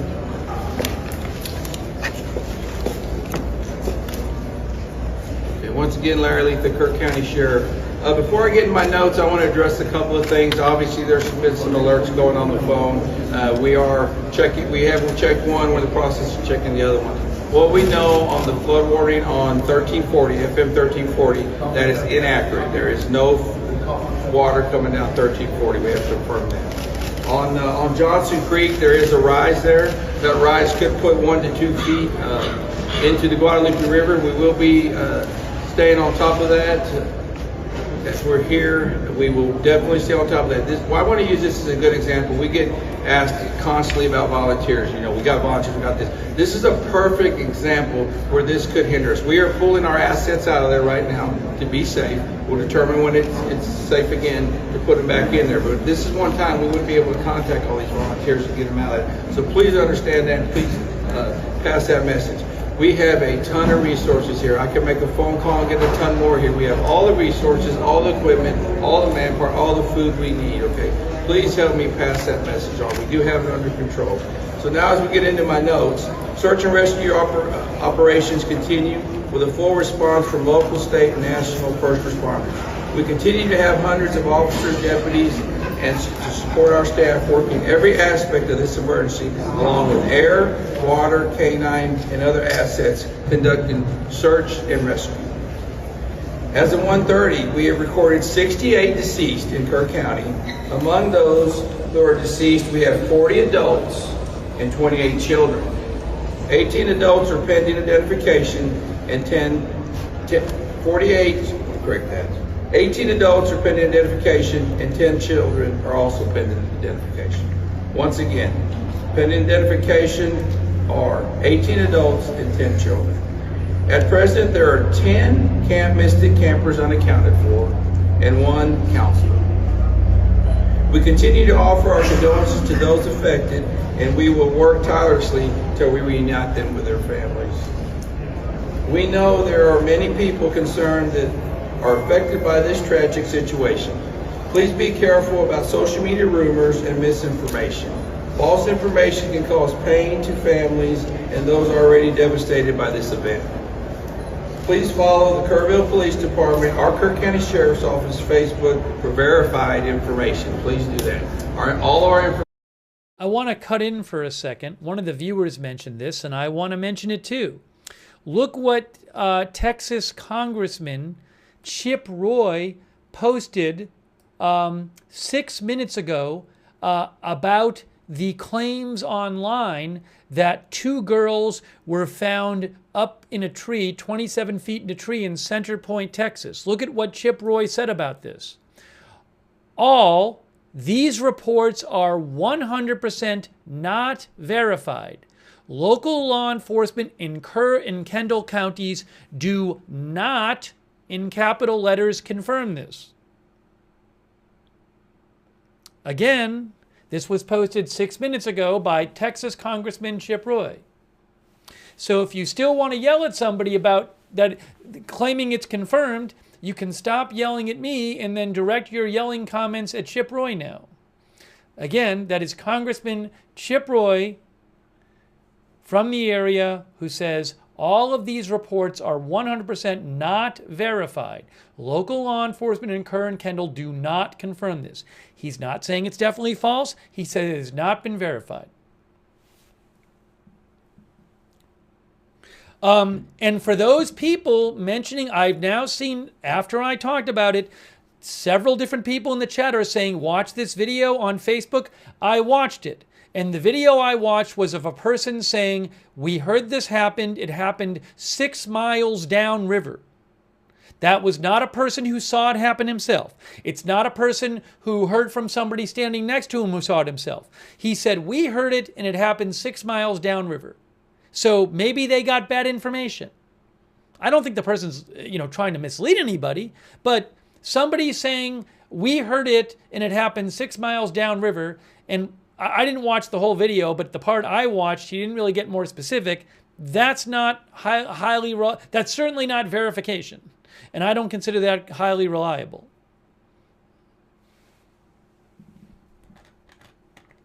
I would be very joyful if it turned out to be true. But you got to be careful with this stuff.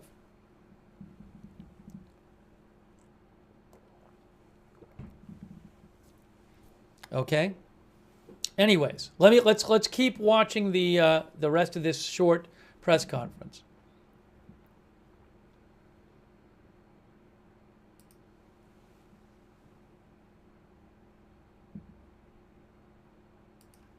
Information put out is verified.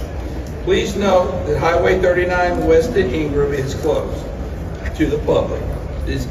We are closing that for temporary. That is only for law enforcement resources right now. We had some issues with public out there parked on the road. We can't get by going through stuff. Highway 39 is closed to the public. Our missing phone call center is open to those reporting missing loved ones. The phone number for that is 830-258-1111. That's the same number we've had. 830-258-1111. This time I'm going to turn it over to Dalton Rice.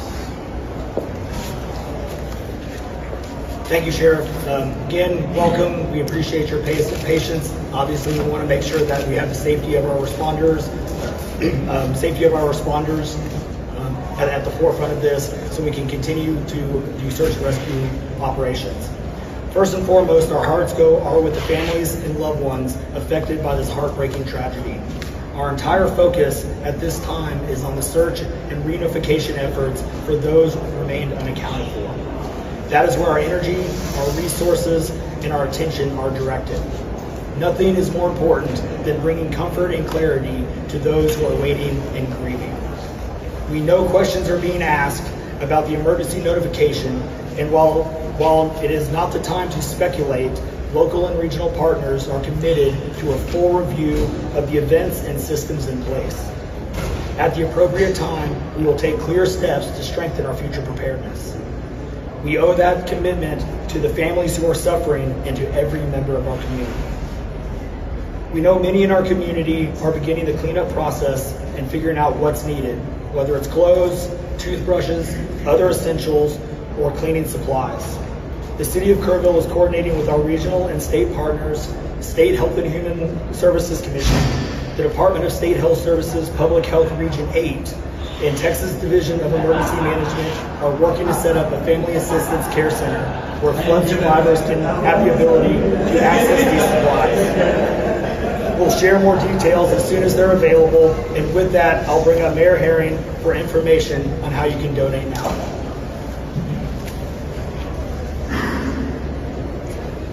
Thank you for being here. I'm Joe Herring, Jr., Mayor of the City of Kerrville. Our work continues. Trained experts and professionals from the City of Kerrville, from Kerr County, from state agencies and federal agencies are all working together with one goal. That is to find, to rescue those in peril and find those who are missing. I repeat what I said this morning.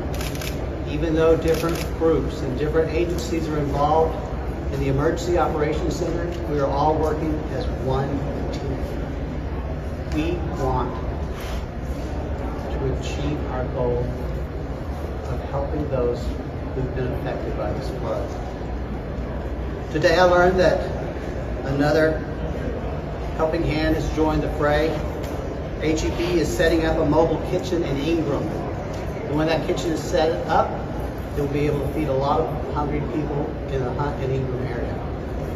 If you want more information about that, just go to heb.com, /newsroom. Countless other local businesses are stepping up, they are finding needs, and they are meeting them.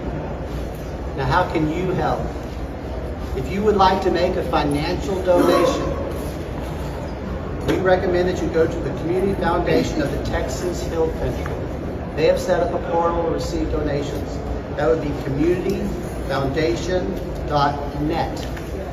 People across our community, across our state, across the world have been responding to that request.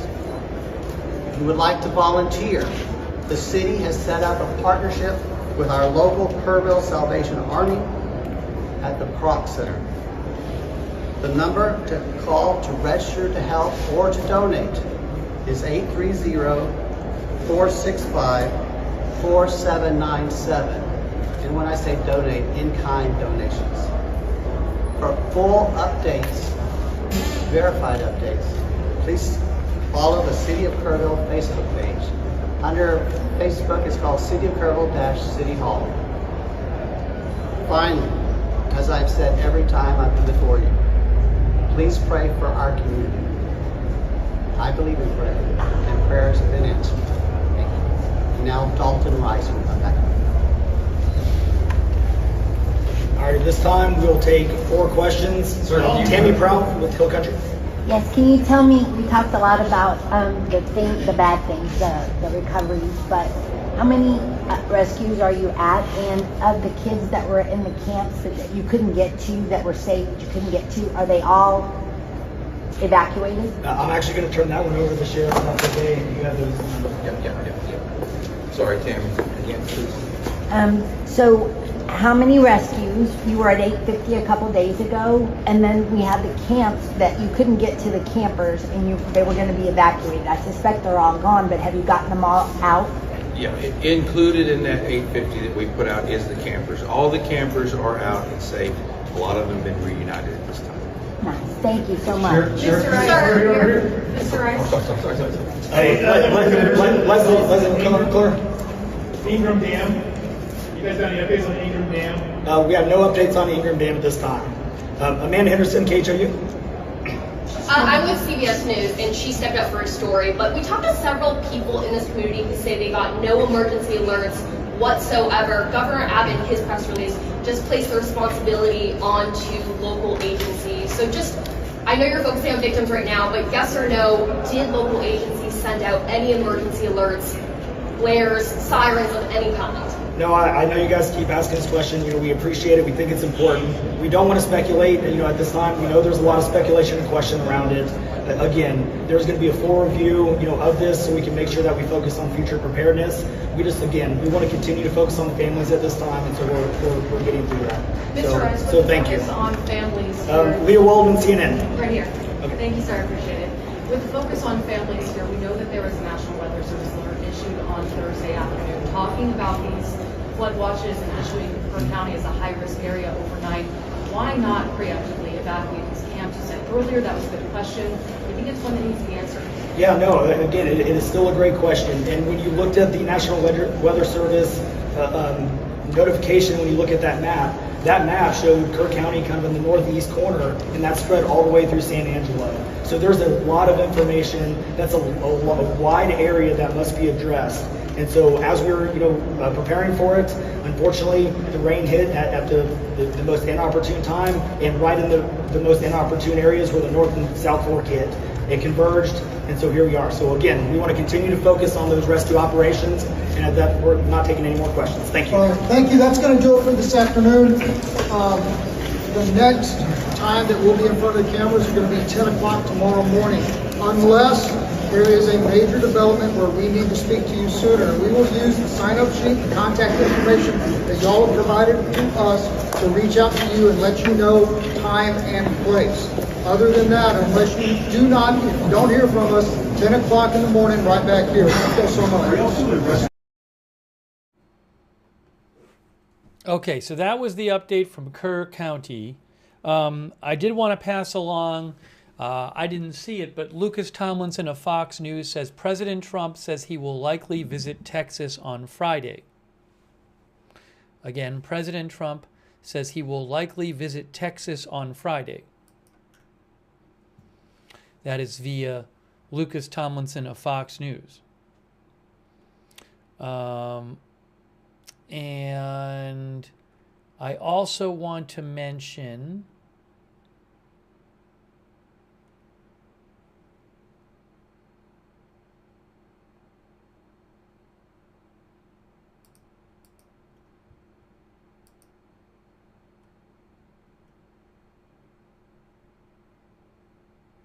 oh, you know what? Well, I'm going to leave it like this. I'm going to put it at 79 because one of those, in Travis County, one of the people who died reportedly died in a weather-related accident, and it's not clear that that's going to be counted as a flood death. So I'm going to leave it at 79. I know that sounds like a small thing. These numbers will change going forward.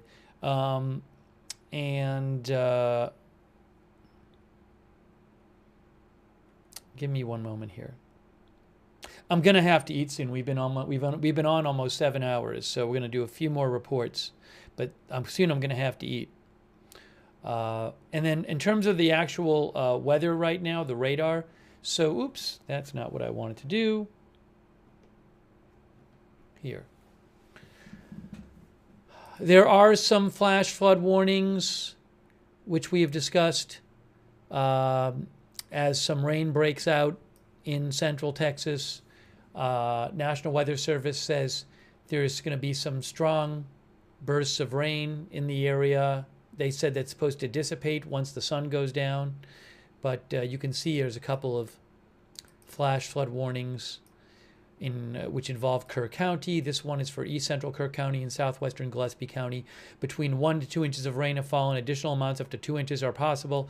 And that warning came out like an hour and a half ago. So more rain may have fallen there now. I mean, this is not like the July 4th rain numbers, but worth keeping an eye on. And when this warning came out for part of Kerr County, it said up to 1 inch has fallen. Additional rainfall amounts up to 2 inches are possible. So, and then there's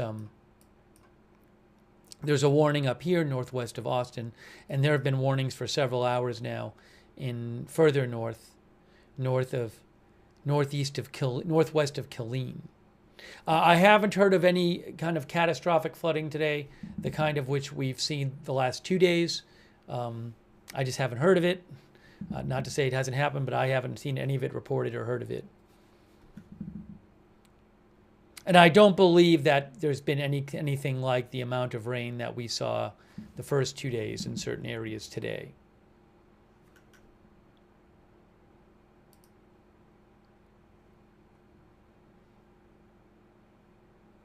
I want to check some of the comments people have sent in too.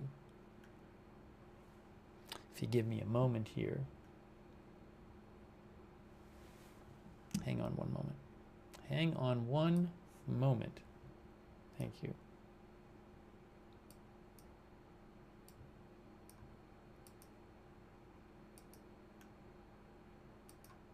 And right now, I believe that is it on the press conferences for the day.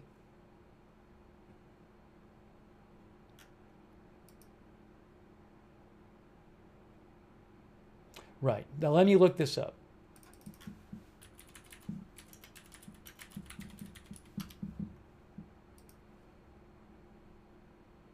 Where is it here?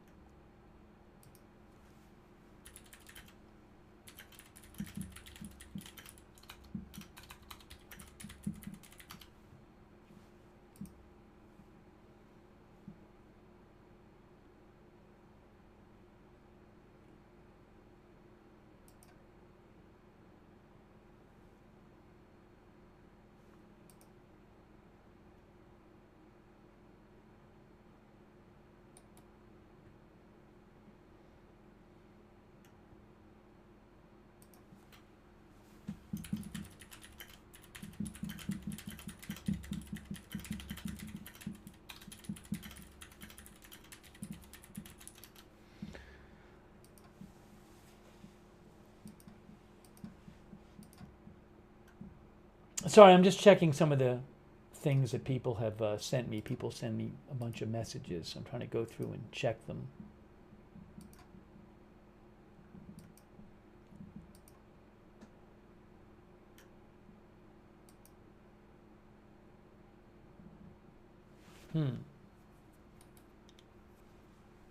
What is this?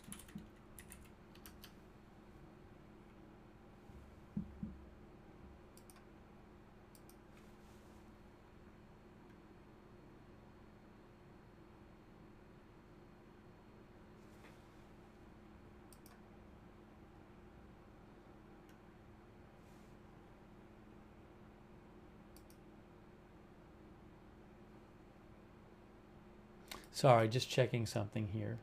What is this?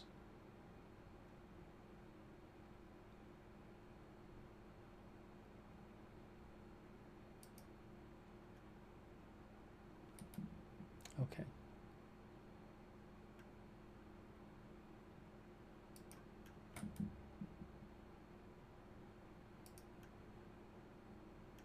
Oh, I found it here.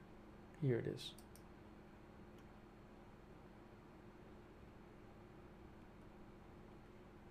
So, News 4 San Antonio, an hour ago, posted 2 girls saved from tree on their Twitter. But it's just quoting the same report, the same report that everybody else said, and that report says sources said. Again, it's not new. News 4 San Antonio, when they posted this on their Twitter, it's not a new report. It's literally them saying headline and then directing you to the same report that other people were talking about. So just letting you know, if you see it on their Twitter page from an hour ago, they haven't added any sourcing to it.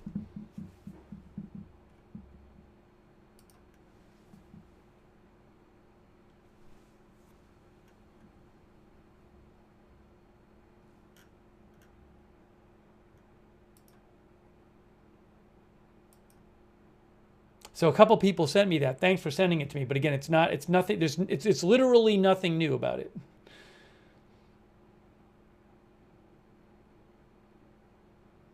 As I mentioned, Congressman Chip Roy said that all those reports about the 2 girls being found in a tree are 100% not verified. Local law enforcement in Kerr and Kendall do not confirm this.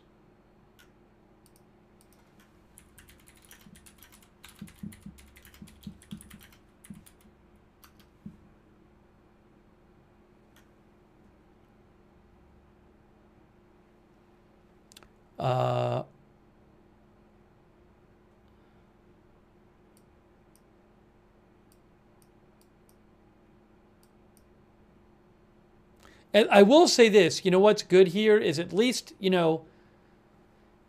you look at this radar loop, this is from, this is Kerrville and Kerr County here. You're not seeing what you don't want to see is heavy storms pop up and just linger for hours over the same area. So we are seeing some movement of these things, and they pop up and they die down. So let's hope that keeps happening. And as I mentioned, the National Weather Service said that the strong thunderstorm area in this The strong rain activity in this area should dissipate once the sun goes down. Oh, I needed to thank a couple people, sorry.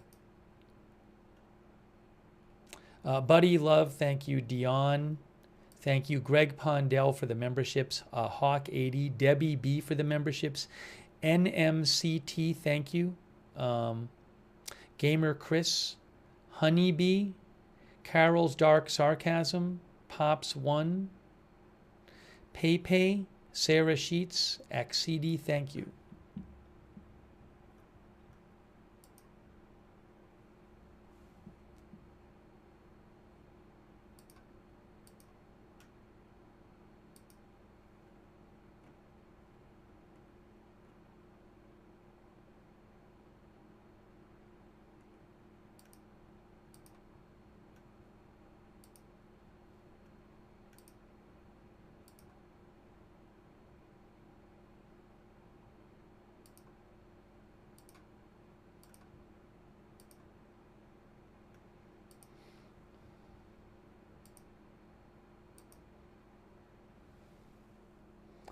I put the death count, I put it down from 80 to 79 because one of the deaths in Travis County, one of the reports I read about it described it as a weather-related death, not a flood death. So that's why I have it. I'm not sure that'll ultimately count as a flooding death, which is why I put it down to 79.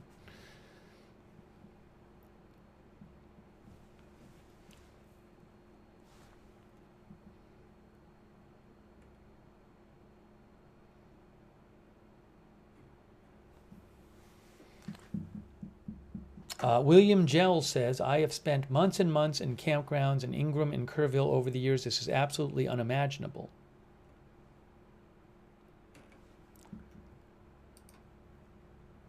Let's see here. Hold on a moment here.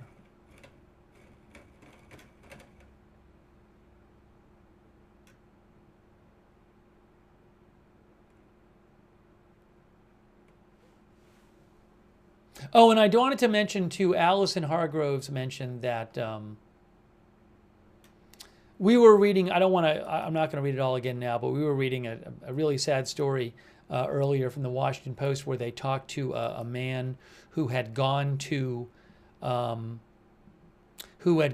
Camp Mystic, it's a man whose daughter was at Camp Mystic and was missing.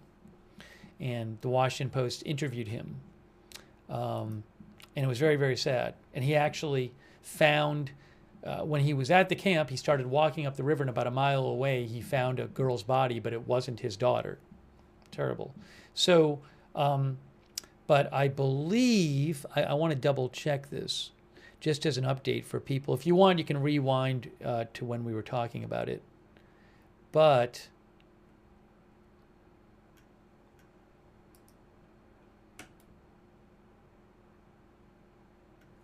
hang on.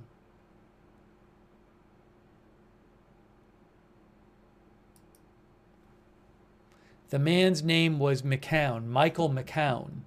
And what Allison Hargroves mentioned to me is that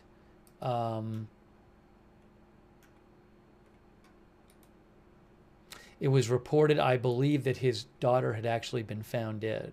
But let me double check this here. Why is this not loading?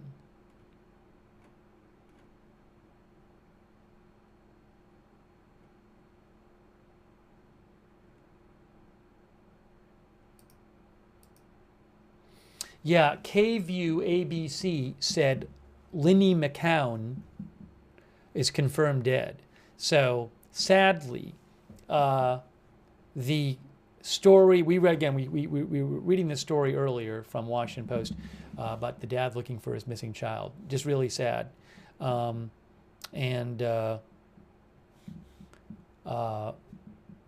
Apparently his daughter is now dead.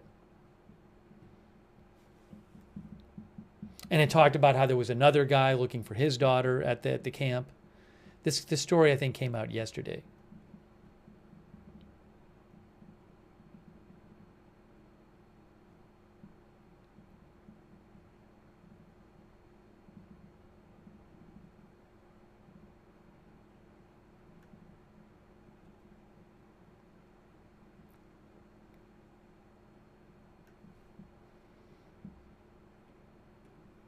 Okay.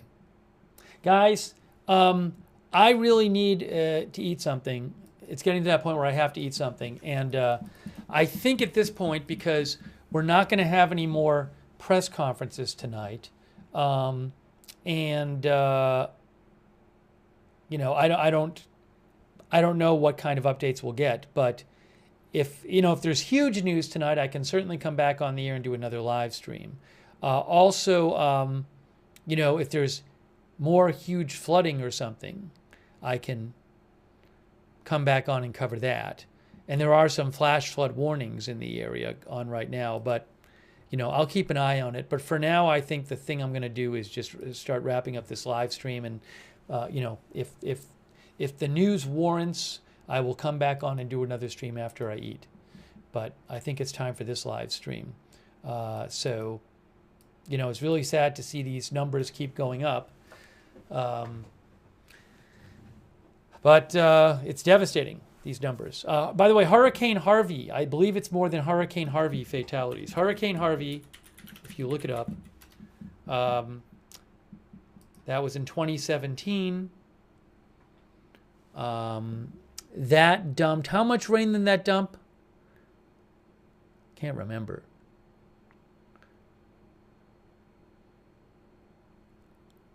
Some areas received more than 40 inches of rain from that Hurricane Harvey. But I believe this is now more fatalities than Hurricane Harvey.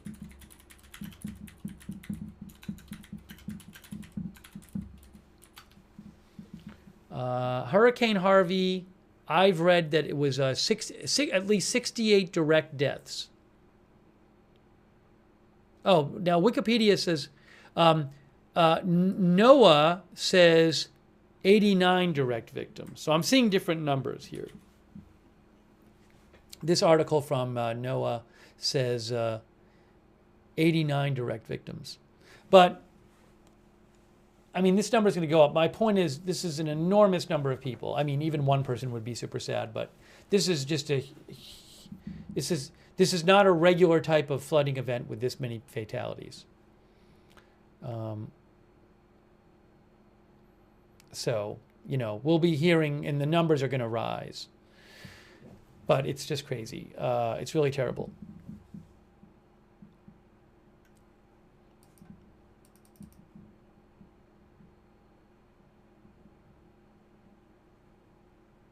And also, you know, you have so many people who've lost property and, you know, that kind of stuff as well. I don't want to underestimate the effects of that.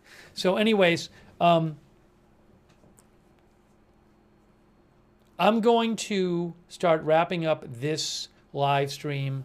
I will post updates on my X account while I'm not on the air. That is @Lookner. You can follow me there for breaking news if you'd like on X @Lookner. If stuff happens when I'm off the air and it's not big enough to warrant a stream, I will post it there. And if you want to, you can follow or subscribe to the channel Agenda Free TV. We cover all kinds of live breaking news without an agenda here. And if there's other big news on some other story tonight, I can come on and cover that too. But subscribe, follow Agenda Free TV if you want. Also, we have a notification system because I can't tell when big news is going to happen, so I can't tell you in advance what our schedule is. But we have a notification system where you sign up for free and you get sent a notification whenever we go live. It's really reliable. We do it through Discord. So I would recommend, if you don't want to miss a stream, sign up for our free notifications. The mods will post the link in the chat. Also, you can find the link to the notifications on Facebook and YouTube in our description of this video. I really do appreciate you guys tuning in for the coverage. Thank you for being here. I really appreciate a lot of you have been sending me updates, sending me links, sending me news stories, letting me know what you're hearing, which really is helpful. So thank you for that. And also thanks for letting me read your comments and questions on the air. Those who were in the chat and sent me messages. Sorry, I can't get to all of them, but I very much appreciate it. Oh, and I will mention I was going to mention it again. The official donation site that Kerr County has mentioned. Kerr County is where most of the fatalities have happened. That's where the camp is as well. The official donation site that Kerr County has mentioned is, I will show it again because they've mentioned it, and they right here.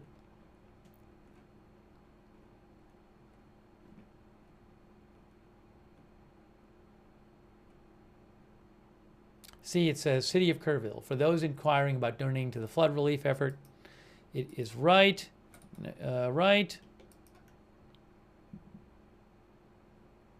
here. If I can go there.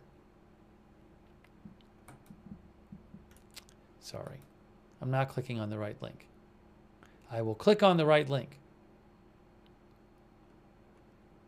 And then I'll post the link in the chat.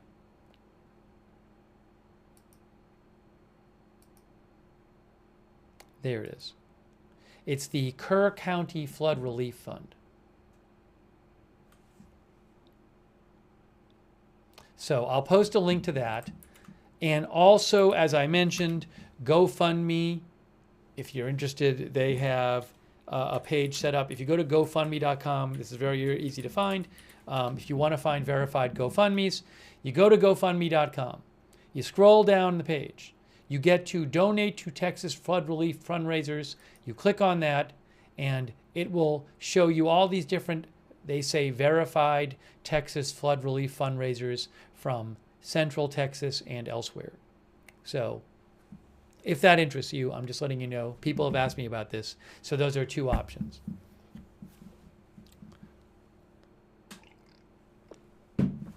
I really appreciate our moderators. They are fantastic. They are the ones keeping things respectful and civil and under control in the chat. It's great that we have people with different views who want to talk in the chat, but without our moderators, I'm scared to know what it would look like. So our moderators are the ones who really allow that to happen. So thank you so much. For example, Janet B. over there on YouTube, Roberts May, Queen B, BZ. Thank you so much to them and all of our other moderators for being there on YouTube today. On Facebook, Kay Lowry Body has been there, Paul Anderson, and Shannon Davis Hughes, and Valerie Gale Griffin, and all of our moderators over there. Thanks for being there. And our Twitch moderators, thank you so much. Good Luck Duck, LB Prairie Dawn, Idaho Star, Matthew Kohai 3, Mick Bridges, Sarah Surly Dev, and the rest of our Twitch moderators, thank you so much.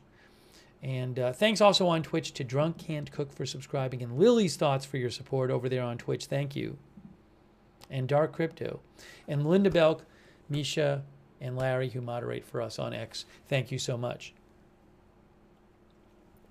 And thanks to everybody during the broadcast who has supported the channel. That's what allows this channel to exist. I really, really appreciate it. Did I get to? Hopefully I thanked everybody. I think there's a couple more people I need to thank that I hadn't gotten to. Dion, thank you so much, Dion. I appreciate that. And Kiwi as well, and Operation Central, our new member. Thank you for supporting the channel and allowing it to exist. Let's see. Another good way to find out when we're going live, by the way, if you're on X, follow us on X at Agenda Free TV. I always post there when we're going live. I post updates about the channel there at Agenda Free TV. We also have a chat. Excuse me. We have a live chat, where you can go on Discord, where you can chat with other viewers. And a lot of our viewers like doing that. It's free. So check out the Discord chat. It's the same link as the notifications link. Check out the Discord chat if you'd like. And thanks so much to our Discord mods for all of your help that you give as well. Also, for those of you who watch on YouTube, I would suggest turning on the YouTube notifications. And it's a little funky to figure out how to do that on YouTube. So let me just show you. If you are on YouTube watching us and you want to turn on the notifications, what you need to do is you need to subscribe to the channel. Then you have to click this bell and choose all notifications. So click the notifications bell after you subscribe and choose all notifications.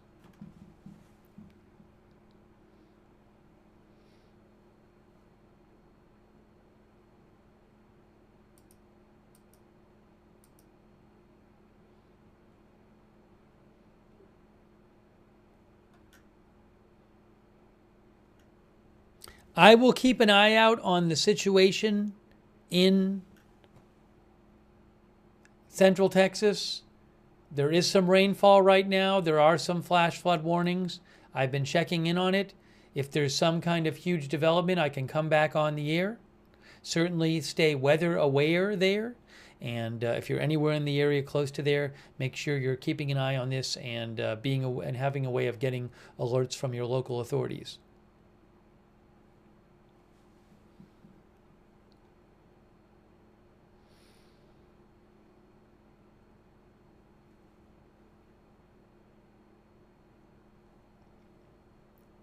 Oh, I do want to thank also our Facebook subscribers. First, did I thank Paul Anderson for modding? I hope I thank you, Paul. Thank you, Paul, for modding as well. Thank you so much to our Facebook subscribers who support the channel by subscribing. It's like Susan Priest-Buchner, Jasmine Lynn. Jasmine, that is, no press conferences scheduled the rest of the day. So unless something huge happens, I wouldn't anticipate one. Aaron Van Ness, thanks for being a subscriber. Robert Real II, Martha Crawford, Kay Larry Body, Margaret Riley, and all of our other, Diane Allworth, and all of our other subscribers over there on Facebook. Thank you so much. Christy Claft as well. Thank you. Rita Evans Lang as well. Thank you. And also our Twitch subscribers. Thanks so much for subscribing over there. People like Wall Street and Shaggy, CC, 143, Chi-Town Bear, Artful Nothing, Mr. Neo Trip, Matthew Kohai 3, Fate 64, Notorious Rob, Lily's Thoughts, Allistic, thank you for subscribing. Gina Pina, thank you. Thanks to all of our Twitch subscribers. Very much appreciated. Jack's Animals, Lag Hills, Real Change, thank you, subscribers. The Sugaro, Drunk Can't Cook, Qbat, thanks. And also, all of our, thanks L Cub for your support. I really appreciate that, L Cub, thank you. And thanks to all of our members like L Cub on YouTube, Roger Shoemaker, Mandy Strong, Eric Johnson, Justin King, Bismuth, CAC 813, Chris Fjord, Teresa, Eddie C., thank you for being members and supporting the channel on YouTube. Bella, Eric Johnson, Renee McGee, Turned Off. Boop, You're It. Wickedest Witch. Charlene Weege, Anita Modaluski, Chris N., Jay Wright, Melissa D., Mike J., Ellie Lassetti, Justin King, Gary Pates, Chris, I think I said Chris Lee, but I'll say it again, Chris Lee, Kiwi,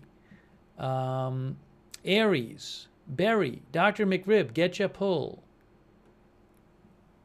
Charlana, Sarah Sheets, David Gray. Thanks to all of our members over there. Leslie Lady Hawk M, Nick Wozniczka, and Angelica C., and all of our other members on YouTube, thank you.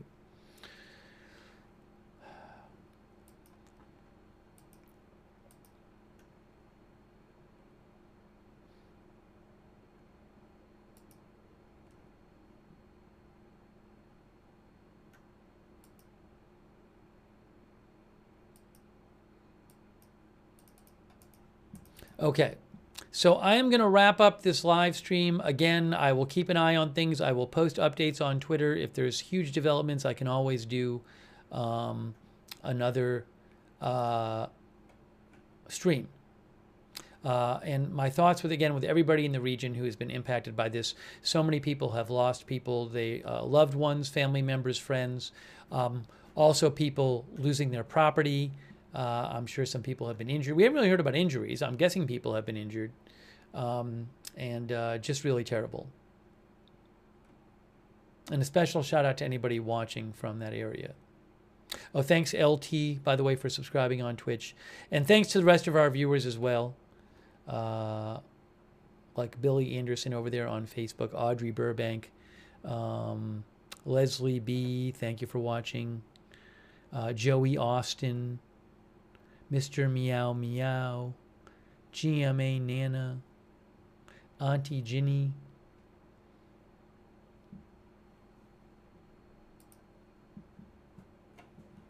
and everybody else watching.